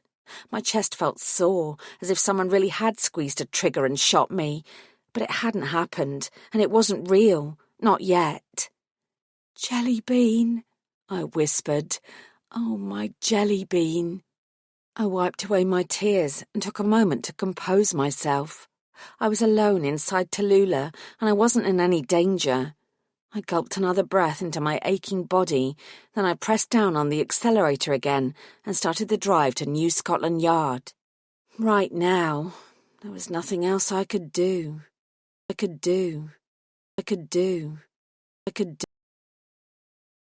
Chapter 19.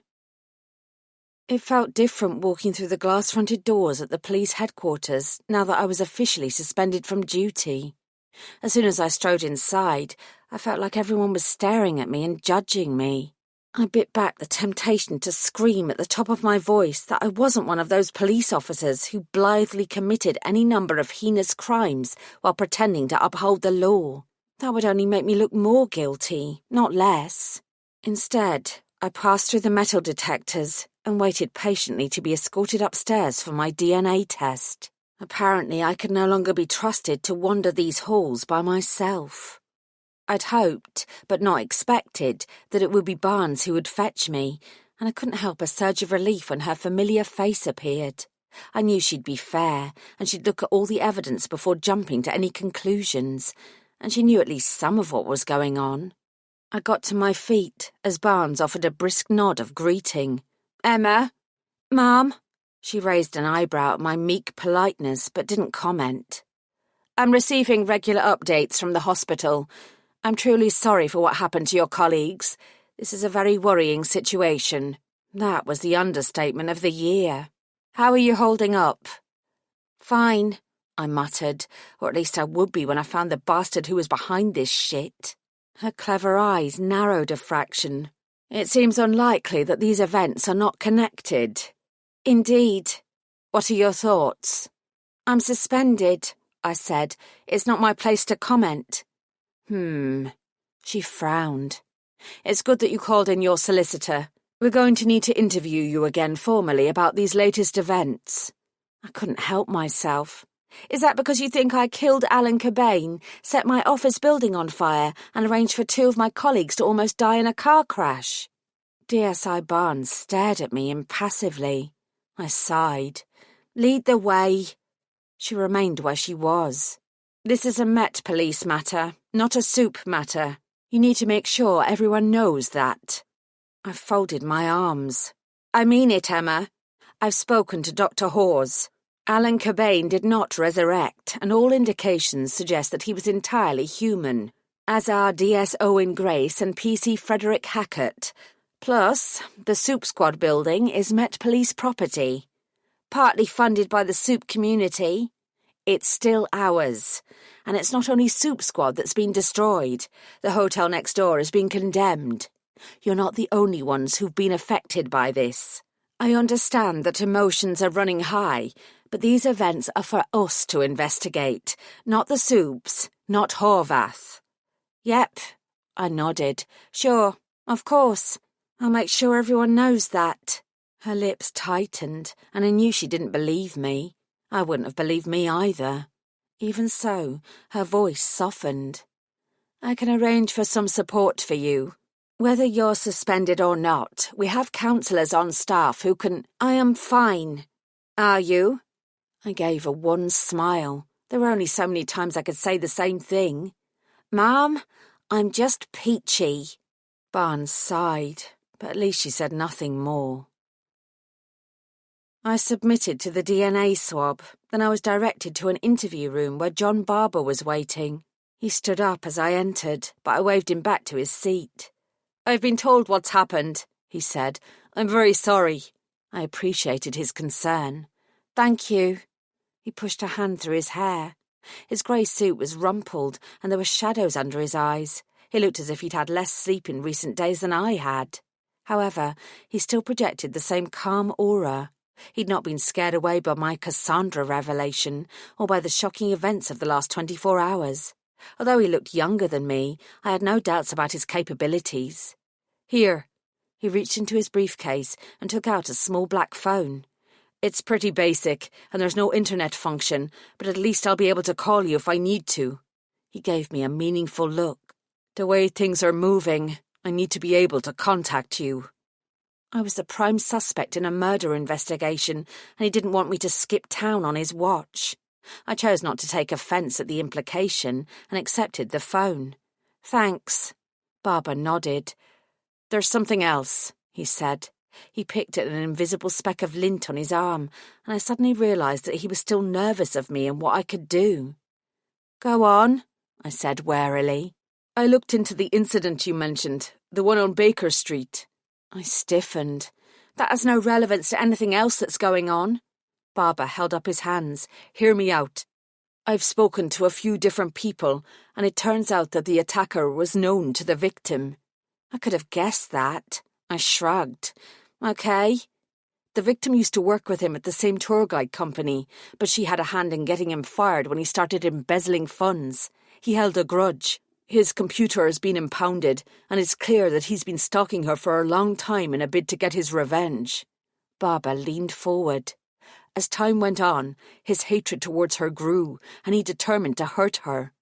Jesus. If nothing else, he was now in jail where he belonged. Barber continued. He's been interviewed at length, and he's not held anything back. He didn't just want to kill her, he wanted her to suffer too. He'd planned to wait until her tour group arrived. He thought you were part of that group, and that's why he approached when he did. He was going to attack everyone in the group before he attacked her. He wanted her to watch while he destroyed her livelihood. He paused. But she survived, and she's recovering in hospital. He didn't kill anyone because you intervened. You weren't the impetus for his attack. You stopped it from being far worse. I wanted to believe him. You don't know that for sure, but I do. He didn't just have the knife and the concealed blade in his boot. He was carrying a gun in his bag. He didn't have time to get it out because of you. Your vision saved a bunch of people. I stared at him, then licked my lips. My mouth felt as dry as sandpaper. You're sure? Barber smiled. I am. Inevitably, my mind turned to the vision I'd had before I'd driven here. Was there a way to stop it from happening after all? 2 of my 3 colleagues are in intensive care after an accident last night. I received no visions, no prophecies, nothing. Barber met my eyes. Maybe that's because there's nothing you could have done to stop it from happening.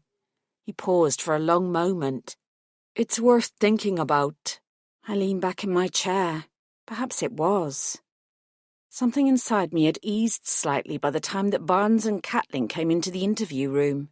I smiled at them both, even D.I. Catling, who was as grim-faced as ever. "I'll answer all your questions with as much detail and honesty as I can," I said, preempting any dark warnings from either of them. "As you should," Catling snapped. Barnes merely smiled. "Where were you last night between the hours of 6 and 9? Lisa must have left Soup Squad at 6, and Lucas's phone had rung with news of the fire just after 9. "I was with my boyfriend, Lucas Horvath," I told her, "at our flat." If Barnes was surprised at my confirmation that our relationship was back on, she didn't show it. "We will require a statement from Lord Horvath." "I'm sure that won't be a problem," I replied. "Did anyone other than your boyfriend see you there? Were there any visitors to your home who can attest to your alibi?" Catling asked. "It's a vampire-owned building. Several of them saw us enter." Catling's lip curled. "Several vampires?" "Yes." "Who work for Lord Horvath?" "Yes." "Who's also your boyfriend?" I sighed. "Yes." "What about any humans? Did any humans see you?" Barbara stepped in. "Detective Inspector Catling, you seem to be suggesting that any Soups who confirm my client's whereabouts cannot be trusted simply because they are Soups. Are you aware that prejudice against Soups is illegal in this country?" I didn't miss the flash of fury in Catling's eyes. "I am not suggesting prejudice against anyone, supernatural or otherwise," he spat. "This is about Emma Bellamy's relationship with a Soup, which might encourage him to lie for her, and encourage him to compel others to lie for her." I glanced at Barnes. "Sounds prejudicial to me." DSI Barnes didn't miss a beat. "Let's move on, shall we? Where were you this morning, Emma?" "At the hospital, waiting for news about Fred and Owen." "You left there not long before 7, and you didn't arrive here until 4 hours later. You're still wearing last night's clothes, so you didn't go home to change. Where have you been in the meantime?" "I tagged along while Lucas and a werewolf known to us both visited a property on the outskirts of London. They're looking into the disappearance of a gremlin and the murder of a werewolf and a vampire several years ago. These are all Soup cases. They don't involve human police." "Soup Squad would have been involved." My response was stark. "Soup Squad is dead in the water." I lifted my chin. "In any case, I believe that Lucas is making a report at his nearest police station to ensure that correct procedures are followed." Barnes didn't miss a thing.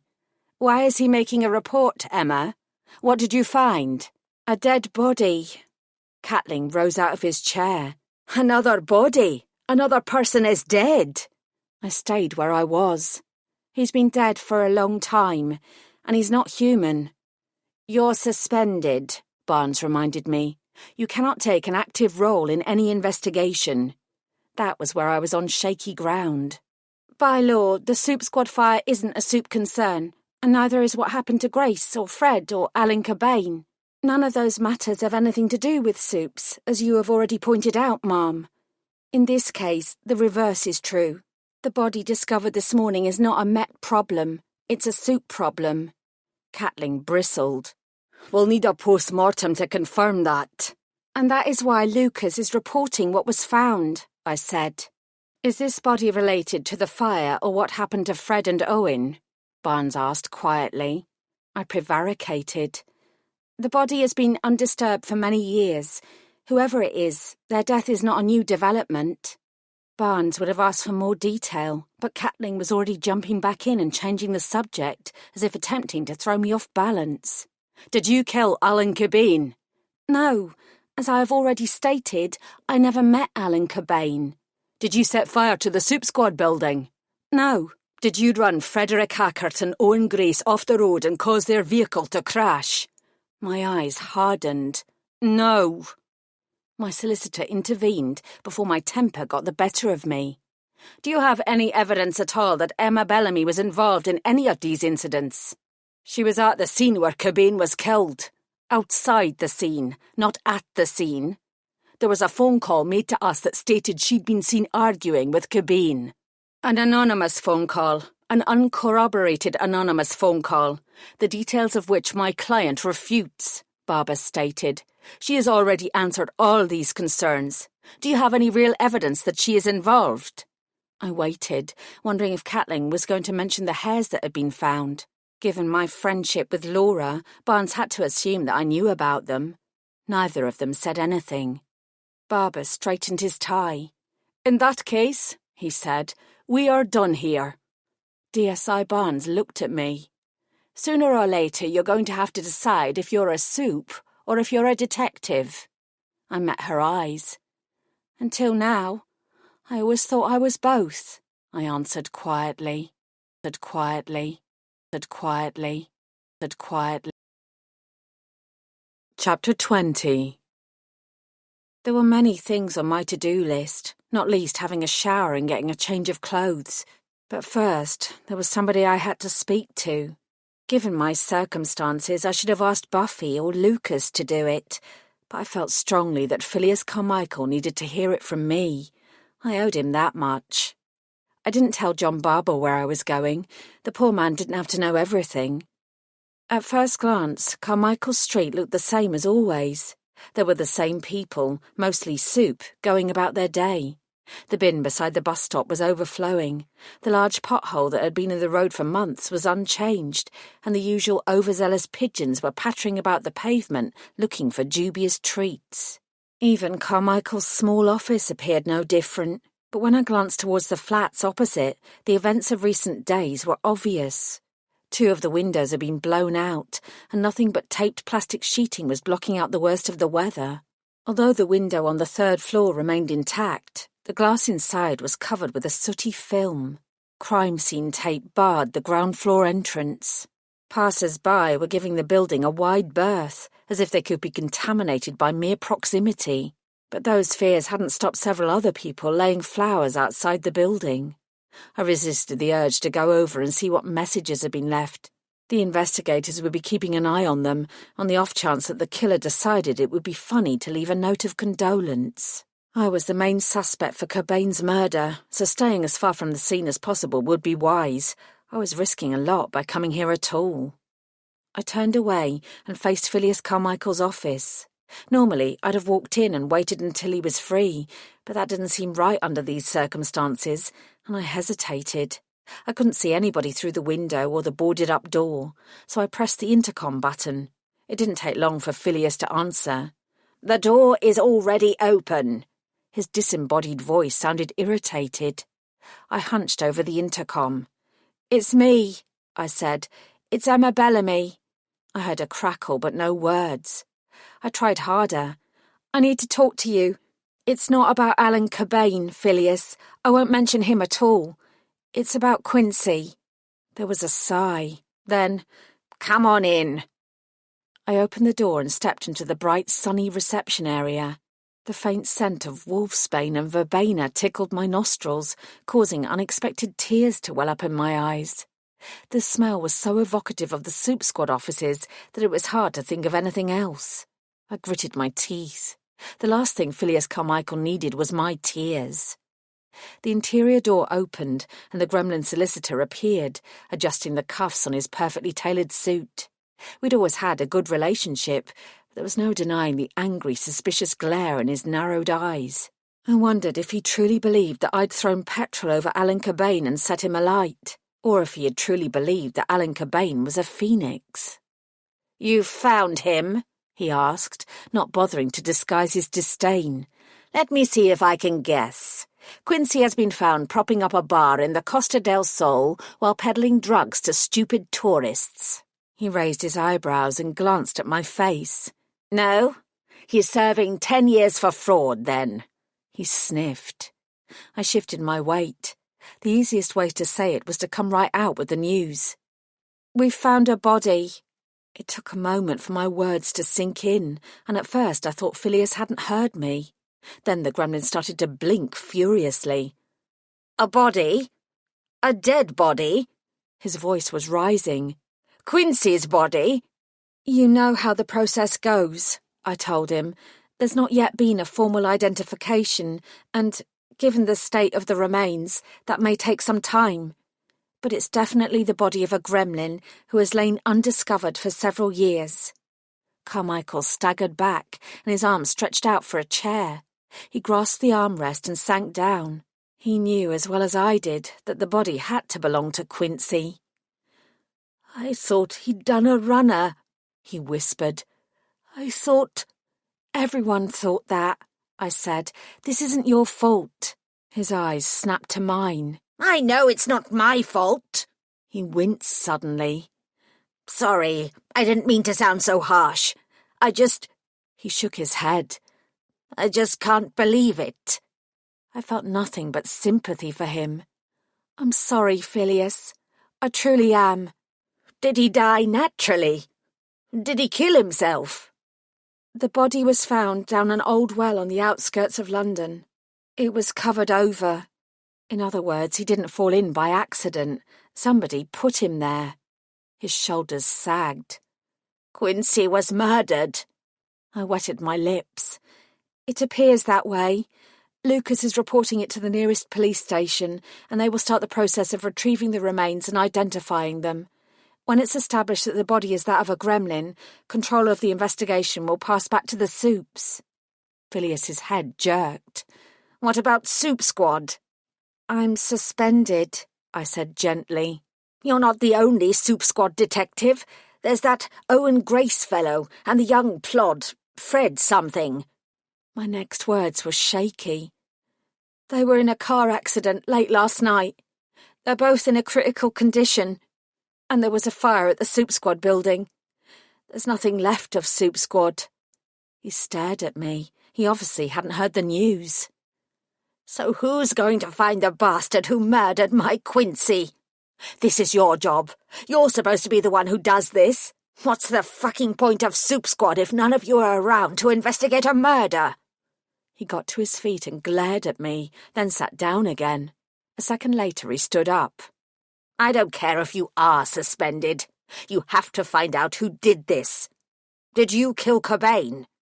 If Phileas Carmichael believed that I might have done it, then so would many others. "No." "Well then." He looked down before mumbling, "I didn't really think it was you." "Uh-huh." "I didn't." "Did you think Cobain was really a phoenix?"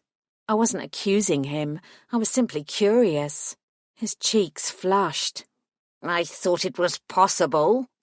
I gazed at him. I was certain he was telling the truth, not that I supposed it mattered now. Phileas toed the edge of a rug and returned to thoughts of his nephew. "My poor sister. She always thought he'd come back one day. We all did." He clamped a hand over his mouth and shrank further into himself. "She died without knowing that it wasn't his fault and that he didn't run away." I took the chair opposite so that we were on the same level. "We found him at a small cottage just north of London," I said.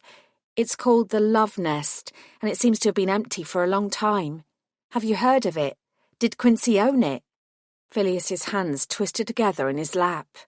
"I thought he'd sold it to pay off some of his debts. That's what he told me." So it had belonged to Quincy at some point, even if it didn't belong to him now. "What did he use it for?" I asked. "It was part of his stupid dating agency thing." I frowned. "Like an office?" "No, not like that." His reddened eyes met mine. "You know what things were like for us a couple of years ago?" I nodded. "Well," he continued, "they were worse before. A lot of Soups never left Soho or Lisson Grove because they didn't feel safe anywhere else. But we were on each other's doorsteps, so we all knew each other's business. You couldn't take a shit without somebody else hearing about it. Part of Quincy's plan for his dating agency was to provide somewhere couples could get away to for a day or two. He made a deal about offering a confidential service that covered all bases. He said it allowed lovers to get to know one another and have a few test shags, his words, not mine, without the pressure of every other Soup in London knowing what they were up to." Actually, that wasn't a bad idea. Phileas noted my expression. "Quincy wasn't stupid. He had a knack for finding gaps in the market and exploiting them. There was a time I thought the dating agency idea was the one that would make it. He was more enthusiastic about it than anything he'd done before." He ran a hand through his hair. But it eventually fell by the wayside like all his other projects. He came to me for a loan to keep it going, but by that point I was tired of bailing him out, so I said no. 3 weeks later, he'd abandoned the agency in favour of fake blood products for vampires. He looked away. We had a big blow-up about it. I told him that the reason he never succeeded at anything was because he jumped from idea to idea.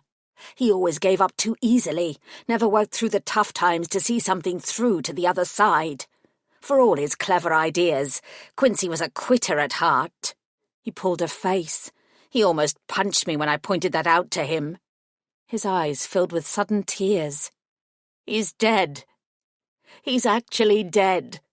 All these years. Phileas buried his head in his hands, his grief getting the better of him. Is there someone I can call for you? I asked. No, I'll do all that, he said, his words muffled. He pulled his hands away. But you will look for the bastard who did this to him, won't you? I will, Phileas. I'm sorry about Alan Cobain. I truly am. I'll call the police and tell them it wasn't you. I smiled sadly. It won't make any difference, but I appreciate the thought. The other two from Soup Squad, he asked. Will they be okay? It was my turn to look away. I don't know.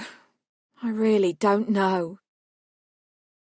It took a few attempts, but I eventually dredged up Lisa's phone number from my memory. When she answered, she sounded exhausted. I'm going home for a few hours to get some sleep and pick up some bits and pieces for Owen. There's no change, she said. Not in either of them. Her voice caught, and I felt a stab of pain in my heart. The pair of them are tough buggers, I said. They'll pull through. My stomach churned. God, I wished I could trust my own words. Lisa gave a teary sniff. Yeah, she said. I'm going to kill Owen when he wakes up for putting me through the ringer like this. And I'm never making another cake for Fred. Not ever. He doesn't deserve it. I laughed weakly. We were both putting on a brave face, and we were both aware of the true gravity of the situation. I'm going to be using this phone number for the time being, I told her. If you need anything, or if anything changes at all, you call me. I will. I mean it, Lisa. Whatever I can do, I will do. For all of you. There was a beat of silence. A policeman was round earlier. Some young, fresh-faced bloke who'd barely heard of Soup Squad. He said they were looking at the car, that it seems someone deliberately sabotaged Owen's vehicle. Yeah, I whispered. I know. You're looking for the fucker who did this, right? You bet your ass I am, and I'm going to find them. She sniffed again. Good. The faith she injected into that single word almost derailed me. Do you have help at the hospital? Did Lucas's vampires arrive? Yes, and a dozen werewolves from all 4 clans as well. Nobody's going to get to Owen or Fred. If anyone tries, they'll be ripped apart. These guys aren't playing. That was what I wanted to hear. If you or Catherine or Fred's parents have any trouble with them, I began, they're being very respectful. Fred's mum and dad are shocked, but grateful. Some pixies dropped by earlier with some food, and the ghouls have sent a note. So have the goblins. Everyone wants to help. Go the soup community. They were on our side after all. I'm glad. You'd better get home and get that rest, Lisa. I will. And you take care of you, too, and that baby. I swallowed hard. Then I hung up. I hung up. I hung up. I hung up. Chapter 21. Although I didn't feel any better emotionally, and my damned morning sickness was making an unwelcome return, I was considerably refreshed and energised when I stepped out of the shower an hour later. I towelled off my hair and checked my phone in case any of the people I'd sent my new number to had gotten in touch. There were a few messages of goodwill, but nothing important. I was getting dressed and considering my next move just as the front door opened and I heard Lucas call out a greeting. I padded through the flat and smiled at him. He didn't hesitate, but strode over to gather me in his arms. You would have thought it had been days since I'd last seen him instead of a few hours. How are you holding up? he murmured into my ear. I'm okay. Would you tell me if you weren't? I considered. I'd already decided I wasn't going to tell him about my most recent Cassandra vision. It would worry him far too much, and there was nothing either of us could do about it right now, because I didn't know when the attack would happen or who it would involve. I couldn't let anxieties about what was going to come affect what needed to be done now. Yes, I said. When I'm not okay, I will tell you. I wasn't lying. I needed Lucas, and our recent separation had only made me realise how much. Lucas kissed me and pulled away with a satisfied nod. Then he pointed towards the living room. I heard an odd, strangled noise from that direction, and my brow furrowed. Lucas's jaw clenched. Buffy! He yelled. I told you not to hurt him! Uh-oh. My stomach flipped, and I hurried through. I wasn't sure what to expect, but it certainly wasn't a satyr trussed up on the sofa like a turkey with strands of sparkly tinsel hanging from one of his horns. Kennedy reeked of booze. The smell wafted off his body, though his eyes were reasonably clear and focused when he looked at me. Bringing police brutality to a new level, are we? He inquired. I hissed annoyance under my breath. Why is he tied up? I demanded of both Lucas and Buffy. He didn't want to come, Buffy replied with an insouciant shrug. Or talk to us. I turned to Lucas and glared. He was determined to refuse, Lucas told me, suddenly avoiding my gaze. And we all know that time is of the essence, given the DNA test you took this morning. I grunted with irritation. Kennedy, meanwhile, began to hum tunelessly before turning to me and grinning. They're right, he said cheerfully. I didn't want to come, and I don't want to talk. Time spent talking is drinking time lost. I was having fun, and those two ruined it. Tell me, have any of you ever tried a mushroom cocktail? He smacked his lips. They're quite extraordinary. It's like food and alcohol together. A drink plus one of your 5 a day. 5 a day? Buffy looked genuinely confused. I stared at her. 5 portions of fruit and veg a day as per government regulations. She pulled her face. What? Why is it their business what I put in my mouth? And 5 portions? Are you crazy? This was not a conversation I wanted to get into.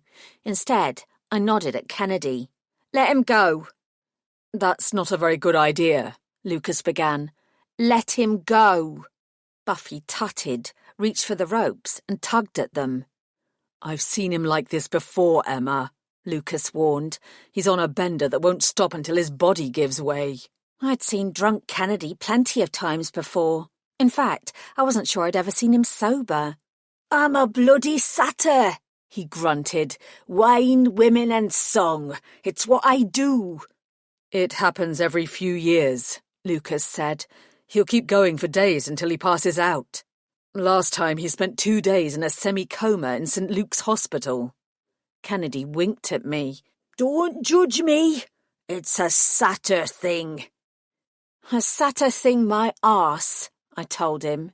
You're using it as an excuse to abdicate responsibility for your own well-being. He looked unconcerned. Personal responsibility is a modern concept that doesn't take into account the pressures of a supernatural existence. I'm all about my own well-being, and my well-being demands vodka, or gin, absinthe, whiskey. Hell, even fermented mushrooms will do, as long as they're 40% proof. Stop talking shite, Buffy snapped, finally undoing the last knot. Kennedy smiled at her. Then a second later, he bolted for the door. Unfortunately, his foot caught in one of the luxurious thick rugs that covered the wooden floor, and instead of escaping, he stumbled forward with his legs and arms akimbo.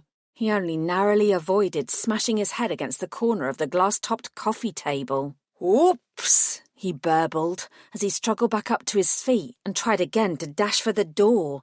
For fuck's sake. The rope's for his own good, Buffy said, jumping forward and looping it around Kennedy's wrists again. Hey, he protested.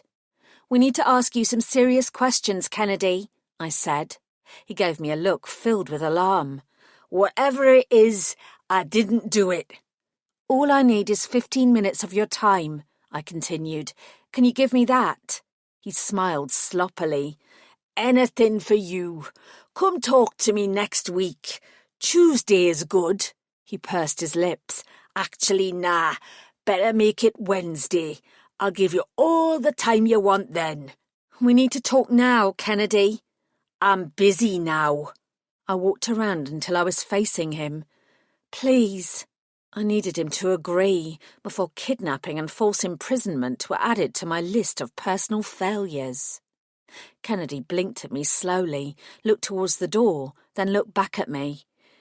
All right, he said finally, but only because it's you. I like you. I breathed out. Thank you. I motioned to Buffy. He'll try and escape again, she said. I shook my head. No, he wouldn't. Fine, but I'm not running after him again. You can do it. She released him for a second time. The satyr grinned at her, winked at me, and lurched for the door. Buffy gave me a look as if to say, I told you so. Kennedy, however, halted and spun around several times like an unbalanced ballerina before facing us once more. Fooled ya! He lowered himself to the floor. Go on then, detective. What do you want to know? You can sit on the sofa, Kennedy. I like the floor. I glanced at Lucas. He shrugged. If you can't beat 'em, join 'em. I sat cross-legged on the floor in front of him. I need to ask you about Quincy Carmichael, I said. I know the two of you were friends. Quince?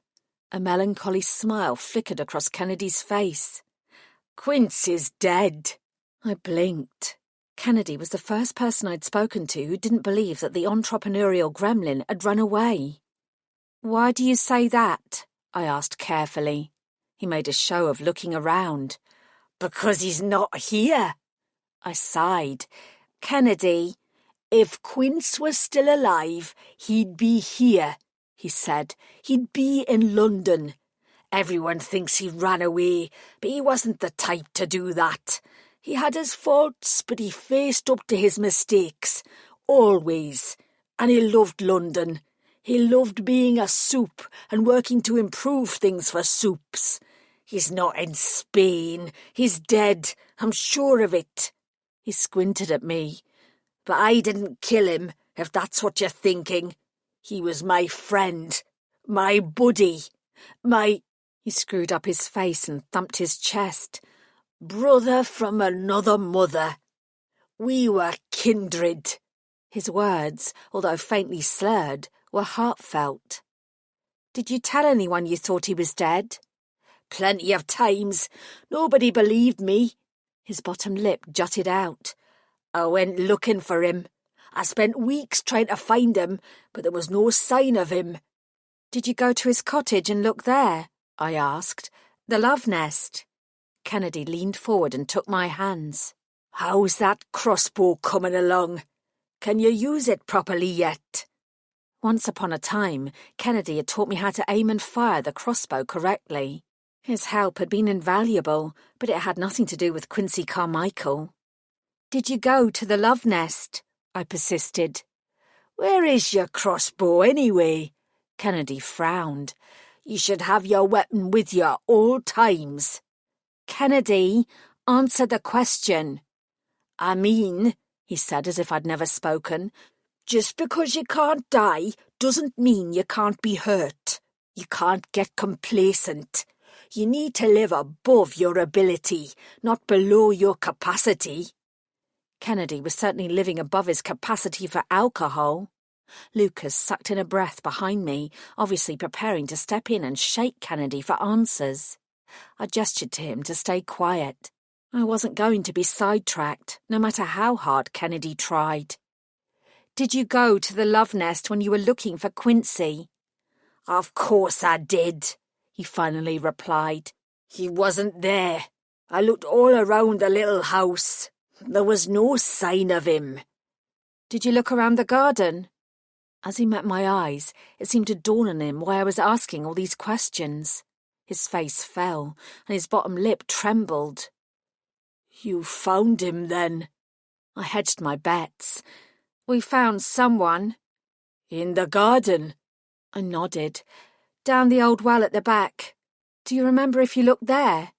The satyr stared at me, then he sniffed loudly, and several tears rolled unchecked down his cheeks. Poor old Quince, he whispered. My poor boy. I waited for several moments, giving him the time he needed to compose himself, but I still needed to know if Kennedy had checked the well when he was there. We'd never be able to get a wholly accurate time of death. Forensics didn't work that way, and it had been far too long since Quincy Carmichael had died. It would be helpful, though, if we could establish whether the murderer had killed the gremlin at the scene or brought his corpse to the cottage to dispose of later. Lucas handed Kennedy a handkerchief. Buffy tapped her foot impatiently on the floor, but at least she had the sense to remain quiet. We all watched while he dabbed at his tears and blew his nose, before nodding slightly to indicate that he was okay to continue. There was a different light in his eyes now, grief providing the clarity that alcohol had temporarily washed away. Did you... I started. Check the damned well? Yes, I checked it. Of course I checked it. It was probably the first place I checked. I almost fell down it myself on more than one occasion. I always told Quincy ought to board it over. I tried to keep my voice casual. Quincy didn't board up the well. He left it uncovered. Yes. How soon after he disappeared did you visit the cottage to look for him? Kennedy squinted, trying to remember. A couple of days at best, he said. Everyone went crazy once that dead wolf and vamp were found, and a few people had mentioned that it seemed a strange coincidence that Quince had disappeared right after it happened.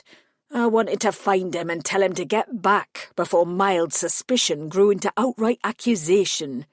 He gave me a pointed look, indicating that he knew I was a prime suspect in Cobain's murder. Once a particular name gets bandied about in relation to a crime, it can be difficult to shake off the stigma, no matter how innocent that person might be. Indeed. I hastily pushed away my discomfort at my own predicament and continued. Was the well boarded over when you were at the cottage looking for him? His gaze was steady. No, and while I may not have the nose of a werewolf, I'm reasonably certain that I'd have smelled the rot if there was a fresh dead body stuffed down it. Yeah, he was probably right. Buffy cleared her throat. So what does that mean? It was Lucas who answered her. Quincy Carmichael wasn't killed at the Love Nest. Whoever murdered him killed him elsewhere and dumped him there later. But the killer must have known that the cottage was empty, so they must have known Quincy. I nodded grimly. What can you tell us about his business dealings, Kennedy? He'd started up a fake blood business at the time he vanished. Did he know anyone who wouldn't have wanted it to continue for some reason? He had some disagreements with the bloke who helped to make the products. A pixie. Birch Cale, I think. I could be proved wrong, but I didn't believe that Cale was involved in Quincy's death. He'd wanted his money back, so he'd needed Quincy alive. Anyone else? Kennedy shrugged. I glanced at Lucas. Fake blood is for the vampire market. Are there any vamps who might have taken umbrage at Quincy's venture? There was a defensive flicker in Lucas's black eyes, but he took a moment to consider the question seriously. I can't think of anyone. It was only 13 years ago, but nobody at that time believed that fake blood products would ever be of use, or that they'd ever be lucrative. I guess nobody stopped to consider that humans might be more interested in them than vampires. Fair point. Who's the biggest manufacturer? You mean who would benefit the most if a fellow competitor disappeared? Lucas asked. This isn't Coca-Cola versus Pepsi. The companies that make these products are small. They do well out of their businesses, but they're still niche industries. There isn't a market leader. Kennedy licked his lips. Can I get a drink? In a minute, I said. He sighed heavily.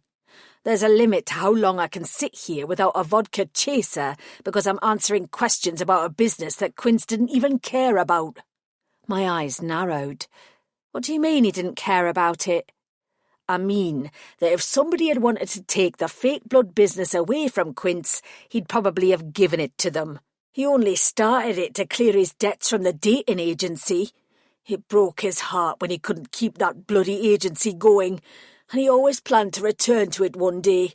He wanted to play Cupid and change people's lives, to be invited to weddings and wear a big hat while being lauded for bringing love into the world. He was a terrible business owner with no head for money, but he was also a huge romantic and a true softy at heart.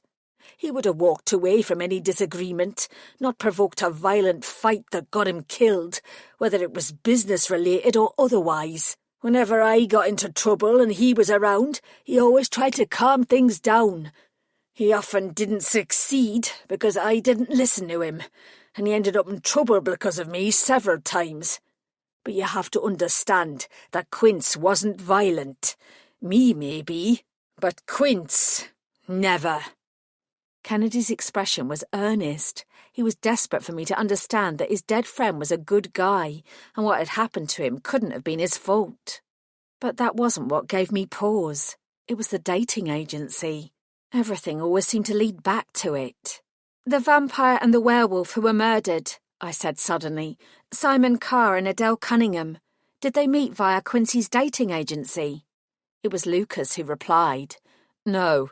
It was established at the time that they got to know each other at a local soup yoga class. I stared at him. Soup yoga? Why had I not heard about that before? I'd have signed up straight away. He shrugged. It was the in thing for a while. A lot of the wolves liked to do it while they were in animal form. Buffy blew air through her teeth. It makes downward dog pretty easy to master. I transferred my stare to her. "You do yoga?" She cracked her knuckles. I like to stay flexible. Okay, then. Kennedy coughed and mumbled something, so I turned back to him. "What did you say?" He mumbled it again. She was his client. Lucas stiffened. So did I. Adele Cunningham. She was a part of Quincy's dating agency. Kennedy nodded. I only remember because I was with him when her body was found. He rubbed his neck awkwardly. We were in the clink at the time. He pulled a face and sighed. One of the many times that my actions got Quince in the hot water. Anyway, one of the guards told us what had happened, and Quince was really upset. He'd liked Adele a lot. "What about Simon Carr?" I asked, suddenly feeling a thrill that we were onto something. He knew Quincy, but was he one of his dating agency clients too? I don't know.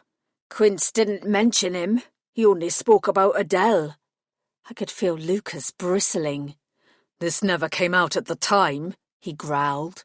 "Quince took confidentiality seriously," Kennedy said. "She was murdered." "Maybe he would have told you that she'd been one of his clients," Kennedy said quietly. "But before he could, he was murdered too." This time we all exchanged glances. Glances. Glances. Glances. Glances. Chapter 22. We walked with Kennedy to the nearest pub. As soon as it came into sight, he all but sprinted inside, as desperate for his next drink as he was to get away from us.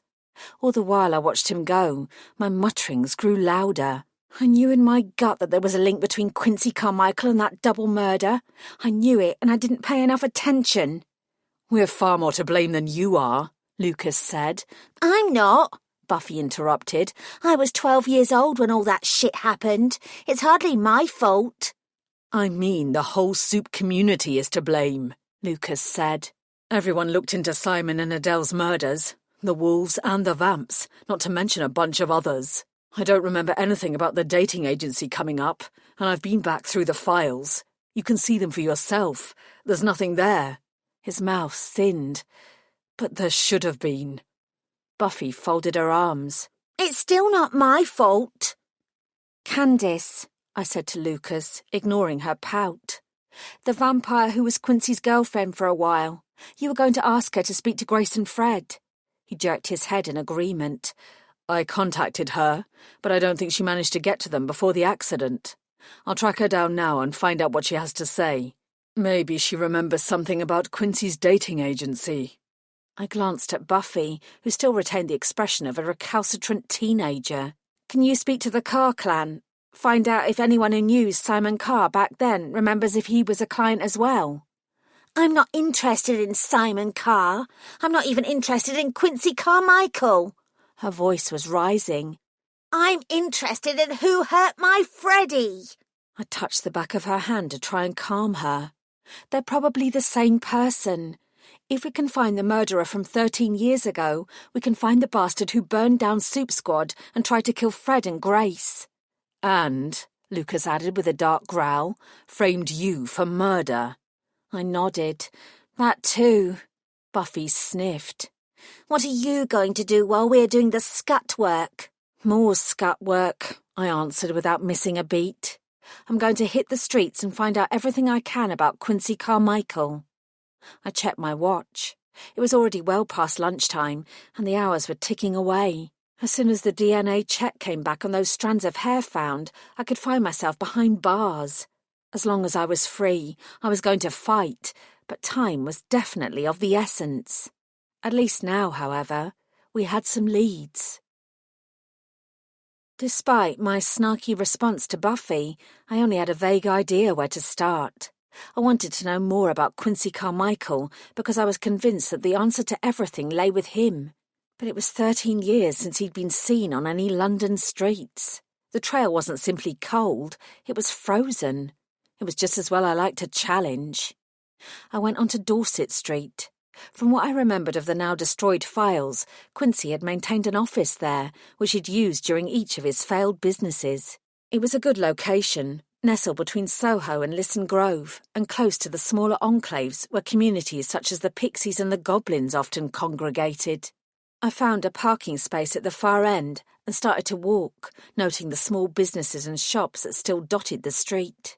As I moved, I felt several people gaze at me with unashamed curiosity, and their stares made my skin prickle.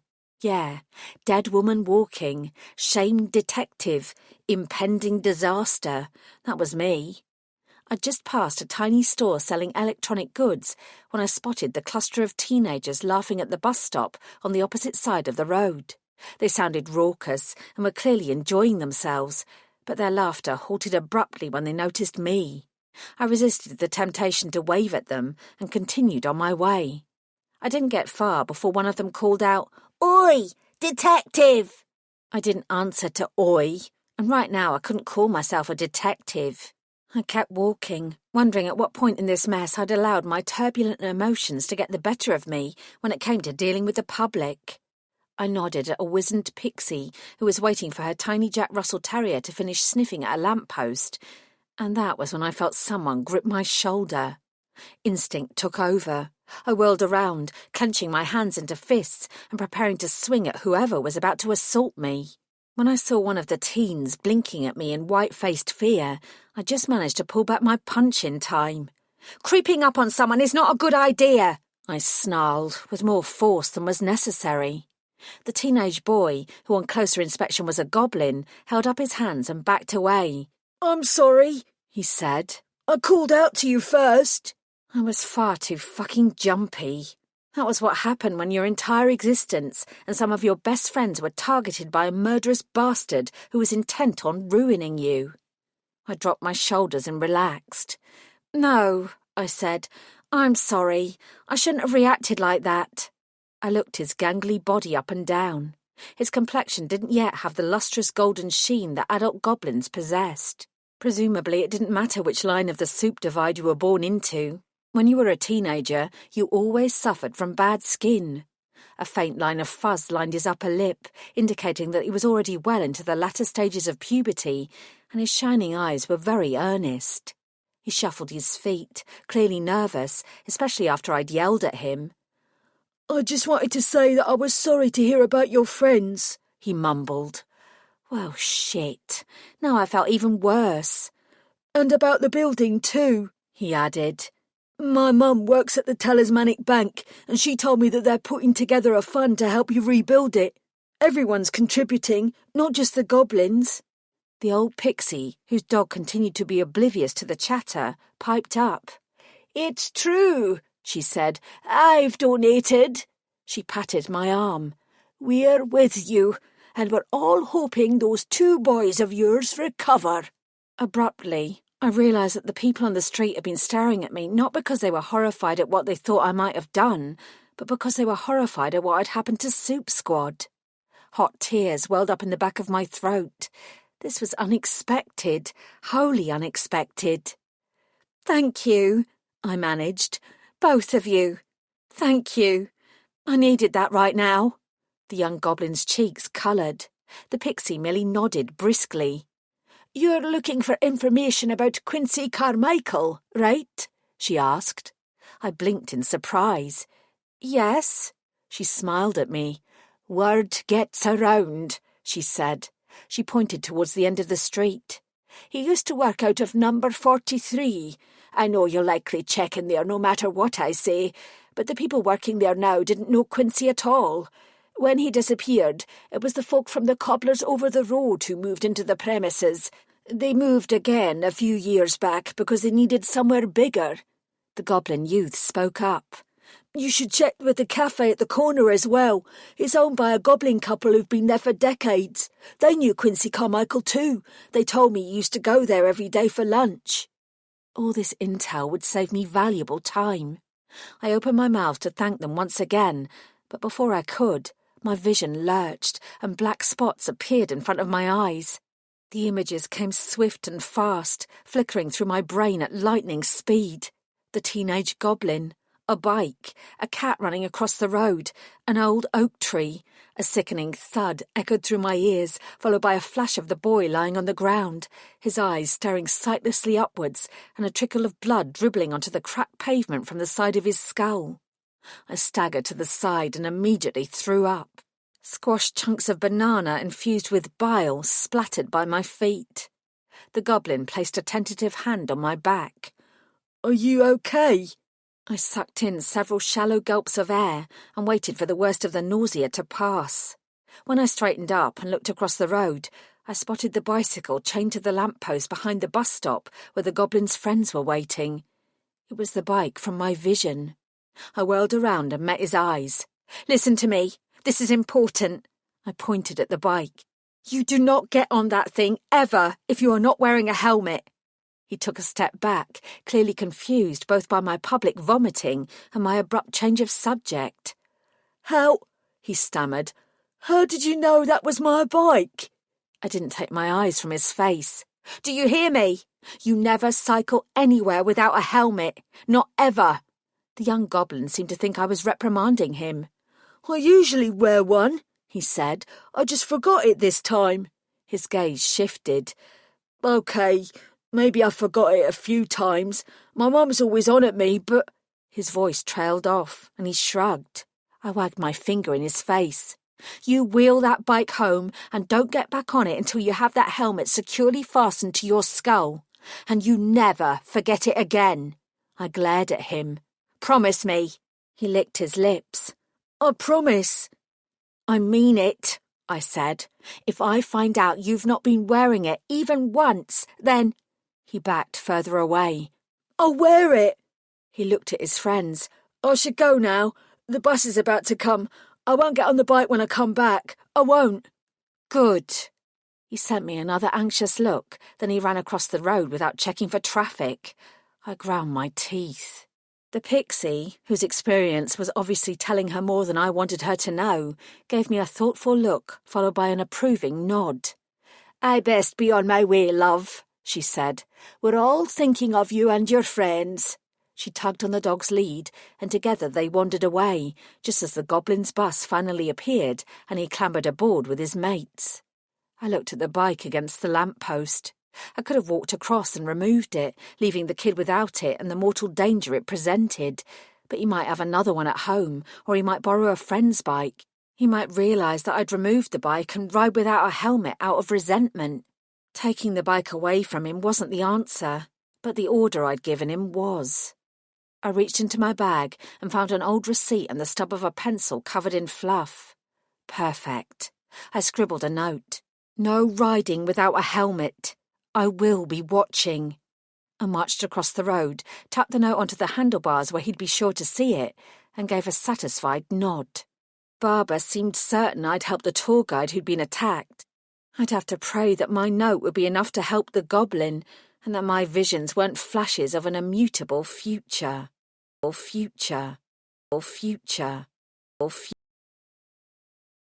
Chapter 23. The old pixie was perfectly correct about the premises that Quincy Carmichael's string of businesses used to occupy.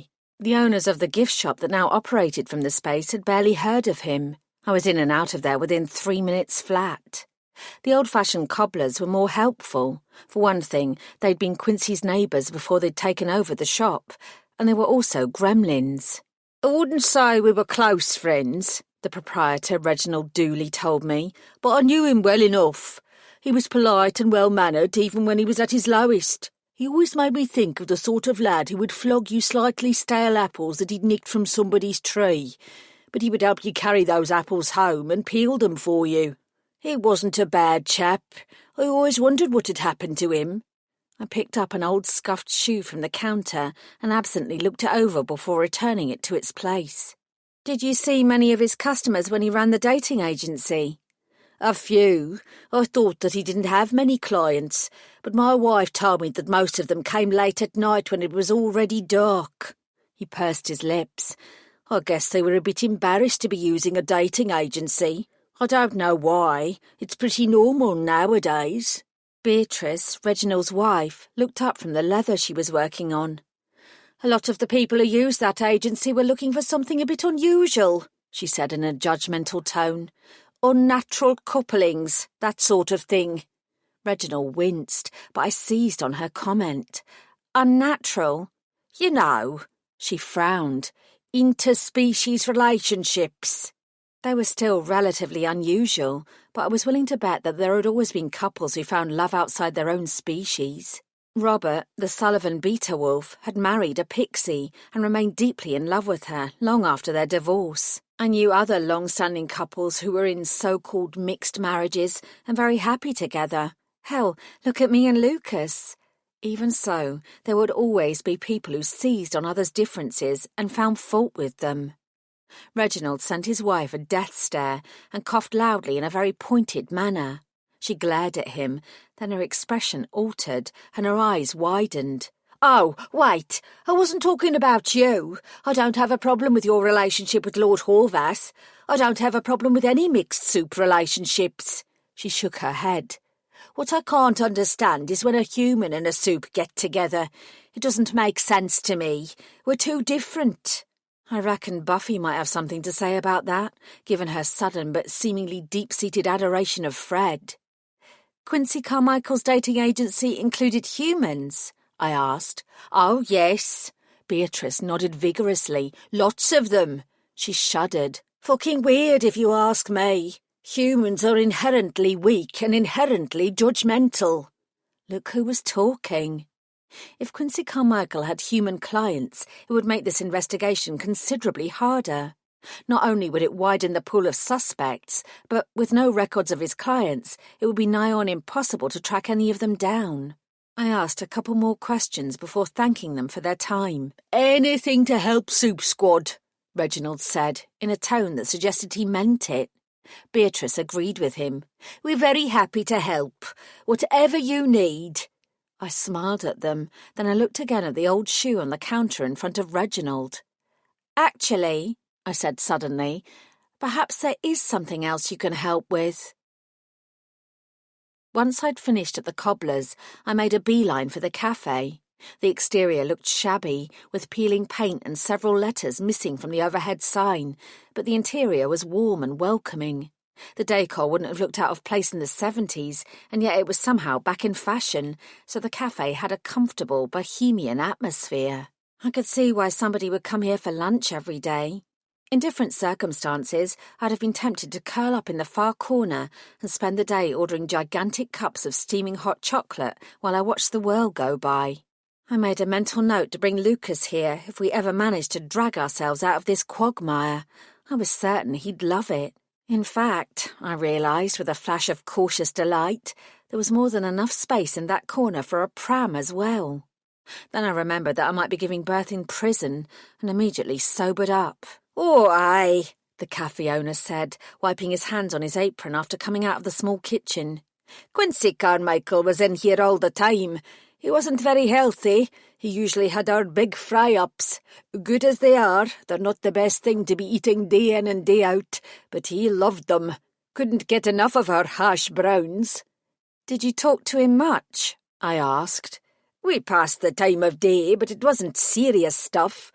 I was surprised when he vanished, but I never thought for a moment that he'd killed that couple. You know, the wolf and the vampire who were murdered around the same time. He wasn't the type." Anyone could kill. We just needed the right, or rather the wrong, circumstances to combine at the wrong time. We all had a limit beyond which we could be pushed into violent action. Fortunately, most of us never reached that limit, but some people's limits were far lower than others.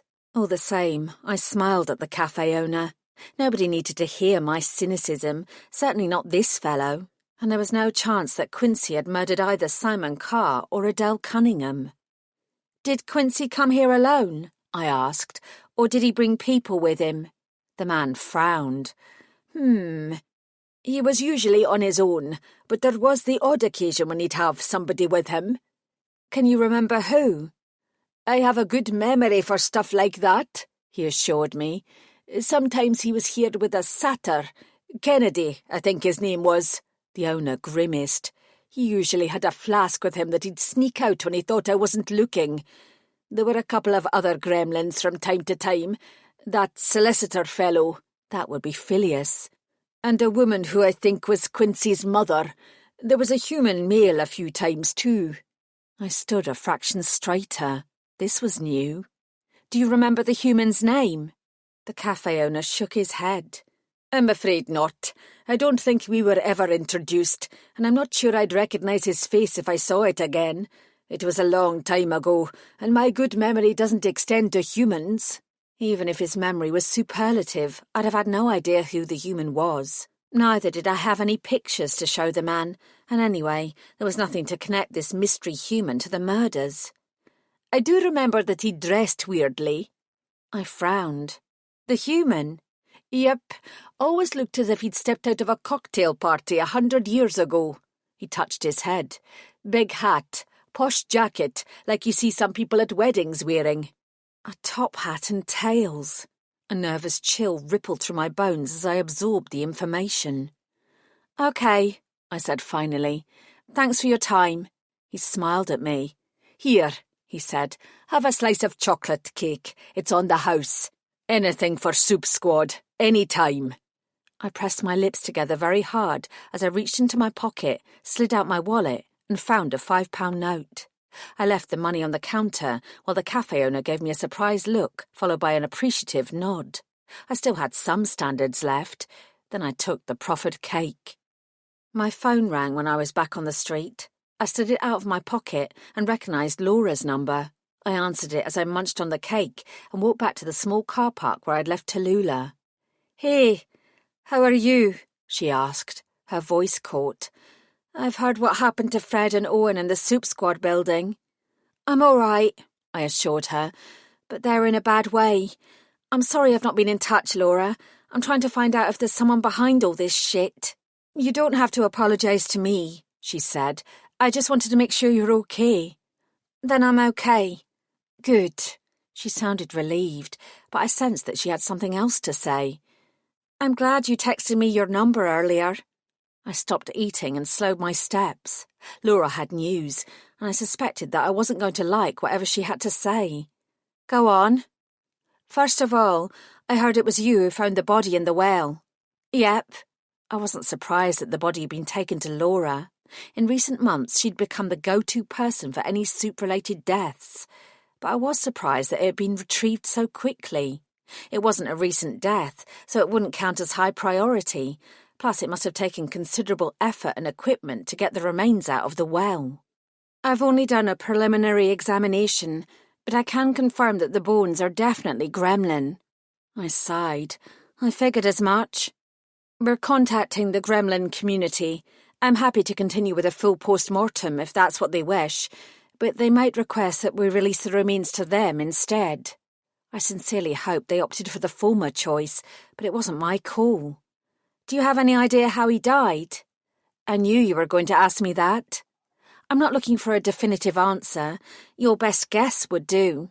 I held my breath, hoping she had something. There are some notches on the rib cage that are too clean to have been caused by rodents gnawing on the bones. I don't know if I'll ever be able to say for sure, but the marks are consistent with the stabbing. Adele and Simon were stabbed, and so was the tour guide on Baker Street.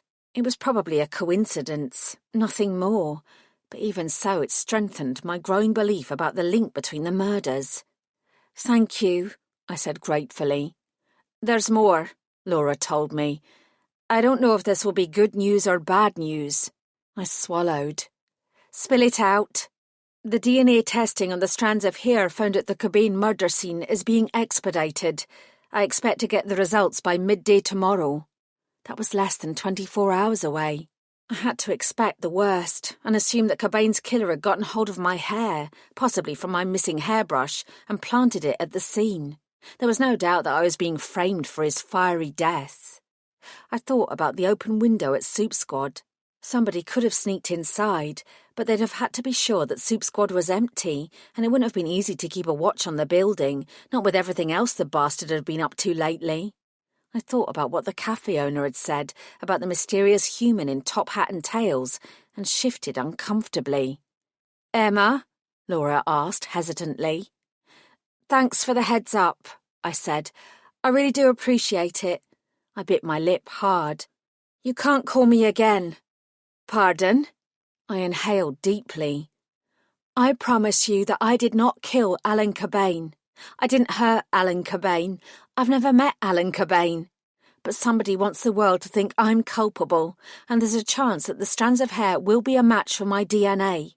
You're already going to be in trouble for speaking to me, not to mention letting me stay with you. I don't think for 1 second that you killed him, Emma." A ghost of a smile traced across my mouth. "But others do. You need to protect yourself. I'm sorry that I've dragged you into this mess." There was silence. When Laura spoke again, her voice had an edge of defiant huffiness. "I'm not a mindless automaton. I have my own mind and my own will. Anything I have done or any information I have passed to you, I decided to do myself. And it's never been a secret that we are friends. I'll submit a full report to my superior with everything we have spoken about, but I will not be ashamed about knowing you or helping you." Laura wasn't ashamed, but I should be. She deserved far better. Her job role deserved better, and frankly, so did mine. "You know we can't talk again until all this is resolved," I said with a heavy heart. She muttered a curse under her breath. "Will it be resolved?" I stared into the distance. It would be if I had anything to say about it. I mumbled a pained farewell and hung up just as I reached Tallulah. Despite my determination and the support I was receiving from the soup community, there was an ache in the centre of my chest that was doing me no favours. I wrenched open the driver's door, plunked myself down inside, and took a moment to compose myself. Then I pulled on the seatbelt and started Tallulah's engine. The little car coughed, and her engine gave a mild splutter, but she certainly didn't roar into life. I gritted my teeth and tried again. This time I wasn't even rewarded with a cough. "This is not the time," I growled. "We're on a clock. We can't fuck around, Tallulah." Still nothing. I gripped the steering wheel. "Tallulah, this isn't just about me. Fred and Owen are at death's door, and Soup Squad is being rammed out of existence. Both of us will end up in the knacker's yard if we can't fix this." I sucked in a desperate breath, turned the key, and again nothing happened. Then, without warning, there was a click, and my seatbelt released itself apparently of its own accord. I looked down at the useless length of fabric, and my blood chilled. I extricated myself, opened the door, and got out. I popped the hood on Tallulah's bonnet and peered at the engine. Nothing looked amiss, so I closed it again and walked around checking each of the wheels. The wheel nuts were still firmly in place. I wet my lips. A moment later, I lowered myself until my belly was almost to the ground and glanced at Tallulah's undercarriage. It took me 3 seconds to spot it. The slim black box looked innocuous enough, apart from its red blinking light and the fact that it had no place hiding beneath my car.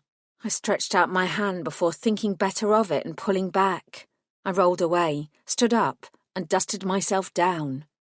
This was a very real and very dangerous problem. Fortunately, I knew just the person who could help me with it. Help me with it. Help me with it. Help me with it. Chapter 24. There were very few phone numbers I knew off by heart. That's not how the world works anymore. But I didn't need to use my memory.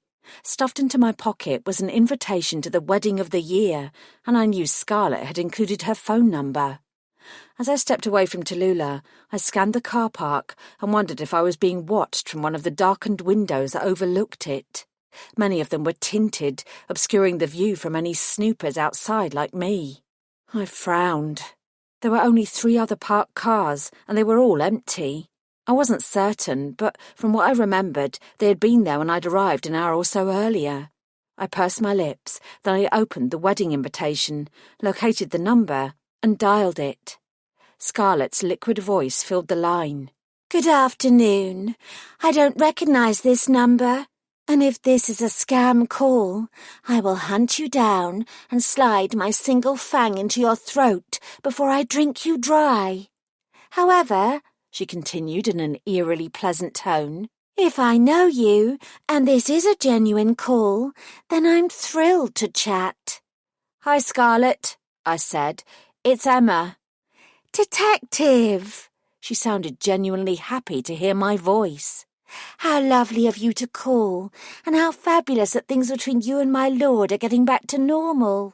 Normal wasn't how I'd have described my life right at that moment, but I appreciated the sentiment. I've been suspended, Scarlett. I'm not currently working as a detective. I had heard. You have my sincere apologies. I could still hear the smile in her voice. If you would like me to threaten the police commissioner on your behalf, just say the word. That wouldn't be a good idea. You never know until you try, she chirped. I was suddenly very glad that Scarlett was on my side instead of against me. Everything is under control, I told her, lying through my teeth, but knowing she would get the message to stay out of my business. If you say so. Are you phoning to confirm your attendance at my wedding? Or is there something I can do to help with Quincy Carmichael? I know Lord Horvath has us all on the case, but if there's something extra you'd like me to do, I'd be very happy to help. Actually, I said, it's not you I'm after. I'm phoning because I'd like to speak to your fiancé. You want to talk to Devereux? Please. Her tone altered. Why? I could use his expertise. Dev is on the right side of the law these days, more than you are. Scarlett wasn't wrong about that. It's nothing illegal, and it's nothing to do with Devereux himself, I said. It's a problem I'm having that I believe you can advise me on. I couldn't blame Scarlett for feeling doubtful, but a moment later I heard Devereux Webb's voice. DC Bellamy. It's been too long. I'm not DC, Mr. Webb. Not at the moment. You'll always be DC to me. He spoke with only the faintest edge of mockery. Given his history, I couldn't blame him for that. Rather than dance around the topic, I quickly explained what I'd found underneath Tallulah. As soon as I mentioned it, Devereux Webb's manner became serious. It's too small to be explosives, he said, and anyway, we all know there's no point in blowing you up. Uh-huh. Can you take a photo of the device and send it to me? I glanced at the small phone that Barbara had given me. The phone I'm using isn't that sophisticated. He clicked his tongue. Burner, yeah? Pain in the arse. I know what you're going through. He knew because he used to be a minor crime lord. I wasn't convinced that close friendship was something that either of us wanted to experience, even though I believed we liked and respected each other. Well, he continued, you've got 2 choices. It must be a tracking device of some sort, and a cheap one by the sounds of it. Given the tech available these days, it's pretty large, so it's probably an amateur who's attached it to your car and not the Met Police gathering intelligence against you and making sure you don't do a runner. I was more relieved by that than I cared to admit. Although, Webb cautioned, sometimes the police go low-tech when they're trying to be strict with their budgets and they think they can get away with it. I grimaced. Option 1. You can leave the device on your car and use it against whoever is tracking you to throw them off the scent. Turn the tables on them and track them instead. Option 2. You can yank it off and I'll take a look at it for you. I might be able to trace where it comes from. Do you know how long it's been there? Not long. Whoever planted it must have followed me here and attached it after I parked. Tallulah would have indicated before now if it'd been there for longer. It was testament to Devereux Webb that he didn't comment about me telling him that my car would have communicated with me. So they could still be in the vicinity? He asked. Yes, I replied grimly. Could they be watching you right now? I swivelled around. The car park was tucked away from the main street, and I caught glimpses of passers-by, but nobody else was visible. However, a lot of windows overlooked this spot, and I still couldn't judge if anyone was watching me from any of them. It's possible, I admitted. The back of my neck prickled uncomfortably. If they are watching and already know you found it, you can't use it to draw them out. He was right. Option 2 it was then. Can you get over here and take a look at it for me? Do a favour for the police out of the goodness of my werewolf black heart, you mean? I've been suspended. You're not doing any favours for the police. True. I heard a grin in his voice. All right then. It'll take me about half an hour to reach you. I checked my watch. That'd be great. I gave him the address. See you soon, Webb purred. He was enjoying himself far too much. I hung up, patted Tallulah's bonnet, and apologised aloud for snapping at her. The tracking device might prove to be the murdering bastard's biggest mistake, or it might lead to yet another dead end. Either way, I didn't have time to wait idly for Webb to appear. I wasn't going to cool my heels until he showed up, not when I could make myself useful. I craned my neck for a third time towards the surrounding buildings. At least I could check them out and see if I was being watched from one of the tinted windows. Lady Luck hadn't been smiling on Soup Squad lately, but maybe she'd be on our side now. I told Tallulah to be a good girl and wait before I jogged out of the car park. I looped behind the buildings and checked the exterior of each one until I determined that there were 3 possibilities. There was an office block, one of those ugly 70s monstrosities that was more like a giant concrete box than a useful building. A low-rise set of flats, and a small shopping centre with windows along one side that looked onto the car park. If I'd wanted to spy on someone, the shopping centre would be the easiest building to use.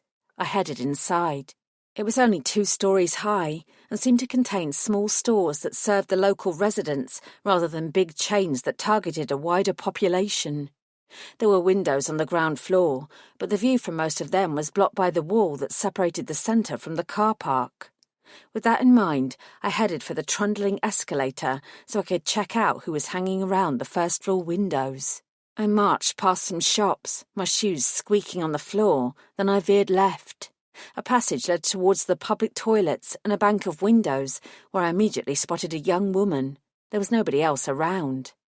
Judging by the way she was perched on a narrow seat by one of the windows and was gently rocking the pram beside her, she'd been there for some time.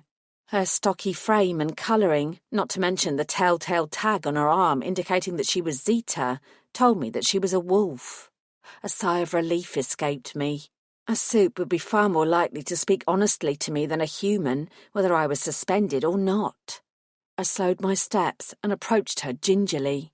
She glanced up with the exhausted eyes of a new mother, then put her finger to her lips and nodded at the pram. "I've only just gotten him down," she whispered. I stood to the side where the sound of my voice would hopefully be low enough not to disturb the slumbering baby werewolf. "I'm Emma," I said. I know who you are. Everyone knows who you are." She wasn't being rude, merely matter of fact. I smiled ruefully in acknowledgement of her words. "Have you been here for long?" I asked. "In this spot, I mean." She removed her hand from the pram and squinted at me, obviously puzzled by the question. "I'm looking for someone," I explained. I glanced out of the window. I could see most of the car park from here, but only Tallulah's rear was visible. They might have been hanging around here and looking out of the window. Her eyes widened. "Is this to do with that missing gremlin?" she asked, forgetting to lower her voice. "And that human who was set on fire last week?" The baby stirred and emitted a tiny grumble that was probably the cutest thing I'd ever heard. His mother flinched with alarm. "Sorry, bud," she whispered, reaching out with a practised hand to resume rocking the pram. "Have you seen anyone?" I asked, deliberately not answering her questions. She shook her head. "No, I've been here for almost 40 minutes. I nipped into the bookshop round the corner, but he began wailing his head off. He might be small and cute, but he sounds like a banshee when he gets going. I took him out of the shop and brought him here to settle him down. It's my fault. It was almost time for his nap anyway." She looked in the pram. "Isn't that right, my little bruiser?" she cooed, smiling at her slumbering son. She brushed away a curling lock of hair from his face, then her nose wrinkled and she glanced back at me. "Actually," she admitted guiltily, "I've been focused on him. Somebody might have passed by, but I probably wouldn't have noticed them unless they'd blown a trumpet in my face." That might have been true, but the bastard behind all this wouldn't have risked hanging around. He might have come here first, but he wouldn't have remained. He certainly wasn't watching from here now. In any case, the angle wasn't quite right for surveillance. "Thank you," I said. "I appreciate the help." I looked into the pram. "He's a lovely baby." A besotted grin lit up her expression. "He's hard work, but he's more than worth all the sleepless nights and screaming fits. You'll see when yours comes along." I jerked. I'd temporarily forgotten about werewolves' ability to sense fetal heartbeats. "She sounds healthy," the woman said. "She? Could she really tell?" Her grin widened. "I could be wrong, but I reckon it's a girl. Congratulations either way." Sudden warmth suffused me. "Thank you, and thanks for your time." I moved away and looked out of the window again, but this time I wasn't checking the car park. There were 2 more buildings to investigate. While I could only see the corner of the ugly office block from this vantage point, the low-rise flats were visible. From here, I could see into the shadowy stairwell, which hadn't been possible from the car park. If somebody could get inside the building, they could probably use the stairwell windows to spy into the car park. I peered more closely, searching for anyone standing still and staring out. I couldn't spot anyone, but they could be further back where they'd be less visible. That building would be my next stop. There should be plenty of time to scope out the public areas before Devereux Webb appeared. As I smiled again at the woman and turned to go, a suggestion of movement from the flats caught my attention. My eyes flicked to the right, and I saw that one of the windows was opening. One of the residents must be letting in some fresh air. It was highly unlikely that any of the inhabitants of that building was my target, because I'd only parked in that tiny car park out of convenience. I took a step back as a head emerged from the window and leaned out to look straight down at Tallulah. When I saw the narrowed eyes and familiar dark scowl, I went completely still. It was Stubman, the nighttime bellman from the hotel next to Soup Squad. Soup Squad. Soup Squad. Soup Squad. Chapter 25. It had to be a coincidence. After all, Stubman had to live somewhere. But it seemed strange that somebody with such an undisguised hatred for soups lived deep within the soup community. It was also strange that he'd chosen to work in a hotel in that same soup community. I thought about the open window I'd discovered at Soup Squad only a few hours before Alan Cobain was killed. Stubman's job meant that he'd have been in the perfect position to know about the window. He could have climbed in during his break and picked off a few strands of hair from the brush I kept in my desk drawer. He'd also have known when the Soup Squad office was empty, because he could watch all our comings and goings. And his uniform was a top hat and tails, just like the cafe owner had described when he'd mentioned the human who'd been seen with Quincy. I told myself that I was clutching at straws. There was no actual evidence of anything illegal. All the same, when I looked out of the shopping centre window at the disgust Stubman was displaying towards Tallulah, a chill shuddered through me. If nothing else, his presence merited further investigation. I ran out of the shopping centre and thudded along the same path I'd looped around before. When I reached the front of the block of flats, I paused at the main door and studied the labelled row of buzzers to the right of it. The entrance was supposed to be blocked to anyone who didn't have a key or who wasn't buzzed through, but the wooden wedge propping the door open suggested that security wasn't taken very seriously. Anybody could stroll in. I ran my eyes down the buzzers again. They were only flat numbers, not residents' names, so it was impossible to learn if Stubman actually lived there. I nudged open the door slightly so I could slip inside, and immediately saw the slim letterboxes along one side of the tiny lobby. Stubman's name was third from the bottom, flat 2D. I set my mouth in a grim line, then I spun away from the tiny lift and headed for the stairs. Nobody was in the stairwell. Instead of going directly to Stubman's flat, I took the time to go up and down the whole staircase to make sure nobody was lurking behind any of the exit doors. Despite the large windows and the clean floors, the air smelled stale. It appeared that the residents of this building usually opted for the lift. But there was a good view of Tallulah. She was sitting in the same spot where I'd left her, and there was no sign yet of Devereaux Webb.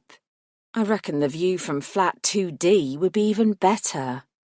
I returned to the second floor just as my phone rang. Lucas. He'd probably found Candice and was calling to update me with the information she'd provided. Instead of answering, I sent him a quick text. My burner phone possessed a message function, if nothing else. Can't talk now. We'll call back in 15 minutes. Then, love you. I opened the door and walked down the corridor until I found 2D. My phone buzzed as Lucas texted back, "Love you more." I smiled, pocketed the phone, and rapped sharply on the door to Stubman's flat. Come out, wherever you are." There was no answer. I frowned and knocked again. Still nothing. Irritated, I pressed my ear against the wood and listened. Had Stubman somehow seen me coming? Was he hiding inside? I strained my ears, but I couldn't hear so much as a whisper from beyond the door. I pulled back and gazed at the lock. I could break the door down. Once upon a time I wouldn't have possessed the strength to manage such a feat without the right equipment to hand. But my phoenix powers meant that now I had more than enough power to kick it open. But I didn't have a warrant. I was suspended from my job, and without anything other than coincidental circumstance, there was nothing to tie Stubman to anything illegal. I hissed under my breath and padded back down the corridor to the stairwell, then peered out of the large window to see if I could glimpse Stubman still glaring out at Tallulah. He wasn't in his flat any longer. He was outside on ground level in the car park itself. I could see the top of his shiny head from here. I grimaced. While I'd been checking the stairs and taking my time, Stubman must have exited his flat and used the lift. I'd missed him by minutes. My stomach churned at the thought that he was deliberately avoiding me. I watched as he trudged along the pavement and paused to pick up something from the ground. He hefted it in his hand, and then his stance changed. He turned, drew back his hand, and threw the object towards Tallulah. A stone. The bastard was throwing a stone at my little car. He knew too much about her to get too close, but there was no denying what he'd done. The stone smacked into Tallulah's rear windscreen. I couldn't see if he had done any damage, but I no longer cared. I stopped wasting time turning over my suspicious thoughts and took off, hurtling down the stairs to catch up with him. I ran at full pelt, taking several steps at a leap more than once. When I finally reached the ground floor, I threw myself at the entrance door. Unfortunately, I was too focused on my target and not what was immediately in front of me, and I collided with a woman carrying 2 heavy bags of shopping. She let out a surprised oof and dropped the bags. Apples and oranges rolled down the narrow pavement outside the building. Shit. Sorry. I darted for the escaping fruit, scooped it up, and returned it to one of her bags. You should bloody watch where you're going. You're right, I'm sorry, I said again, handing her a tin of tomatoes. She snatched it from me, and I splayed my hands out in contrition. Then, before she could berate me some more, I wheeled around her stiff, angry body and started running again. Stubman was no longer in the car park. I left Tallulah where she was and darted to the main road, emerging through the narrow street until I had a clear view. I glanced up and down. There were bobbing heads and passing cars everywhere, but then I saw Stubman walking briskly across the road with his hands in his pockets. From the pace he was maintaining, he was in a hurry. I wasn't going to let him run away. I inhaled deeply and ran after him. He disappeared down a side street as I reached the crossing. Reminding myself that I no longer had only myself to look after and that getting hit by a passing car wasn't a good idea, I waited with growing frustration for a break in the traffic. It seemed to take forever, but finally the lights changed. I sprinted across the road and turned into the same street Stubman had disappeared down moments earlier. There was no sign of him. My feet came to a stuttering halt. There were several small businesses lining the street. A tattoo artist with some intriguing designs displayed in the window, a swanky hotel called the Bell Plaza, a barber's, and a dusty-looking antique shop. Small roads branched off to the left and right. I wove in and out of the passers-by, glancing through the shop windows and peering down the streets, but I couldn't see Stubman anywhere. The more time passed, the more convinced I was that he was trying to hide from me. Naturally, that only increased my determination to find him. I paused to peer down one of the wider streets and push myself onto my toes to get a better view over the heads of the passers-by. As I did so, I heard a loud crash from somewhere behind me. I spun around to look. Directly in front of me was a dark alleyway. Of course there was. It was squeezed between two buildings and barely a metre wide. Rubbish bins and discarded piles of wooden pallets blocked some of the view. I pursed my lips. It was an ideal hiding place. I'd probably have walked right past if I hadn't heard the crash. I started moving down it, stepping carefully over the litter and shimmying past the pallets that almost blocked my path. The alleyway seemed to be blocked off by a wall, a dead end. If Stubman had swung down here because he wanted to hide from me, I'd find him, and soon. As I began to march more quickly, my phone buzzed in my pocket. I ignored it and kept my focus on what was ahead. That soup-hating bastard couldn't run forever. There was even more rubbish near the end of the alleyway, and I had to squeeze around it to avoid snagging my trousers on rusty nails and sharp spikes of wood that jutted out dangerously. Suddenly, my foot landed in a grubby puddle, soaking my shoe. Cursing, I glanced down and spotted an old leather wallet nestled against a pile of discarded aluminium tins. I bent down to scoop it up and take a closer look. When my fingers brushed against the leather, I sensed movement behind me, and I knew with sinking horror that I'd fallen for the oldest trick in the book. A split second later, before I could tense my body in preparation, something swung down on the back of my head. A flash of bright, white, blinding pain pierced my skull before the world spun and everything went black.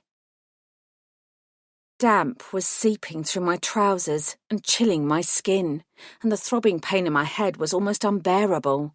I groaned aloud, turned on my back, and opened my eyes. I sucked in a breath at the sight of a blurry face peering down at me. So I hadn't been shot yet then, and this wasn't the Cassandra vision I'd seen earlier. Relief flooded through me. Then I reacted and slammed my hands into my would-be assailant's cheekbone. For fuck's sake! He snarled. I blinked, swallowed, and sat up. Oh, shit, sorry. I waved a hand in front of my eyes, willing my vision to return properly. As the world around me sharpened, Devereux Webb's face swam into view. That's no way to greet your knight in shining armour, he told me. Scarlet will kill me if I've got a black eye when she walks down the aisle. I grimaced. I didn't realise it was you. When I reached up and touched the back of my head, my fingers came away bloody. Whoever had hit me had thrown all their energy into the blow. I hissed with pain, then accepted Webb's wary offer of a hand to help me to my feet. I'm amazed that anybody managed to bring you down when you've got a right hook like that, Devereux Webb drawled. They sneaked up behind me, I muttered, embarrassed. You didn't see who it was? I shook my head, then immediately regretted it because it only made the pain in my skull worse. You ought to take more care, he chided. You can't take risks when you're pregnant. My answering glare was so ferocious that he released my hand and stepped backwards, obviously afraid I'd punch him again. Good. How did you find me? I followed your scent. Webb flashed a sudden smile. One of the many advantages I've discovered of becoming furry. I nodded in understanding, then I stopped. What else do you smell? I take it you mean beyond rotting food and damp wood? I mean, can you scent anything of the person who attacked me? There is a lingering perfume in the air, Webb said, which is oddly familiar. I stiffened. Familiar in what way?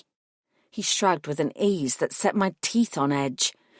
It's human, he admitted, and a human I've smelled before.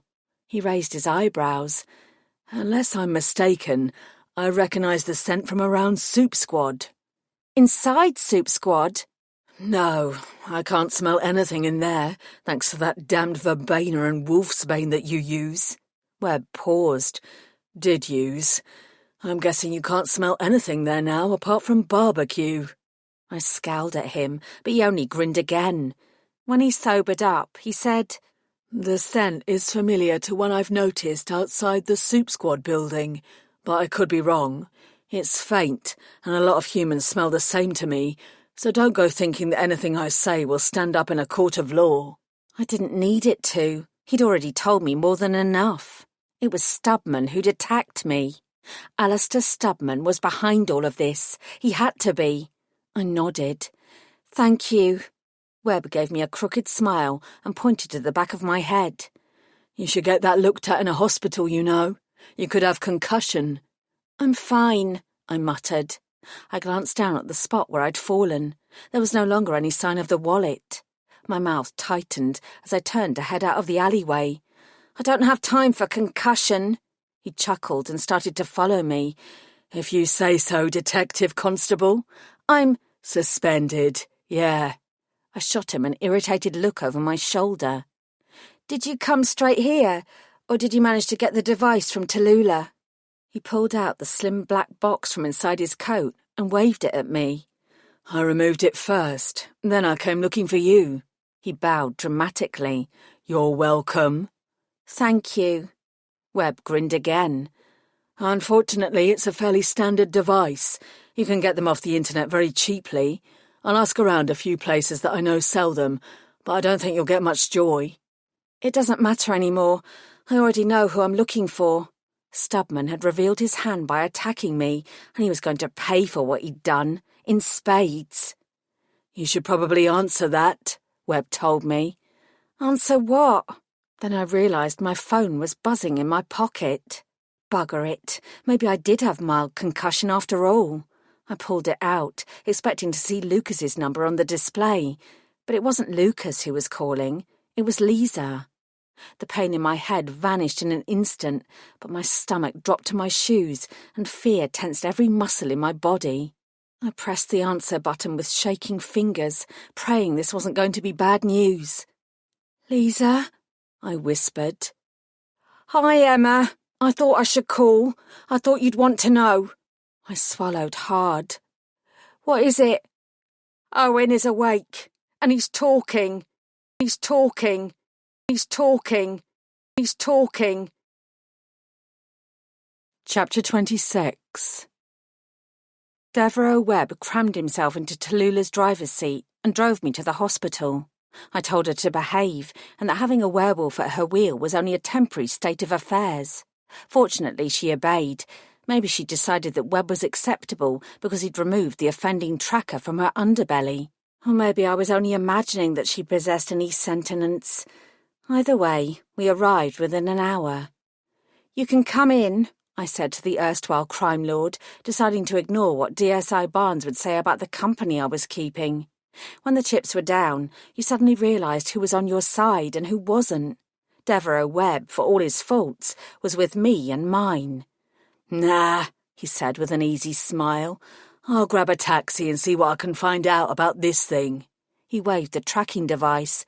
"I have some friends who might be able to help." My hackles rose. "It's probably better if you don't involve any of your friends from the other side of the law, Mr. Webb." His smile grew. "These friends are different." "Different how?" He tapped the side of his nose. "I could tell you, but then I'd have to kill you." I rolled my eyes, then paused and looked at him more closely. Wait a minute. Webb pretended not to notice my sudden interest. "I'll see you later. There's only so much time I can spend in public in the company of a detective constable before my street cred is damaged permanently." Sometimes ignorance was bliss, so I left him to his secrets and raised an eyebrow instead. "You know I'm coming to your wedding, right?" Webb only smirked. I waved him off and trudged into the hospital. The back of my skull was no longer bleeding, but my hair was matted with blood, and the pain was still bad enough to be a concern. I was walking wounded, but that was a far cry from the state that Fred and Grace were in. Lucas and Buffy were still in the same waiting room, together with Lisa. She looked pale and exhausted, but considerably happier and more relaxed than the last time I'd seen her. Lucas stiffened as I walked in, and his nostrils flared as he sensed my blood. Buffy obviously noticed it as well, and her eyes widened. I gave her a warning shake of my head.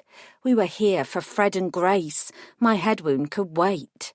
I hugged Lisa, and she reciprocated, although her nose wrinkled, and she told me that I smelled like a rubbish dump.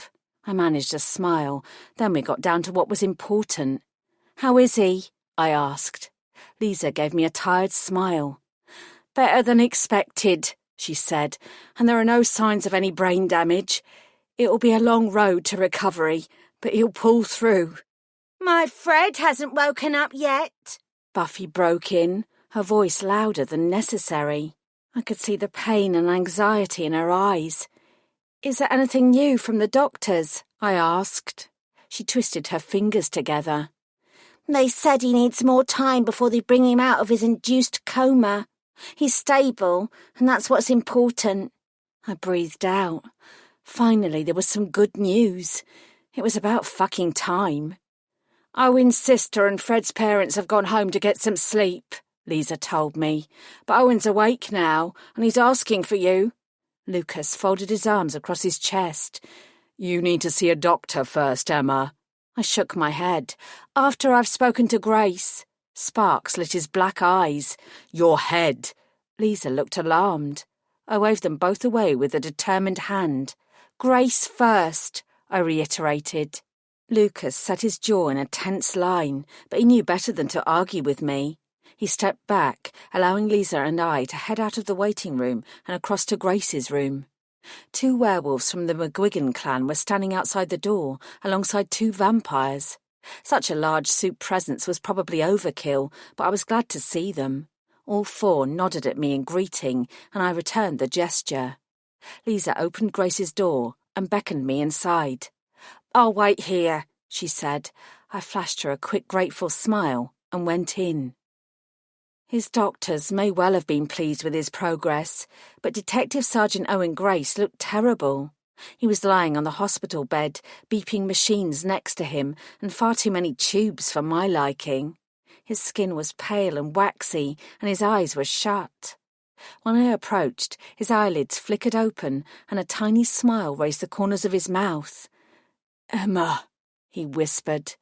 "Hey," I said softly. I pulled up a chair and sat next to his bed. "You had us all worried.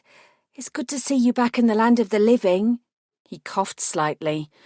"What I wouldn't give," he croaked, "to be the Phoenix right about now." He was making a good point. I had no right to complain about my supernatural lot when I didn't have to worry about ending up confined to a bed at death's door. Then I touched my belly and felt the weight of responsibility settle back onto my shoulders. "Lisa told me this was deliberate," Grace said. "Somebody did this deliberately. the same somebody who killed Carmichael? I think it was Stubman, the night bellman from the hotel next to Soup Squad, I said. I don't have any real evidence, but all the signs point to him. Even his condition couldn't prevent shock from flashing across Grace's face. He coughed again. There are files, he managed, from Carmichael. I leaned in. What? When Carmichael disappeared, his mother cleared out his things from his flat and his business. He licked his cracked lips. The effort of speaking was clearly difficult, but the determination in his eyes told me that he was going to talk, even if it destroyed him. She took his business files. Look there. There might be something you can use. In theory, it was a good idea, but I knew from Phileas that Quincy Carmichael's mother had died, so it was doubtful that any of the Gremlins' files still existed. I nodded anyway. This wasn't the time for a long debate or conversation. I'll look into it, I promised. You just concentrate on getting better. We need you to get better. My voice was shakier than I'd intended. I reached for Grace's hand and squeezed it gently. I need you. His eyelids fluttered and he wheezed. As if on cue, a nurse bustled into the room, glanced at me and straightened her back. "All righty then," she said in a cheerful voice. "That's enough for now. Owen needs to rest." I stood up, but Grace wasn't done. "Emma," he whispered. I turned back. "Yes?" He raised his head an inch off the pillow and his eyes met mine. "Don't let Soup Squad sink.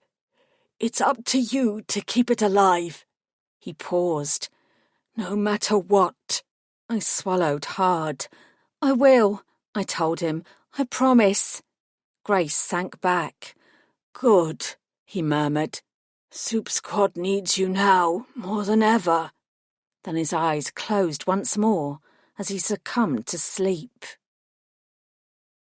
Lucas was pacing up and down the small hospital cubicle. "That prejudiced fuck of a bellman," he snarled. "He's the bastard behind all this." All the signs point towards him. I don't know why he'd have killed Quincy or Adele Cunningham and Simon Carr all those years ago, but he's always despised Soups. And he certainly had the opportunity to firebomb the Soup Squad building and get evidence to frame me for Alan Cobain's murder. "I'll rip his throat out with my bare hands." Lucas was vibrating with fury, but he wasn't the one I was worried about. That honour went to Buffy, who was standing silently in the corner, her normally expressive face set in a blank mask. "First of all," I said, for her sake as much as Lucas's, "we don't have proof.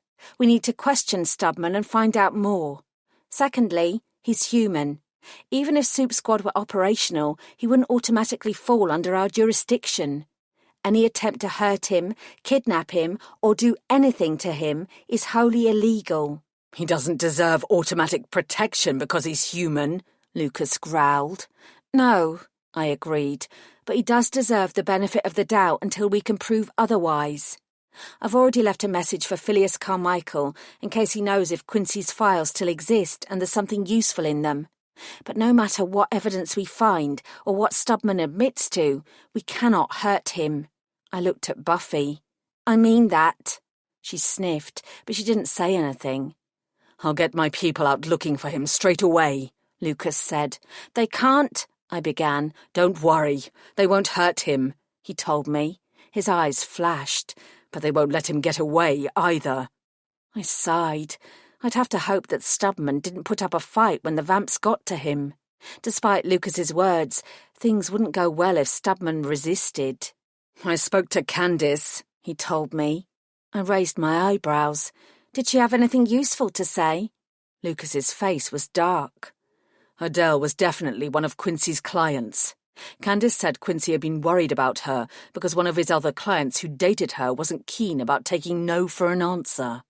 This client had apparently decided that they were destined to be together, whether she agreed or not." Shit. This was it. This was why all this had started. Who was this client? A name could seal the deal as far as Stubman's guilt was concerned. Candice didn't know. All she knew was that he was human. Why didn't this come up at the time? After Adele was killed, I mean. Lucas's voice was taut with anger. Candice told me that she'd mentioned it, but between Quincy's disappearance and the troublesome client being human, her information wasn't taken seriously enough. He met my eyes. If Soup Squad had been investigating, maybe it would have been. I checked back through the old investigation files, and it was barely mentioned. After Quincy disappeared, the focus was on whether he was the murderer. When it was established that he wasn't, the dating agency was dropped as a line of investigation. He was right. That would not have happened if Soup Squad had been in charge at the time, but it wasn't appropriate to say so. Anyway, hindsight is always 20/20. I turned to Buffy. Did you find out anything about Simon Carr? She took a while before answering. Yeah, she said shortly. He was friends with Quincy, but he never used his dating agency. He really did meet Adele at yoga. I opened my mouth to ask another question, but before I could, a white-coated doctor pulled back the curtain and smiled. Good afternoon. I hear we have a nasty head wound that needs attention. Buffy straightened her back. I'll leave you to it, she said, and left without another word. I smiled back at the cheery doctor and gave Lucas a meaningful look. Don't let her race off after Stubman, I warned. Keep an eye on her. Lucas frowned, but nodded and went after her, while I hopped onto the narrow examination bed. The doctor introduced herself and manoeuvred around to examine my head. She sucked in her breath. You're talking without any issues, and your pupils aren't dilated, so any concussion is likely to be mild. But you might have fractured your skull, she warned. We should do an X-ray to be sure. How long will that take? We're quite backed up, so it'll be a few hours. I shook my head. Nah. Stitch me up, Doc. I'll come back later for that X-ray. That's not a very good idea. She clicked her tongue. You can't be too careful with head wounds. It probably wasn't a good idea to run off from the one place where I'd be safe, especially given my condition and the echoes of my lost Cassandra vision that were still bouncing around my head. My next death could well be imminent. My stomach lurched without warning, as if my jelly bean was suddenly reminding me of her presence. After my conversation with the young werewolf mother, I was already thinking of her as a girl. Lucas's vampires would find Stubman. I should do as the doctor said and stay here to make sure my jelly bean and I were okay. This was all very new to me, and I wasn't used to having to worry about my health. I considered my options, sighed, and eventually conceded. All right, then. It's for the best. The doctor patted my shoulder. Wait here, and I'll make sure you're booked in. I'll be back later. Once she had gone, I reached up and gingerly touched the back of my head. The pain was less than it had been, and my thoughts felt clear and unfuzzy. That had to be good, right? I should still err on the side of caution. I could wait for the X-ray without breaking my promise to Grace about Soup Squad. It would be tomorrow morning before the DNA results came back and potentially implicated me in Cobain's murder, so there was still plenty of time to resolve all this shit. I dropped my shoulders and felt my eyes drift shut. I should use my time wisely and get some rest while I could. I allowed a moment to marvel at myself for being so responsible. Then I lay down and curled up as if I were a child. A child. A child. A child. Chapter 27. When I opened my eyes again, a warm blanket had been draped over me, and I was no longer alone. Lucas was sitting in the chair next to the bed, staring at me intently. "Hey, you," he said softly. "You've been out for the count." I rubbed my face, sat up and yawned. "The X-ray?" "The doctor popped in earlier and said it'll be another hour or two before they can fit you in. The hospital is very busy." I grimaced. After that sleep, I felt considerably better, and an X-ray was starting to feel like overkill. "What time is it?" "Just after 11 p.m. Alarm lit through me. "We've been here for hours." "You needed the rest, Emma. he chided gently. Even so, that was a lot more time than I'd been willing to waste. Where's Buffy? They woke up Fred and she's with him. He tapped his mouth. I think she genuinely cares for him, you know. Is Fred? I held my breath. He's okay. Lucas smiled. He's doing well. I exhaled with relief. Then I leaned across and gave him a tight hug. He wrapped his arms around me and held me. I needed that, I mumbled. It's been a rocky road, he said, but everything is beginning to work out. The sudden image from my Cassandra vision of the gun firing at me flashed into my head. Not yet it wasn't. I burrowed deeper into Lucas's arms. Are you all right? He asked, concerned. I knew that I should tell him, but he'd wrap me in cotton wool, and even if he did, the prediction would probably still come true. I had to let events play out as they must. Even so, I stayed where I was for several moments, drawing as much comfort from Lucas as I could. I'm great, I told the crook of his shoulder. Do you think I can see Fred? He pulled back and smiled. Let's find out. He took my hand and we wandered down the hallway until we eventually found Fred's room. I peered through the window at his thin figure in the dimly lit bed. Buffy was there, focused on the book in her hands. It looked as if she were reading aloud to him. Wonders would never cease. She must have felt my gaze because she looked up. As soon as she saw us, she put down the book, sprang to her feet, and came out to speak to us. He's sleeping now, she said, but he was talking earlier. She offered me a genuine smile. I think he's going to be okay. Thank fuck. That's great news. She nodded happily, just as one of Lucas's vampires approached. He cleared his throat pointedly, and we all turned to look at him. The vamp, who was dressed remarkably formally for a hospital, adjusted his tie. We've found him. I jerked. Stubman? The smile on Buffy's face disappeared. Patches of angry fur were already breaking out all over her skin. Where is he? The vampire flicked a nervous look at Lucas, but he nodded and motioned to him to continue. He's at his flat. We located him on one of the streets nearby and tracked him back there. He's pinned down. He's not going anywhere. A trickle of unease ran down my spine. Why had he gone home? Even if he'd hit me hard enough to kill me, Stubman knew that I wouldn't stay dead. Why would he blithely return to the one place where we'd be sure to find him? I opened my mouth to voice my concerns, but Buffy was already sprinting down the hospital corridor. "Stop!" I yelled. Of course she ignored me. "She won't get near him," the vampire said.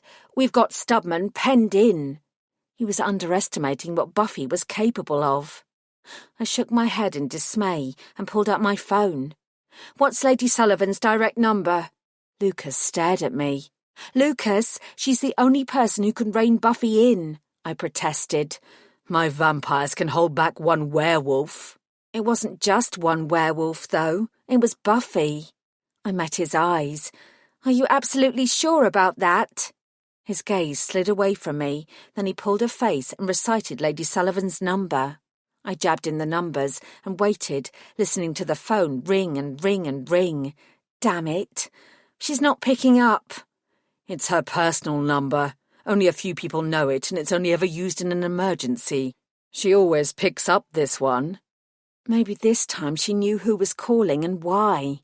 "Perhaps," I said, "Buffy is calling in the furry cavalry, and instead of one werewolf trying to get at Stubman, there will be an entire clan." I paused. "Or 4.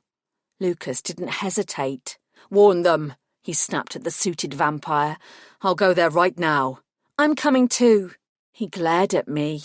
"You need an X-ray." "I'm fine." And I was almost sure of it. "Emma." "Instead of wasting time arguing about it, let's just go," I said. Lucas exhaled hard with frustration, but then we were both running down the corridor in the same direction that Buffy had gone. Even at that time of night, it took far longer than I liked to get back to Stubman's building. Tallulah seemed to recognise the urgency, but even her determination, coupled with Lucas's foot pressed to the accelerator, didn't help much. As soon as we turned onto the main street which led to Stubman's building, I knew we had problems. Werewolves were streaming in from all directions. Some remained in human form, but plenty of them had already transformed into their animal bodies.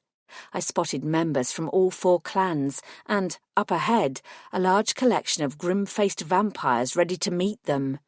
Yep, my worst fears were about to be realised. Humans lived here as well as Supes. All it would take was one frightened human to place one 999 call, and we'd end up with armed police to contend with too. None of this was going to help anyone, least of all me. "Your vampires need to back off," I said to Lucas urgently. "If they do, there'll be nothing to prevent those werewolves storming the building and ripping Stubman to shreds before you can ask him a single question," he said reasonably.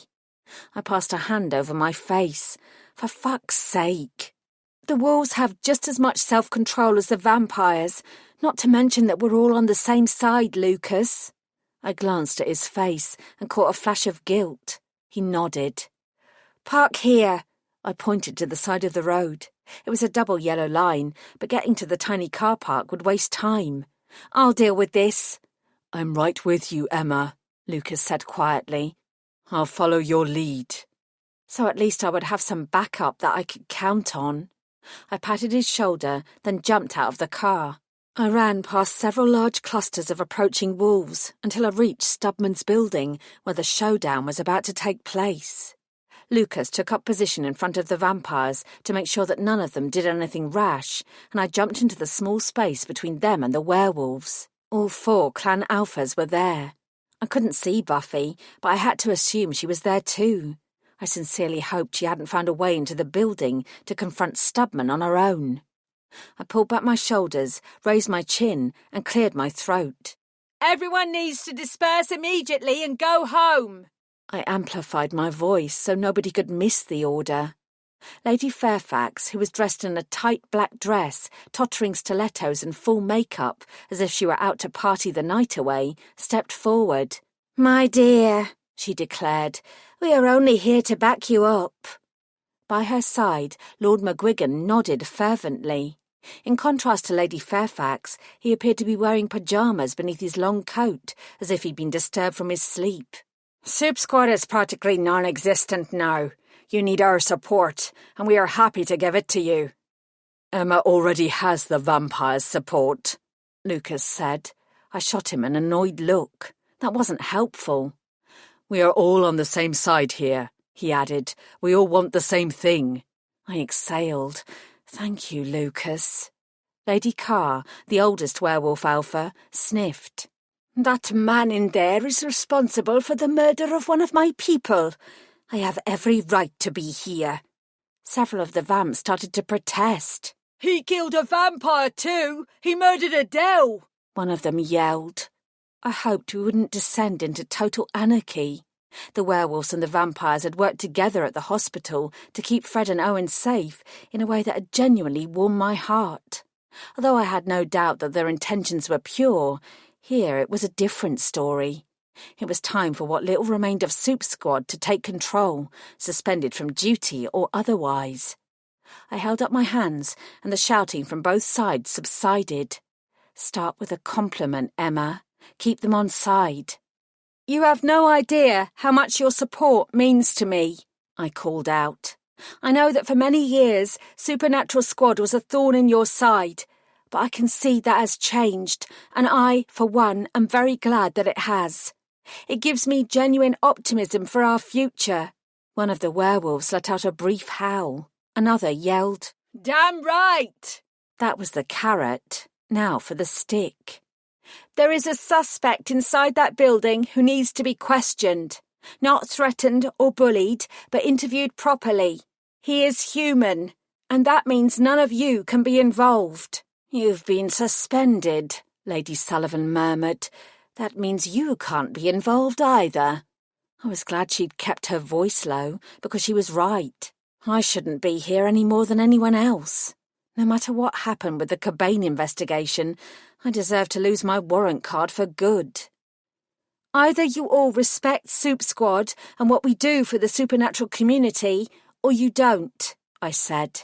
Either you trust that I have your best interests at heart, or you don't. If you don't, then the police will take over from this point. Let's face it. I waved a hand at both belligerent groups. They're probably already on their way thanks to all of this. Let me deal with this as it should have been dealt with 13 years ago, and we can achieve the justice that you deserve. Anything else will only cause more problems. Lord McGuigan turned to Lady Carr. To be fair, he said, she did kill that other human last week, so we can probably trust her brand of justice. For fuck's sake. I didn't kill him, I snapped, and I'm not going to kill anyone in this building either. Several of the wolves turned their heads as the wail of distant sirens filled the air. The police, the real police who weren't suspended from duty like me, were heading towards us. My stomach sank. Time was running out. A lone voice piped up. Buffy, as if things couldn't get any worse. We can't trust the police, she said. We've never been able to trust the police. God damn it. But, she continued, raising her finger to point at me, we can trust Soup Squad. We can trust her. My mouth dropped open. Lady Sullivan gave Buffy a hard look, and something unspoken passed between them. 8 vampires, Lucas said, and 8 werewolves. 2 for each clan. We remain here to make sure that Emma's suspect doesn't flee. Everyone else leaves now. He looked over my head to the clan alphas. Buffy is right. We can trust Emma, and we can trust each other. I half expected more discussion, but to my surprise, all 4 clan alphas bowed their heads in agreement.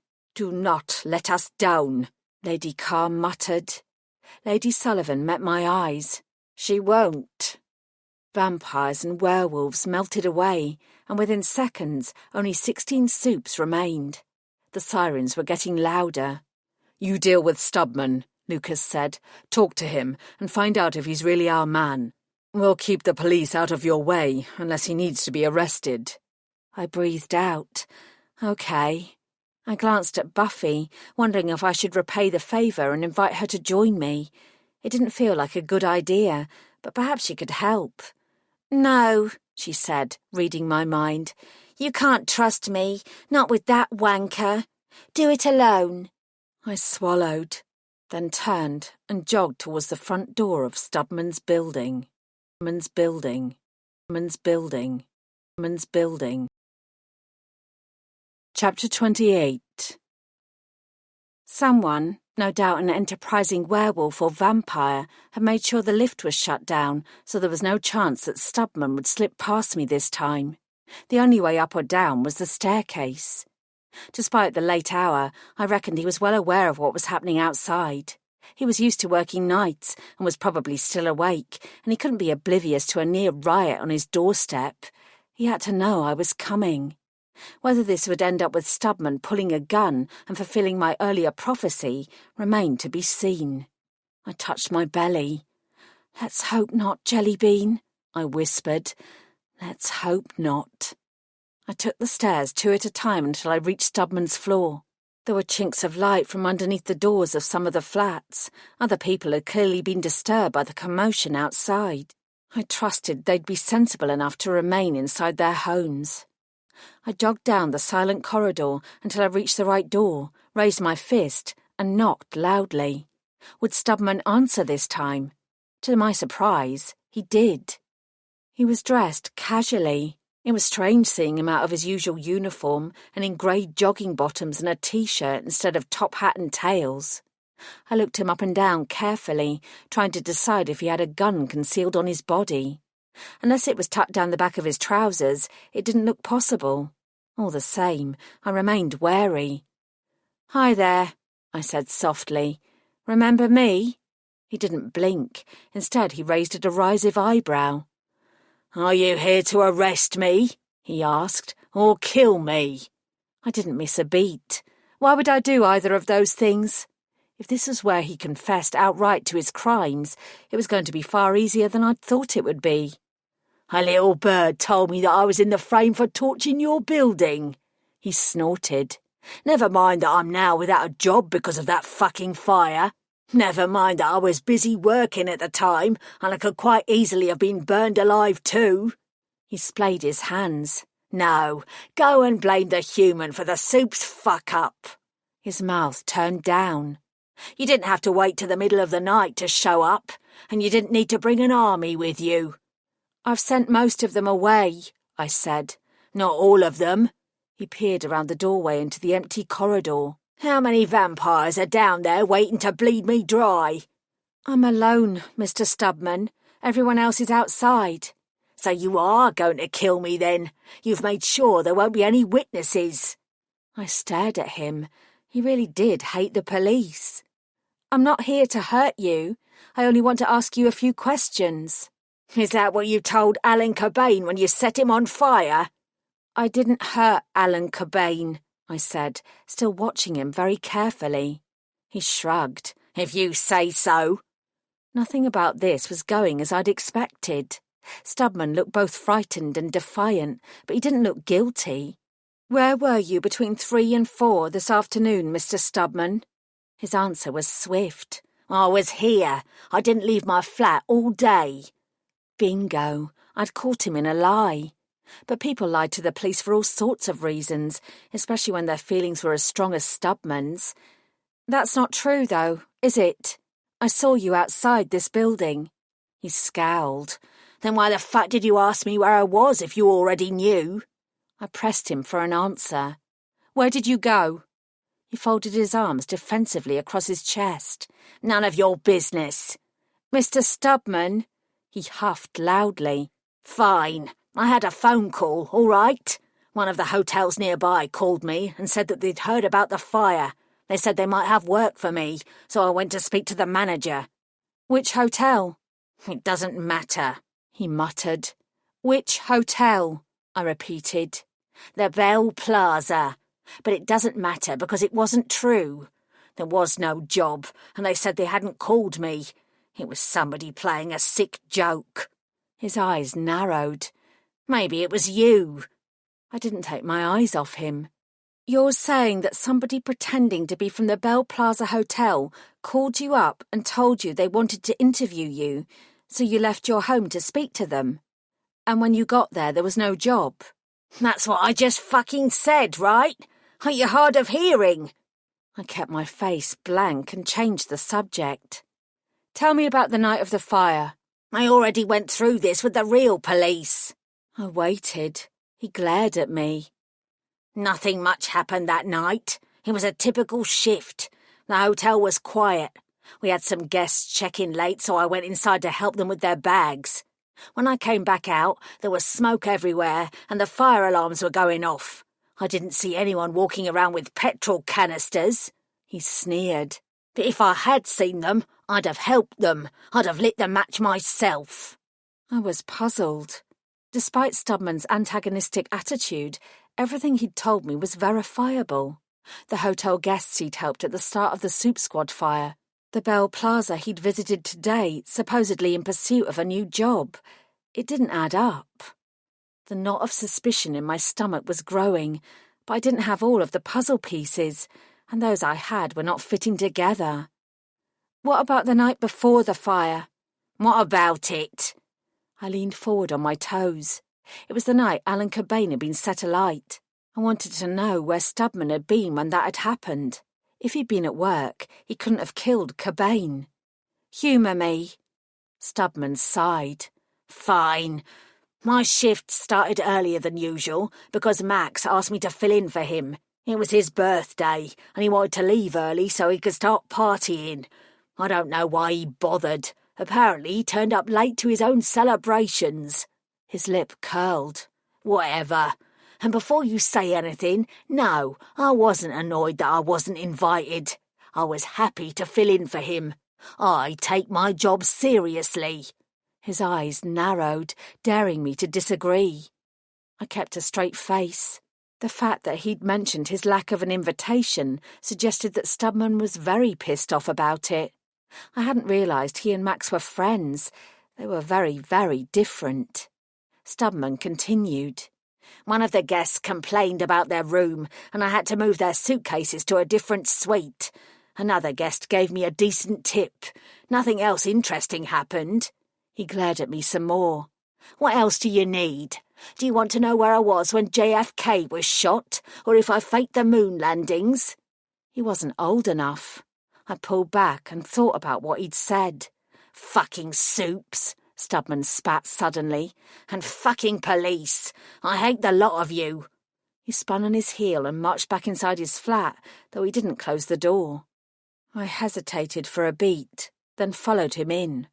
He had plonked himself in the centre of a sagging sofa and was fiddling with something underneath a cushion. I looked around. There was a television in the corner, displaying flickering pictures of an old black-and-white film. The walls were bare of any pictures, and there was very little furniture. It was completely soulless, as if Stubman had only just moved in and was still waiting to unpack his belongings. "How long have you lived here?" I asked. "What does that have to do with anything?" I shrugged and sat down gingerly on the single wooden chair next to the sofa. Judging by the rings marking its wooden seat, it was normally used as a side table. "I moved in 2010, he said, "about 13 years ago." I sat up straighter. "Which month?" Stubman squinted. "Which month did I move in? September, I think." Adele Cunningham and Simon Carr had been murdered in August. That was when Quincy Carmichael had disappeared too, and Quincy's old business premises were only a stone's throw away. "Why here?" I asked him. "This is a soup community. You don't like soups." His eyes shifted. "I got a good deal because I sublet it off a friend. I wouldn't get anywhere else in London like this for the same price, not even close." "Who's the friend?" Stubman's face twisted with fury. "Come after me all you like, but you're not coming after my people too." "I'm not coming after you. I only want to understand." "Understand what?" I kept my voice gentle. "The hotel you work at is in the soup community, right next to Soup Squad." "I don't work there anymore, do I? The building's been condemned. The hotel has gone because of you and your lot," he spat. Again, I waited. It worked. After several seconds passed, Stubman filled in the silence. "I didn't plan things this way, but beggars can't be fucking choosers, can they? I wanted to be in the police. The bellman job was supposed to be a stopgap, but then the Met decided I wasn't suitable." He scowled, directing his angry gaze towards me as if that were my fault. "I thought I'd go to evening school and get better grades to do something else, but I started working nights and—" His voice trailed off. "Here I am 15 years later, still stuck in the same dead-end job, and even that no longer exists." His shoulders slumped an inch. He raised his eyes to mine with bitter defiance. "I'm a failure, all right? I've failed at everything, including life." He was not in a good place emotionally. I licked my lips. "Why do you hate soup so much?" This time he didn't hesitate before answering. "Because you lot think you're so fucking superior. You think because you've got money and strength and power that you're better than the rest of us. You're no better than I am. Just because I don't have the right connections or I wasn't born into the right family doesn't make me less of a person than you are. This is my country. It's my city. You lot don't belong here." I stared at him, suddenly understanding a little more. Despite his best efforts, his life hadn't gone the way he'd wanted it to. All around him he saw soups who, in his eyes, had everything they could possibly wish for, while he had a shabby bare flat, a crappy job, and very few prospects. "Do you know any gremlins?" I asked. "What? No." "Did you know a gremlin called Quincy Carmichael?" "I just told you I don't know any gremlins. What kind of stupid name is Quincy, anyway?" "What about Adele Cunningham? Or Simon Carr?" Stubman stared at me blankly. I tried again. "Have you ever been to Boreham Wood, or a cottage nearby?" He wrinkled his nose. "Where?" Have you ever thought about joining a soup dating agency? You're fucking nuts. You know that, right? He shook his head. Let's just get this over and done with. Do it already. Mr. Stubman. He yanked his hand out from underneath the cushion. I froze, gazing at the black gun he'd pulled out. It was identical to the one in my Cassandra vision. Do it, he snarled. Kill me. I kept my voice as calm and even as I could. Put the gun down, Mr. Stubman. Why? You're not afraid of it? I could shoot you in the head 100 times over and you wouldn't die. His lip curled. I know all about you and what you're capable of. Uh-huh. He didn't know everything. I'm not here to hurt you. Bullshit. I know why you're here. I've been told. I didn't move a muscle. Told by whom? He warned me, Stubman said, his eyes flicking from side to side. He told me I should run while I could. But I'm not afraid of you. I'm not afraid of any of you. I ain't running. From the way his hands were trembling, he was very fucking afraid. I fought back every instinct and leaned back against the wooden chair, crossing my legs and leaving my hands loosely clasped in my lap. Who told you to run? I asked. Who told you that you were in danger? Stubman scoffed and brandished the gun towards me. Name, rank and serial number. That's all you're getting. I don't care what you do to me. I watched him for another moment or two. It wasn't paranoia if they were really out to get you. I ran my tongue over my teeth. I'm going to take my phone out of my pocket, I said. I need to make a call. Got a case of the willies, have you?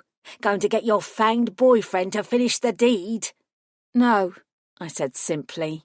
I moved slowly, doing everything I could to demonstrate to Stubman that I wasn't threatening him and I wasn't about to pull out a weapon. I slid out my phone, taking my eyes off the shaking bellman only long enough to find the number I needed. Then I pressed the button to call. Buffy answered instantly. What is it? What's wrong? Have you got him? Has he confessed? Then, is the fucker dead? Stubman flinched, and I cursed inwardly at Buffy's choice of words. I have one question for you, I said, and I need you to answer honestly. It's important. What? The truth, Buffy. I mean it. For fuck's sake. Yes, I'll tell you the truth. What do you want to know? I drew in a breath. Did you tell Lady Sullivan that Stubman was here? No. Did you tell anyone that Stubman was here? I was a bit too busy getting myself here, she snapped. I didn't stop to chat along the way. Then why are all the clans here? Who told them that our main suspect was at this address? I don't fucking know. I counted to 10 in my head. Can you find out? Why? You know, the real police are here now, and they're being very pushy. You're not the only one in a difficult situation. Please, Buffy, I said. It's very important. I licked my lips. In fact, it's a matter of life and death. On the sofa, Stubman jerked. I eyed the gun, hoping he had the damned safety catch on. It's always life and death where you're concerned, she grumbled. But fine, give me a second. Her voice vanished. I heard some murmuring in the background, but it was too faint to make out any words. Stubman's nostrils flared. He stared at the gun in his hand. I wondered what the hell was going through his head. Then Buffy returned to the line. There was a tip-off, she said flatly. Somebody called the Carr clan and told them that Simon's killer was here. They gave Stubman's name. It was interesting that the call had been placed to the Carr clan, who were arguably the most invested of all the werewolves. We'd made the link between Simon, Adele, Quincy, and the more recent events, but apart from Lucas, Buffy and I, the only other person who would know of such a link would be the perpetrator. I'm guessing, I said dryly, that the caller didn't leave their name. You guess right, Buffy answered. It was a man with a London accent, that's all they know. The operator who took the message told Lady Carr, and she called in the other clans. Hey, presto. She paused. What does this mean? I didn't answer her question. Thanks, Buffy. I'll talk to you again soon. I hung up, then I eyed Stubman. Put the gun down, I said. We both know you're not going to shoot me. I haven't done anything wrong, he said. I nodded. I know. Put the gun down. His movements were jerky, but he did as I asked and dropped the weapon onto the floor with a thud. Do you know why I'm the main suspect for Alan Cobain's death? I asked conversationally. Stubman stared at me. It's because somebody left an anonymous tip-off that I was there just before he was killed. Somebody left an anonymous tip-off with the werewolves about you. Do you know who might have done that? He didn't answer. I reckon, I said, that it's probably the same person who lured you out of here this afternoon and who knocked me unconscious when I tried to follow you. Stubman blinked several times. They wanted me to think that you were the one who did it. They wanted to leave a trail of breadcrumbs because they needed somebody to take the fall. It had worked for them before, so they thought it would work for them this time. Stubman was the perfect patsy. A few well-placed whispers would stir his paranoia into thinking that the soups he hated so much were coming for him. It would have been easy to make him believe that we would attack first and ask questions later. His only recourse was to run and be hunted down, or to defend himself to the death. But whoever had tipped him off hadn't reckoned on Stubman's true nature. Yes, he hated soups, and yes, he wore that hatred on his sleeve, but deep down he wasn't a violent man, and he had no reason to fight back. He had been a defeated man long before any of this had happened. Whoever gave you that gun was someone you thought you could trust, but who actually wanted to frame you for murder, I told him. And they wanted you to die before you could protest your innocence. If you had run, the werewolves and the vampires would have run after you. They'd have found you, and, I added because I knew it was true, they'd probably have killed you, whether they meant to or not. Stubman's eyes flashed towards the weapon again. His jaw was working. He didn't want to believe me, but he was starting to. Is the person who gave you the gun the same person who sublets you this place? It would make a kind of twisted sense. If Stubman's landlord had lived here 13 years ago, he could well have met Quincy Carmichael thanks to their proximity. He wouldn't have risked hanging around and being implicated in Quincy's disappearance or the murders of Adele and Simon, but he would have wanted to keep a close eye on events. A trusted tenant was a great way to do just that. Stubman swallowed. My phone rang, interrupting him. He jumped, and I swore. Then I saw the caller ID, and instead of declining the call, I answered it. I raised a hand to Stubman to request his patience. Phileas, I said, I hope you're calling at this late hour because you have something interesting to tell me. The gremlin solicitor sounded gruff. I got your message earlier. When my sister died, I cleared out her house and put her things in storage. I always meant to get around to sorting them out, but I never did. I tapped my fingers. Did those things include files from Quincy's old businesses?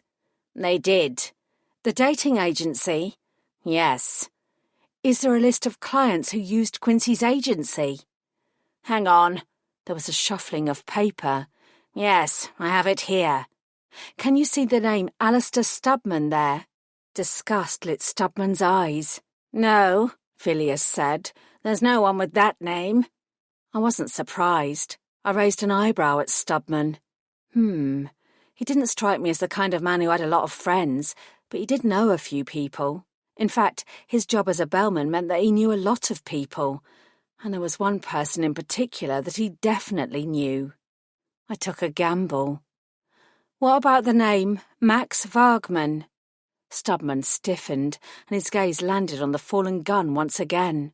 This time he stared at it as if it were about to rise up of its own accord and shoot him.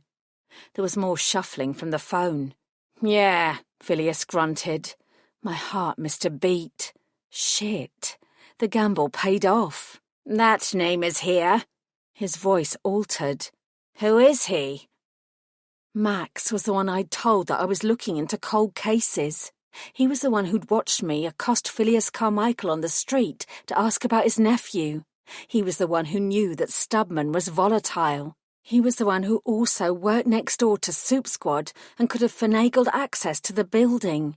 He was the one who might have met Quincy Carmichael in the cafe down the road while wearing a top hat and tails.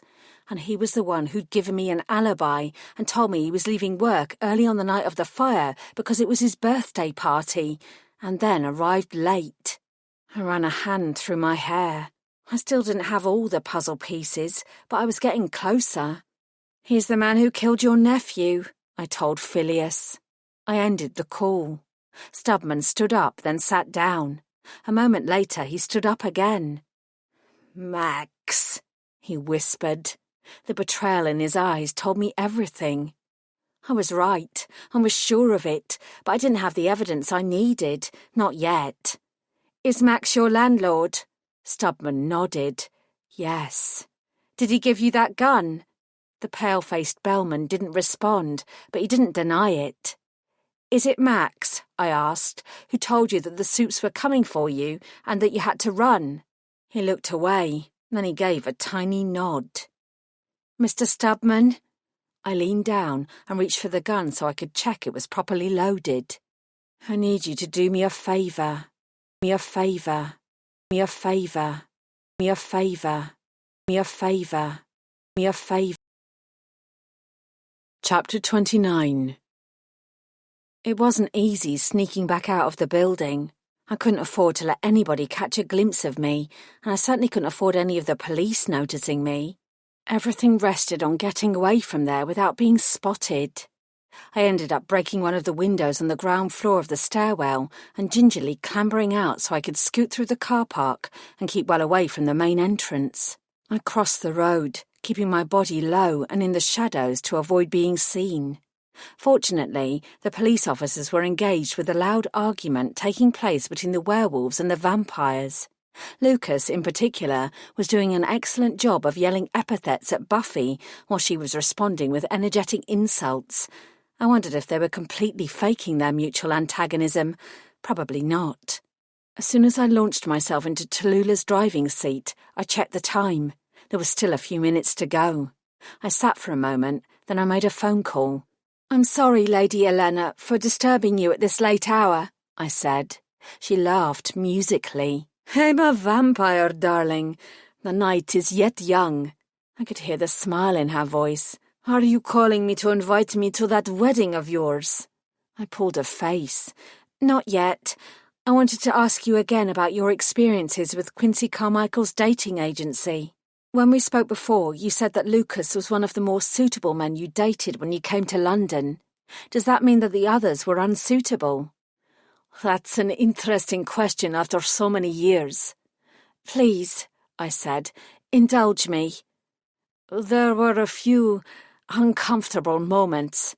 There was a werewolf who was very insistent on marking his territory everywhere we went. That caused some problems. And a human who came most aggressive when I told him that I didn't think we had a future. As I recall, he seemed to think I was deliberately humiliating him when I turned him down, instead of simply making an informed choice." "Uh-huh. Can you remember his name?" Elena paused. "It began with an M. Mark, maybe?" "Could it have been Max?" I asked. "Max Wagman?" "Yes," she said slowly. "I think that might have been him." I checked my watch again. It was almost time.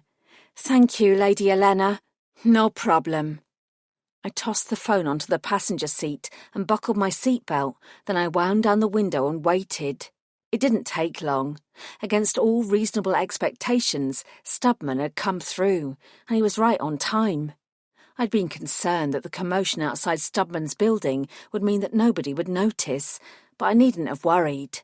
The sound of 3 gunshots fired in quick succession was impossible to miss.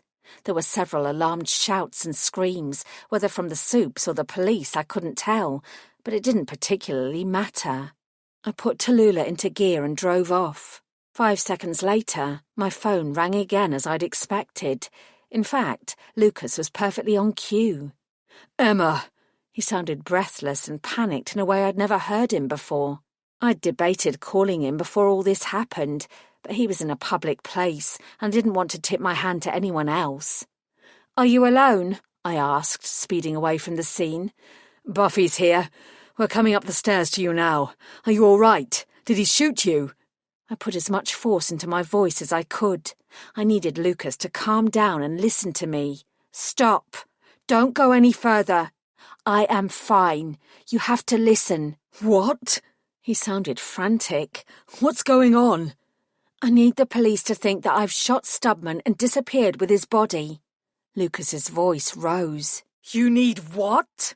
I heard Buffy's voice float over. Has she killed the bastard? Stubman is fine. He should be hiding in a cleaning cupboard on the next floor up. But everyone has to believe that I've either killed him or he's about to be killed. What? I remained calm. There's no body, so you'll have to improvise. Emma! Stubman was being set up, Lucas. If the real killer thinks that I fell for his ploy and got rid of Stubman, he'll stay where he is. If he thinks for a moment that we've not been fooled, then he'll run. I drew a breath. I have to catch him. He's responsible for at least 4 deaths, and he tried to kill Fred and Owen. He burned Soup Squad. He can't get away. It's not Stubman. He didn't do any of this. Nope. He's an ornery, soup-hating wanker, but he's not a murderer. Lucas swore aloud. If he's not the killer, then who is? Max. There was a beat of silence. The other bellman? Yes. The friendly one? Yes. The one who always smiles and says hello and helps you out? Yes. I sighed. Unfortunately, there's nothing in the rule book that says murderers have to look evil and act like bastards. The worst ones are kind, thoughtful, and everyone's friend. Lucas swore again. I need you to do this, Lucas. Make everyone think I killed Stubman until I've brought Max down. It's the best way to ensure he doesn't escape. You're already the main suspect in one murder, Emma. If the police think you killed Stubman, they won't stop until they get you. They won't hesitate to shoot you and the baby. I had a vision about this. Don't worry. You saw the future? Yep. It's going to turn out okay? I grimaced. Time to end this call. I have to concentrate on driving. I'll talk to you again soon. This time, I threw the phone out of Tallulah's window. I wouldn't be needing it again. A moment later, I put my foot down on the accelerator. Stubman had given me Max's address. He didn't live in a block of flats close to supernatural action, far from it. Max now resided in a tidy 2-up, 2-down in the quiet London suburb of Hillingdon. Perhaps he felt the need to distance himself from his actions as much as possible, only using his job and Stubman to keep an eye on things in case his name ever came up. He was a canny bastard, and far more conniving than I ever could have imagined.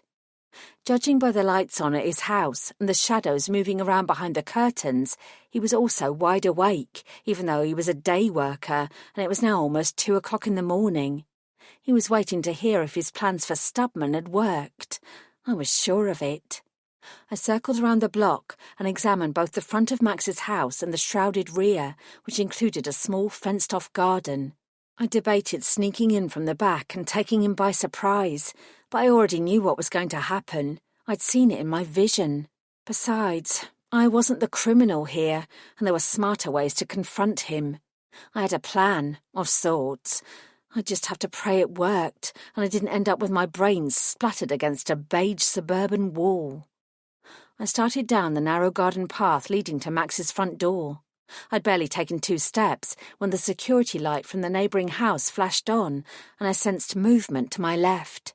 I froze and turned, immediately spotting the 2 shining yellow eyes fixed on me. A fox. I expelled a rush of breath from my lungs. I'd seen those eyes in my Cassandra vision, and I knew what would happen next. This was where everything ended.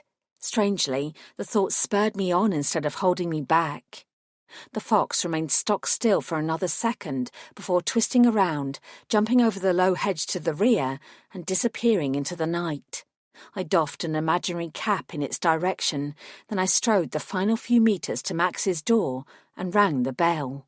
Unsurprisingly, it took him a long time to answer. After all, it was the wee hours of the morning. As I saw the curtains in the window twitch and heard footsteps approach, I rearranged my face into what I hoped was an appropriate expression. A moment later, the lock was unlatched and the door opened an inch. Max's tense face peered out. "Max!" I exclaimed. "I'm so relieved you're awake. I didn't want to disturb you, but I didn't know where else to go. I know it's late, but I desperately need to talk to you." Some of his tension seemed to ease. He opened the door wider and blinked at me. "Detective, what on earth are you doing here?" I waved my hands helplessly. "It's a long story, but it's to do with your colleague, Stubman. It's imperative that I find him as quickly as possible." I watched his face, waiting to see if his expression would betray him, but there wasn't a single flicker to reveal his guilt. He'd been playing a role for far too long, and he was far too skillful at it. "Alistair?" He clapped his hands to his face in a display of concern. "My goodness, is he in danger?" "Yeah, he was good." "Possibly," I said, hoping my ability matched his, "but others might be in danger from him." Max stepped back. "You'd better come in." I pressed my palms together in gratitude. "Thank you, Max. Thank you so much." Without a single backward glance, I entered the lion's well-disguised den. The interior smelled homely and pleasant, with a faint floral scent that was fresh without being overpowering. As I followed Max through the warm hallway and into his living room, taking in the clean and tidy decor, doubts crept in. I gazed at the painting on the wall of a bucolic country scene. Maybe he was nothing more than a nice, ordinary bloke who lived in a nice, ordinary house. Maybe Max wasn't the killer I was looking for. "Can I get you a drink?" he asked. "It's the middle of the night. You don't have to play host," I said. "You're already doing more than anyone should." I bit my bottom lip. "Do you have Stubman's phone number?" He nodded. "I do. Would you like it, or would you like me to call him?" "It might be better if you tried," I said. "He'll be more likely to answer if he recognises the phone number." Max gave a worried smile and picked up his phone from the coffee table, using face recognition to unlock the screen and locate Stubman's number. I stepped closer to him. It wasn't lost on me that it took him only a second to find it. It was in his recent contact list. Of course it was. He'd called Stubman several times over the last few days. He pressed the green call button, and both of us waited. I already knew that Stubman wouldn't answer, but Max frowned and waved the phone in my direction. "He's not picking up. He might be asleep." I looked doubtful. "Sure, yes, he might be." "Have you tried his flat? He doesn't live that far away from Soup Squad." "Oh," I said innocently.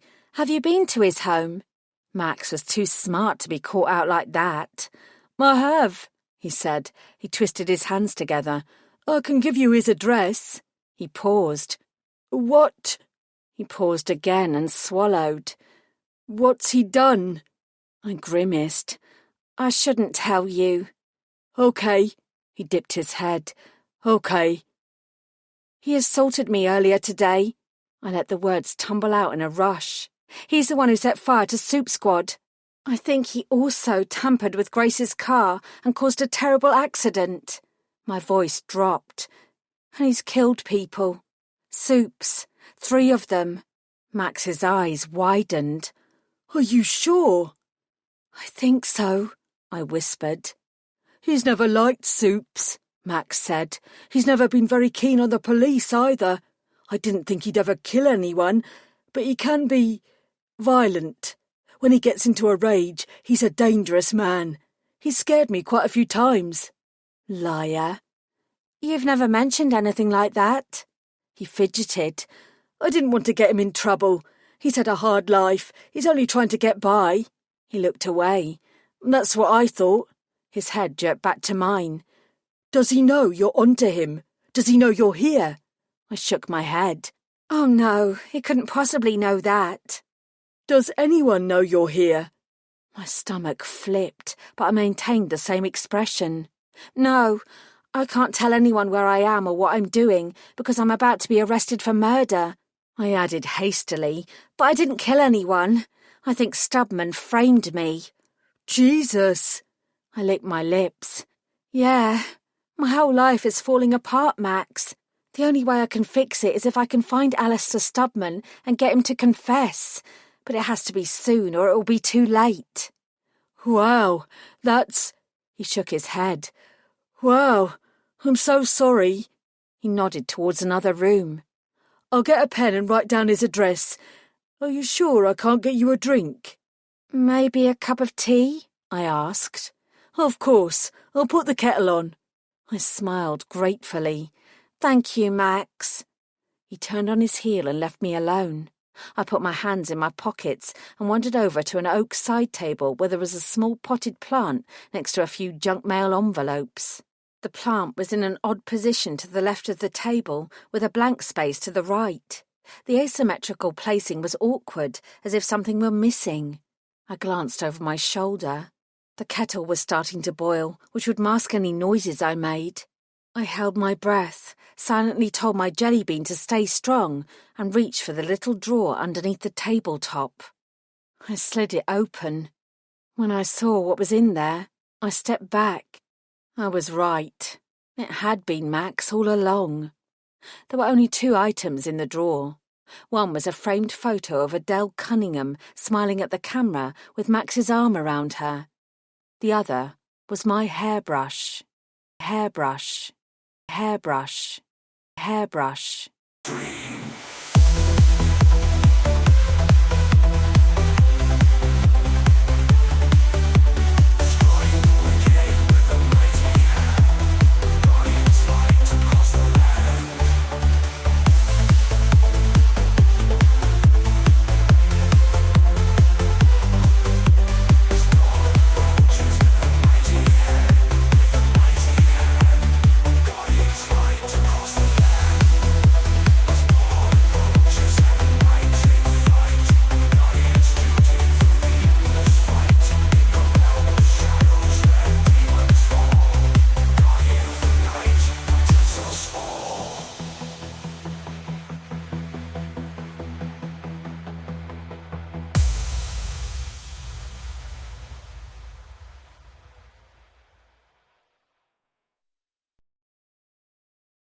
Chapter 30. With shaking hands, I closed the drawer again. When I turned around, I half expected Max to be standing in front of me with a gun in his hand, but he was still in the kitchen. I could hear him bustling around, clinking cups. I placed a hand on my stomach and briefly closed my eyes. "It'll be okay, Jellybean," I murmured. "I've got this." I pulled back my shoulders and marched into Max's kitchen. It was time to end this dance. Max, however, had his phone glued to his ear. He was still one step ahead of me. "You have to help me," he whispered into the receiver. "She says she's already killed other people, and I think she's going to hurt me. She's got a gun. Please, hurry. I don't know what to do." I cleared my throat. Max jumped and spun around. "I have to go," he muttered into the phone. Then he hung up and stared at me. "You called the police," I said flatly. He gave me a panicked look, but I could tell from his stance that he was anything but anxious. "You've come knocking on my door in the middle of the night. You said that you're about to be arrested for murder. You can't blame me for being concerned. I'm sorry." "You told them I have a gun." "Only because I wanted them to come quickly," he blustered. "I shouldn't have done that. I'll tell them the truth when they get here. I'm really sorry, Emma. I don't want to get you into trouble, but I'm a bit scared of you. You said nobody else knows you're here." I folded my arms. Even now, he was determined to lie his way out of this. He even sounded credible. "Why would you be scared of little old me, Max?" I asked softly. "We know each other. I've seen you almost every day for the last 2 years. I thought we were friends." "We are." "No." I shook my head. "We're not. You see, I couldn't possibly be friends with someone who stabbed a vampire and werewolf in their sleep 13 years ago. Someone who murdered the gremlin who'd introduced him to the vampire and threw his body down the well. Neither could I be friends with the sort of person who would kill an innocent man to frame me for his murder, firebomb a police building, tamper with a police car, assault me, and pin the blame for it all on a colleague." We stared at each other. Behind him, the kettle rumbled as it reached boiling point, sending out clouds of steam. Then it clicked off. Max sighed and ran a hand through his hair. Then he shrugged. "It's not my fault," he said simply. "If you hadn't reopened that damned cold case into Quincy Carmichael, then none of this would have happened. You should have stayed away from ancient history." Adrenaline surged through my body. He'd admitted it. He'd admitted it all. Ancient history. You murdered 4 people, Max. His face darkened. "I was a different person back then. I'm not like that now." Except, of course, he clearly was. "Why?" I asked. "Why Adele and Simon? Everything else you've done was to cover up their murders, but why did you kill them in the first place?" "I'm not like that now," he said again. Two could play the repetition game. "Why did you kill them?" Max muttered under his breath. "I used to have a thing for vampires, all right? Just like you." I was nothing like him. "I joined Quincy's dating agency to meet some." He sniffed defiantly. "There are more vamps than you might think who want to get involved with humans. They can feed from us and shag us. It's win-win for them. And us. You know what it's like. You get it." "Sure," I lied, desperate to play for time until the police arrived, as well as hear the truth, at least as far as Max believed it. "I completely understand." Relief flashed in his eyes.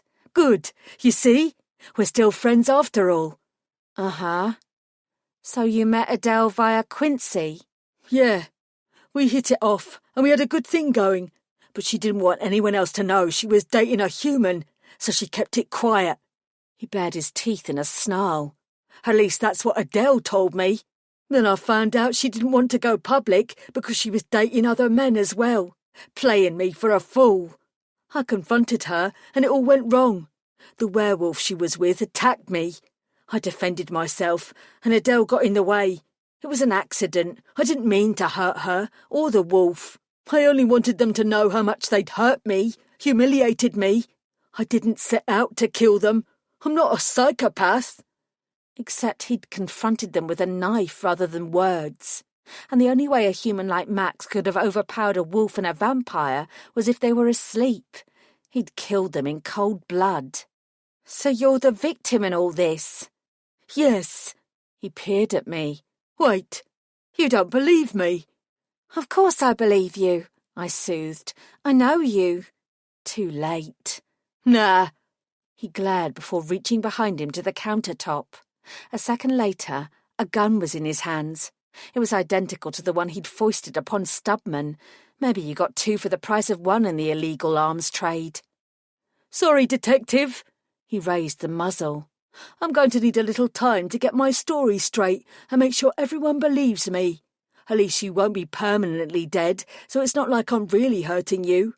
12 hours while you resurrect will be enough time to make sure everyone hears what I want them to hear. It will give me time to produce the evidence that will keep me in the clear." He looked at me earnestly, as if he still thought we could be friends. "It's not personal. It's really not." I didn't panic. "I wouldn't do that if I were you." I shoved my hand into my pocket and yanked out Buffy's voice recorder, which had been there since she'd given it to me days before. A tiny red light was blinking on it. "I've recorded our conversation, and this little thing is connected to the internet. By now, your confession is secure in the cloud, ready for everyone to hear. You just confessed to the world, Max. Those police you called in aren't coming for me. They're coming for you." As if on cue, blue flashing lights appeared through the kitchen window. Max's nostrils flared. For the first time since this shitty business had begun, he wasn't in control, and he knew it. He hadn't planned for this, and he didn't know how to react. Max only had one course of action left, and his hand tensed. As my Phoenix skills kicked in, I threw myself to the left. The gun fired, shattering the glass-fronted oven that I'd been standing in front of. The police outside obviously heard the shot because there were loud shouts followed by a thump on the door. They'd be inside in seconds. There was no time for Max to explain away what he'd done, no time to wipe clean the gun or plant evidence on me. He whirled around, threw open his back door, and ran. But he was still armed, and he was still dangerous. Avoiding the shards of glass around me, I picked myself up from the floor. There was another loud thud as the police tried to break down the front door, but I didn't have time to wait for them. I sprinted outside after Max. It was dark, and despite my brief reconnaissance, the area was unfamiliar. If I'd been wholly human, he'd have had the advantage, but I was the Phoenix, the one and only Phoenix, and I was going to bring him down. I leapt over the low garden hedge, twisting my head left and then right, just in time to glimpse Max's back as he disappeared around a distant corner. He moved fast for a middle-aged human, and I wondered if he'd been preparing for this. I thundered after him, splashing in dirty puddles and soaking my trousers. I reached the same corner and wheeled around. Shit! Now where was he? I frowned at the silent street until I caught a faint quiver from a bush less than 20 metres away. He'd decided to hide. That wouldn't help him. I smiled grimly and focused on the trembling leaves. A second later, before I could take more than 2 steps towards them, a loud voice boomed, Police! Stop! Put your hands behind your head! For fuck's sake, not now. Some enterprising officer had taken it upon himself to leave his colleagues to deal with the carnage in Max's house while he investigated the streets nearby. It was a smart move on his part, but it didn't help me in the slightest. I knew better than to resist. I came to a stuttering halt and lifted my hands. "I'm DC Emma Bellamy," I said, keeping my voice as calm as possible. "I'm in pursuit of a suspect who I believe is hiding in bushes just over there. He's armed." I started to turn my head to look at the officer. He barked out an order. Don't move! I pulled a face, but did as he commanded. Instead of turning to look at him, I trained my eyes on the clump of bushes. This was only a minor setback. Max wouldn't get away.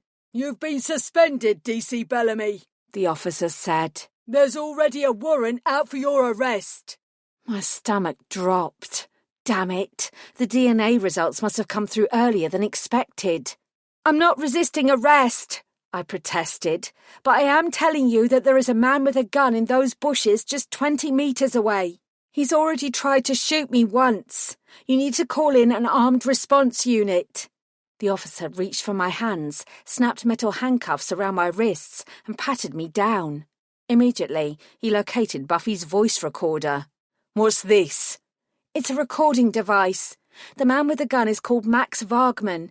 He is hiding in those bushes that I keep telling you about. I recorded his confession to several murders on that device." I struggled to keep the impatience out of my voice. There was a crackle from the officer's radio. He muttered into it, "Suspect in custody. Potential shooter still at large. Request immediate backup to—" There was an ear-piercing crack as Max fired his gun again. This time he didn't miss. The bullet smacked into my shoulder with such force that I fell back against the officer and both of us dropped to the ground. A moment later, I felt excruciating pain. "Shot fired! Shot fired!" The officer underneath me screeched into his radio. I writhed in agony, struggling to clear my head, to think clearly. "Fuck!" I screamed. "Fuck!" My swearing screech worked because my curse somehow acknowledged the pain and allowed me to deal with it. Blinking away involuntary tears, I clenched my jaw and threw myself upwards, using the momentum to get back to my feet. Max was there in front of me, an oddly serene expression on his face, the gun pointed at my head. "Shoot her," he said in a flat voice. "Shoot him." He nodded.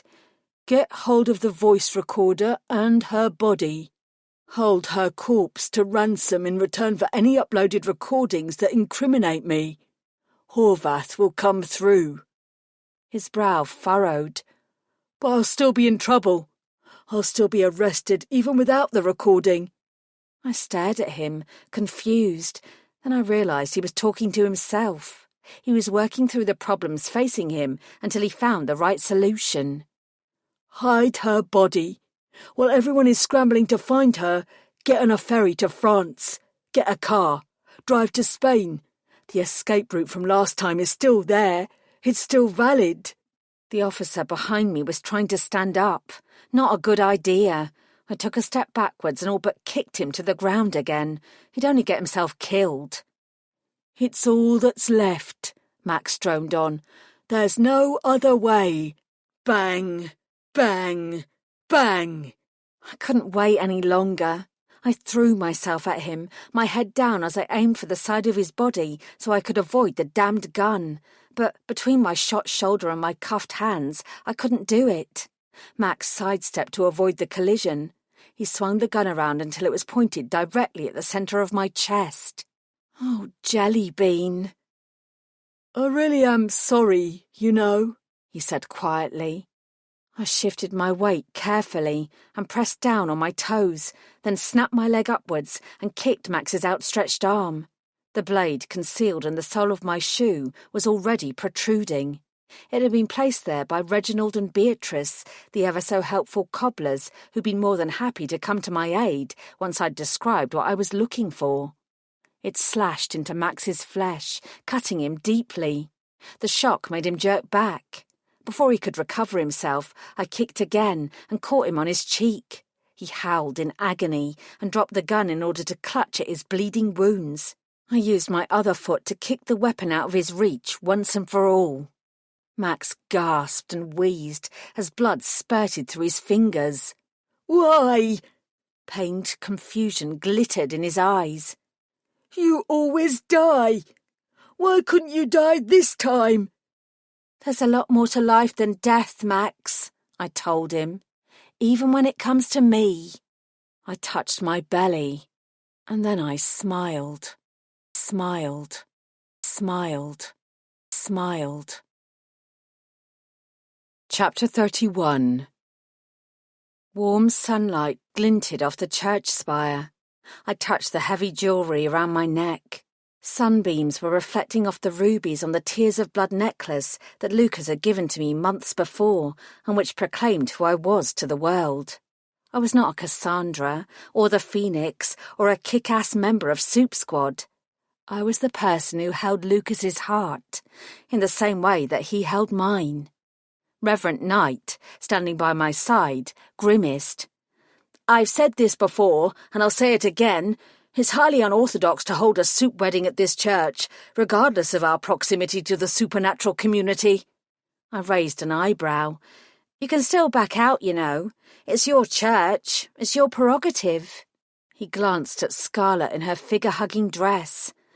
I wouldn't dare. I might get eaten. He grinned suddenly. Besides, I want this to be the first of many supernatural weddings here.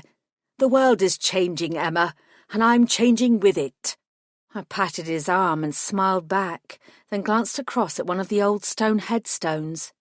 It was the very spot where I'd first died, at least as an adult. I couldn't stop a shiver from running down my spine, but it wasn't an unpleasant sensation. It was more an acknowledgement of who I was and how far I'd come. I looked around the small group waiting outside the church. No, I amended silently, how far we'd all come. You have that weird look on your face again. Lisa's tone was faintly accusing. I smiled at her. I can't help it. I nodded at her. And I'm not the only one who looks weird. It's all this bloody makeup, she grunted. It's caked on my skin. It's not the makeup, I said gently. It's the glowing colour in your cheeks and the shine in your eyes. Yep, Laura said, sidling up. You almost look as happy as the blushing bride. You know, I sighed, I think my heart is going to burst with joy. Reverend Knight shot me a look of mock alarm. Don't do that. The cleaning bill will be enormous, and I'm a busy person these days. I don't want to delay the wedding for 12 hours while you do your thing. Scarlett called across from the church entrance. Are we doing this or what? Knight bowed, then hastily marched off and disappeared inside the church. Scarlett winked at me and followed him in as the first strains of Wagner's bridal chorus boomed out from the church organ. Laura nudged me. We have to go. I drew in a breath. Yes. I plucked at my white dress while Laura and Lisa adjusted their bouquets and fell into step behind me. I couldn't keep Lucas waiting any longer. I tilted my head from side to side, trying to shake off the confetti. As Lucas handed me a glass of orange juice, his eyes met mine. "It's a shame you can't have champagne at your own wedding," he murmured. I gazed at him. I don't need alcohol. I'm already intoxicated enough. He wrapped an arm around my waist and pulled me close. "We could send all the guests home," he growled into my ear. "We've done the ceremony part. The rest is just window dressing." We should probably feed them first. "Probably." I leaned in towards him, but we could always slip out between courses. His black eyes danced. There was a click of heels, and somebody behind us cleared their throat pointedly. Lucas and I turned. "I have a bone to pick with you," Buffy said, her hands on her hips. "With me?" I asked. "Yes," she snapped. By her side, Fred sent me an apologetic look, followed by a helpless shrug. I glanced from him to Buffy. "You're wearing matching clothes," I said faintly. It was true. Fred was wearing a pink three-piece suit with a navy blue tie, while Buffy was in a pretty dress of the exact same shade of pink and with a navy trim. Fred beamed. "You should have seen the hat that she tried to make me wear." From his expression and the way he touched the still visible scar on the side of his head, he'd have been delighted to wear anything that Buffy asked him to. "Yes," Buffy said impatiently. "we both look gorgeous. I already know that." She glared at me. "Go on then," I said, relenting under the force of her stern expression. "What have I done?" "Why did you make Laura and Lisa bridesmaids but not ask me to be matron of honour?" she demanded. I pressed my lips together. "Well?" I leaned across and kissed her cheek. "Love you, Buffy," she huffed. "I love you too, detective." She wagged her finger in my face. "But next time, don't you dare leave me out." Next to me, Lucas raised his eyebrows. "Next time?" She raised her shoulders in a shrug. "I'm just saying." She looked down at my belly. "You could call the baby after me if you like." Lucas choked on his drink. Fortunately, I was saved from responding by Grace limping over in our direction. "Emma, congratulations." "Thank you. How are you feeling?" "The physio is working wonders. I'll be back to my old self in no time." He flicked a look over his shoulder. "I see Fred and I aren't the only police who've been invited." I followed his gaze to DSI Lucinda Barnes, who was deep in conversation with Phileas Carmichael. Both of them seemed to sense they were the focus of our attention and turned towards us. Phileas bowed, his cheeks staining red as if he was still embarrassed about recent events. Barnes only raised her glass in a silent toast and smiled. "DSI Barnes and I had a meeting last week," I told him. "Everything is resolved and I'm in the clear." Lucas snorted. "I should think so too." "There have to be checks and balances. Nobody is above the law." "And that," Lucas told me, "is why the supernatural community have finally learned to trust Soup Squad." I bit my lip.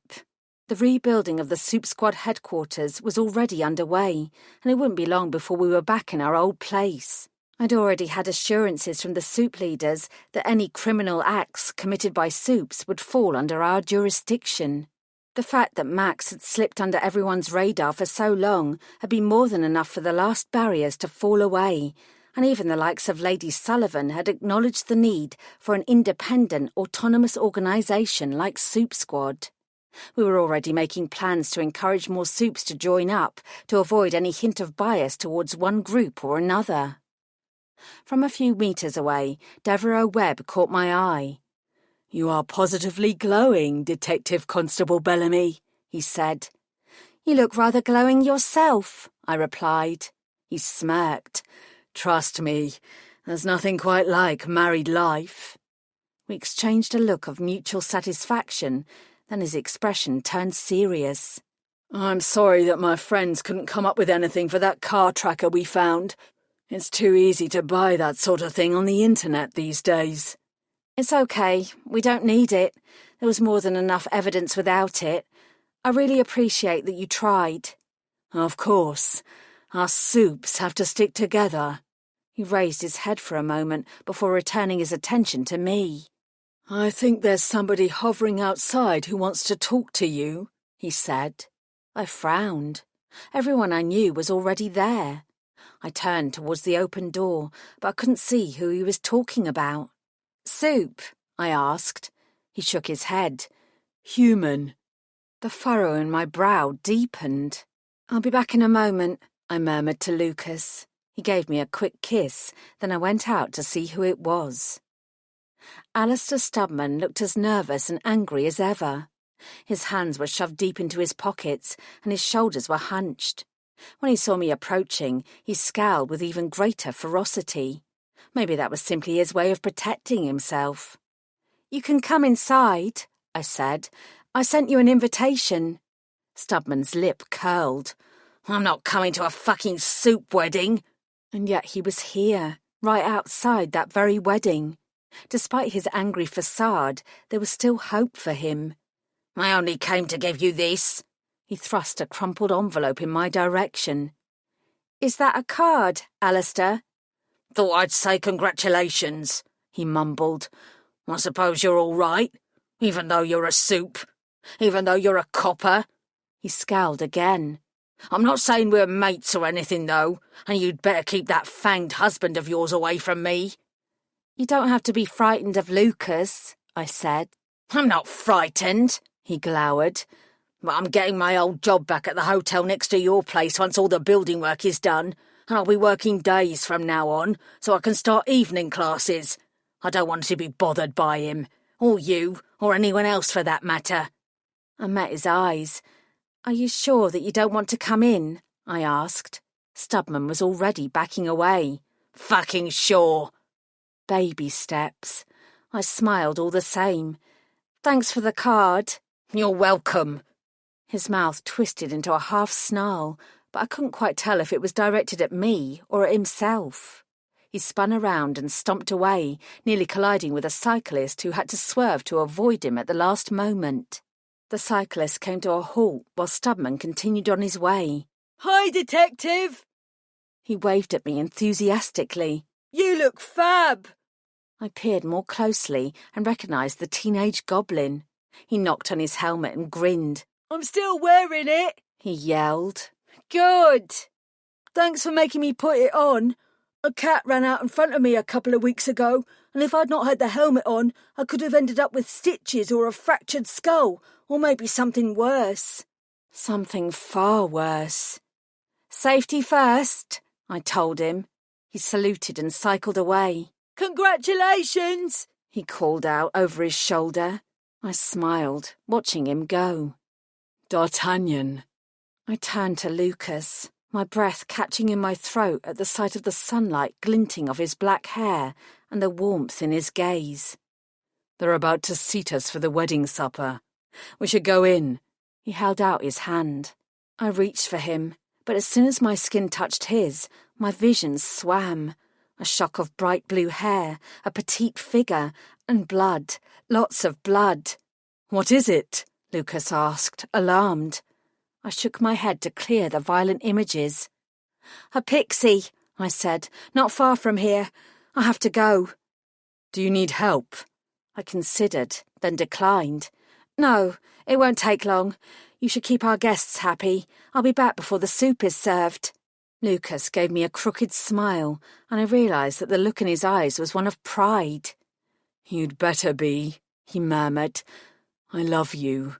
"I love you too." I pushed myself onto my tiptoes and kissed him. Then I scooped up my wedding dress, spun around, and started to run. This concludes Fortune's Ashes by Helen Harper.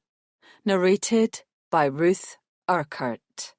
Copyright 2022 by Helen Harper.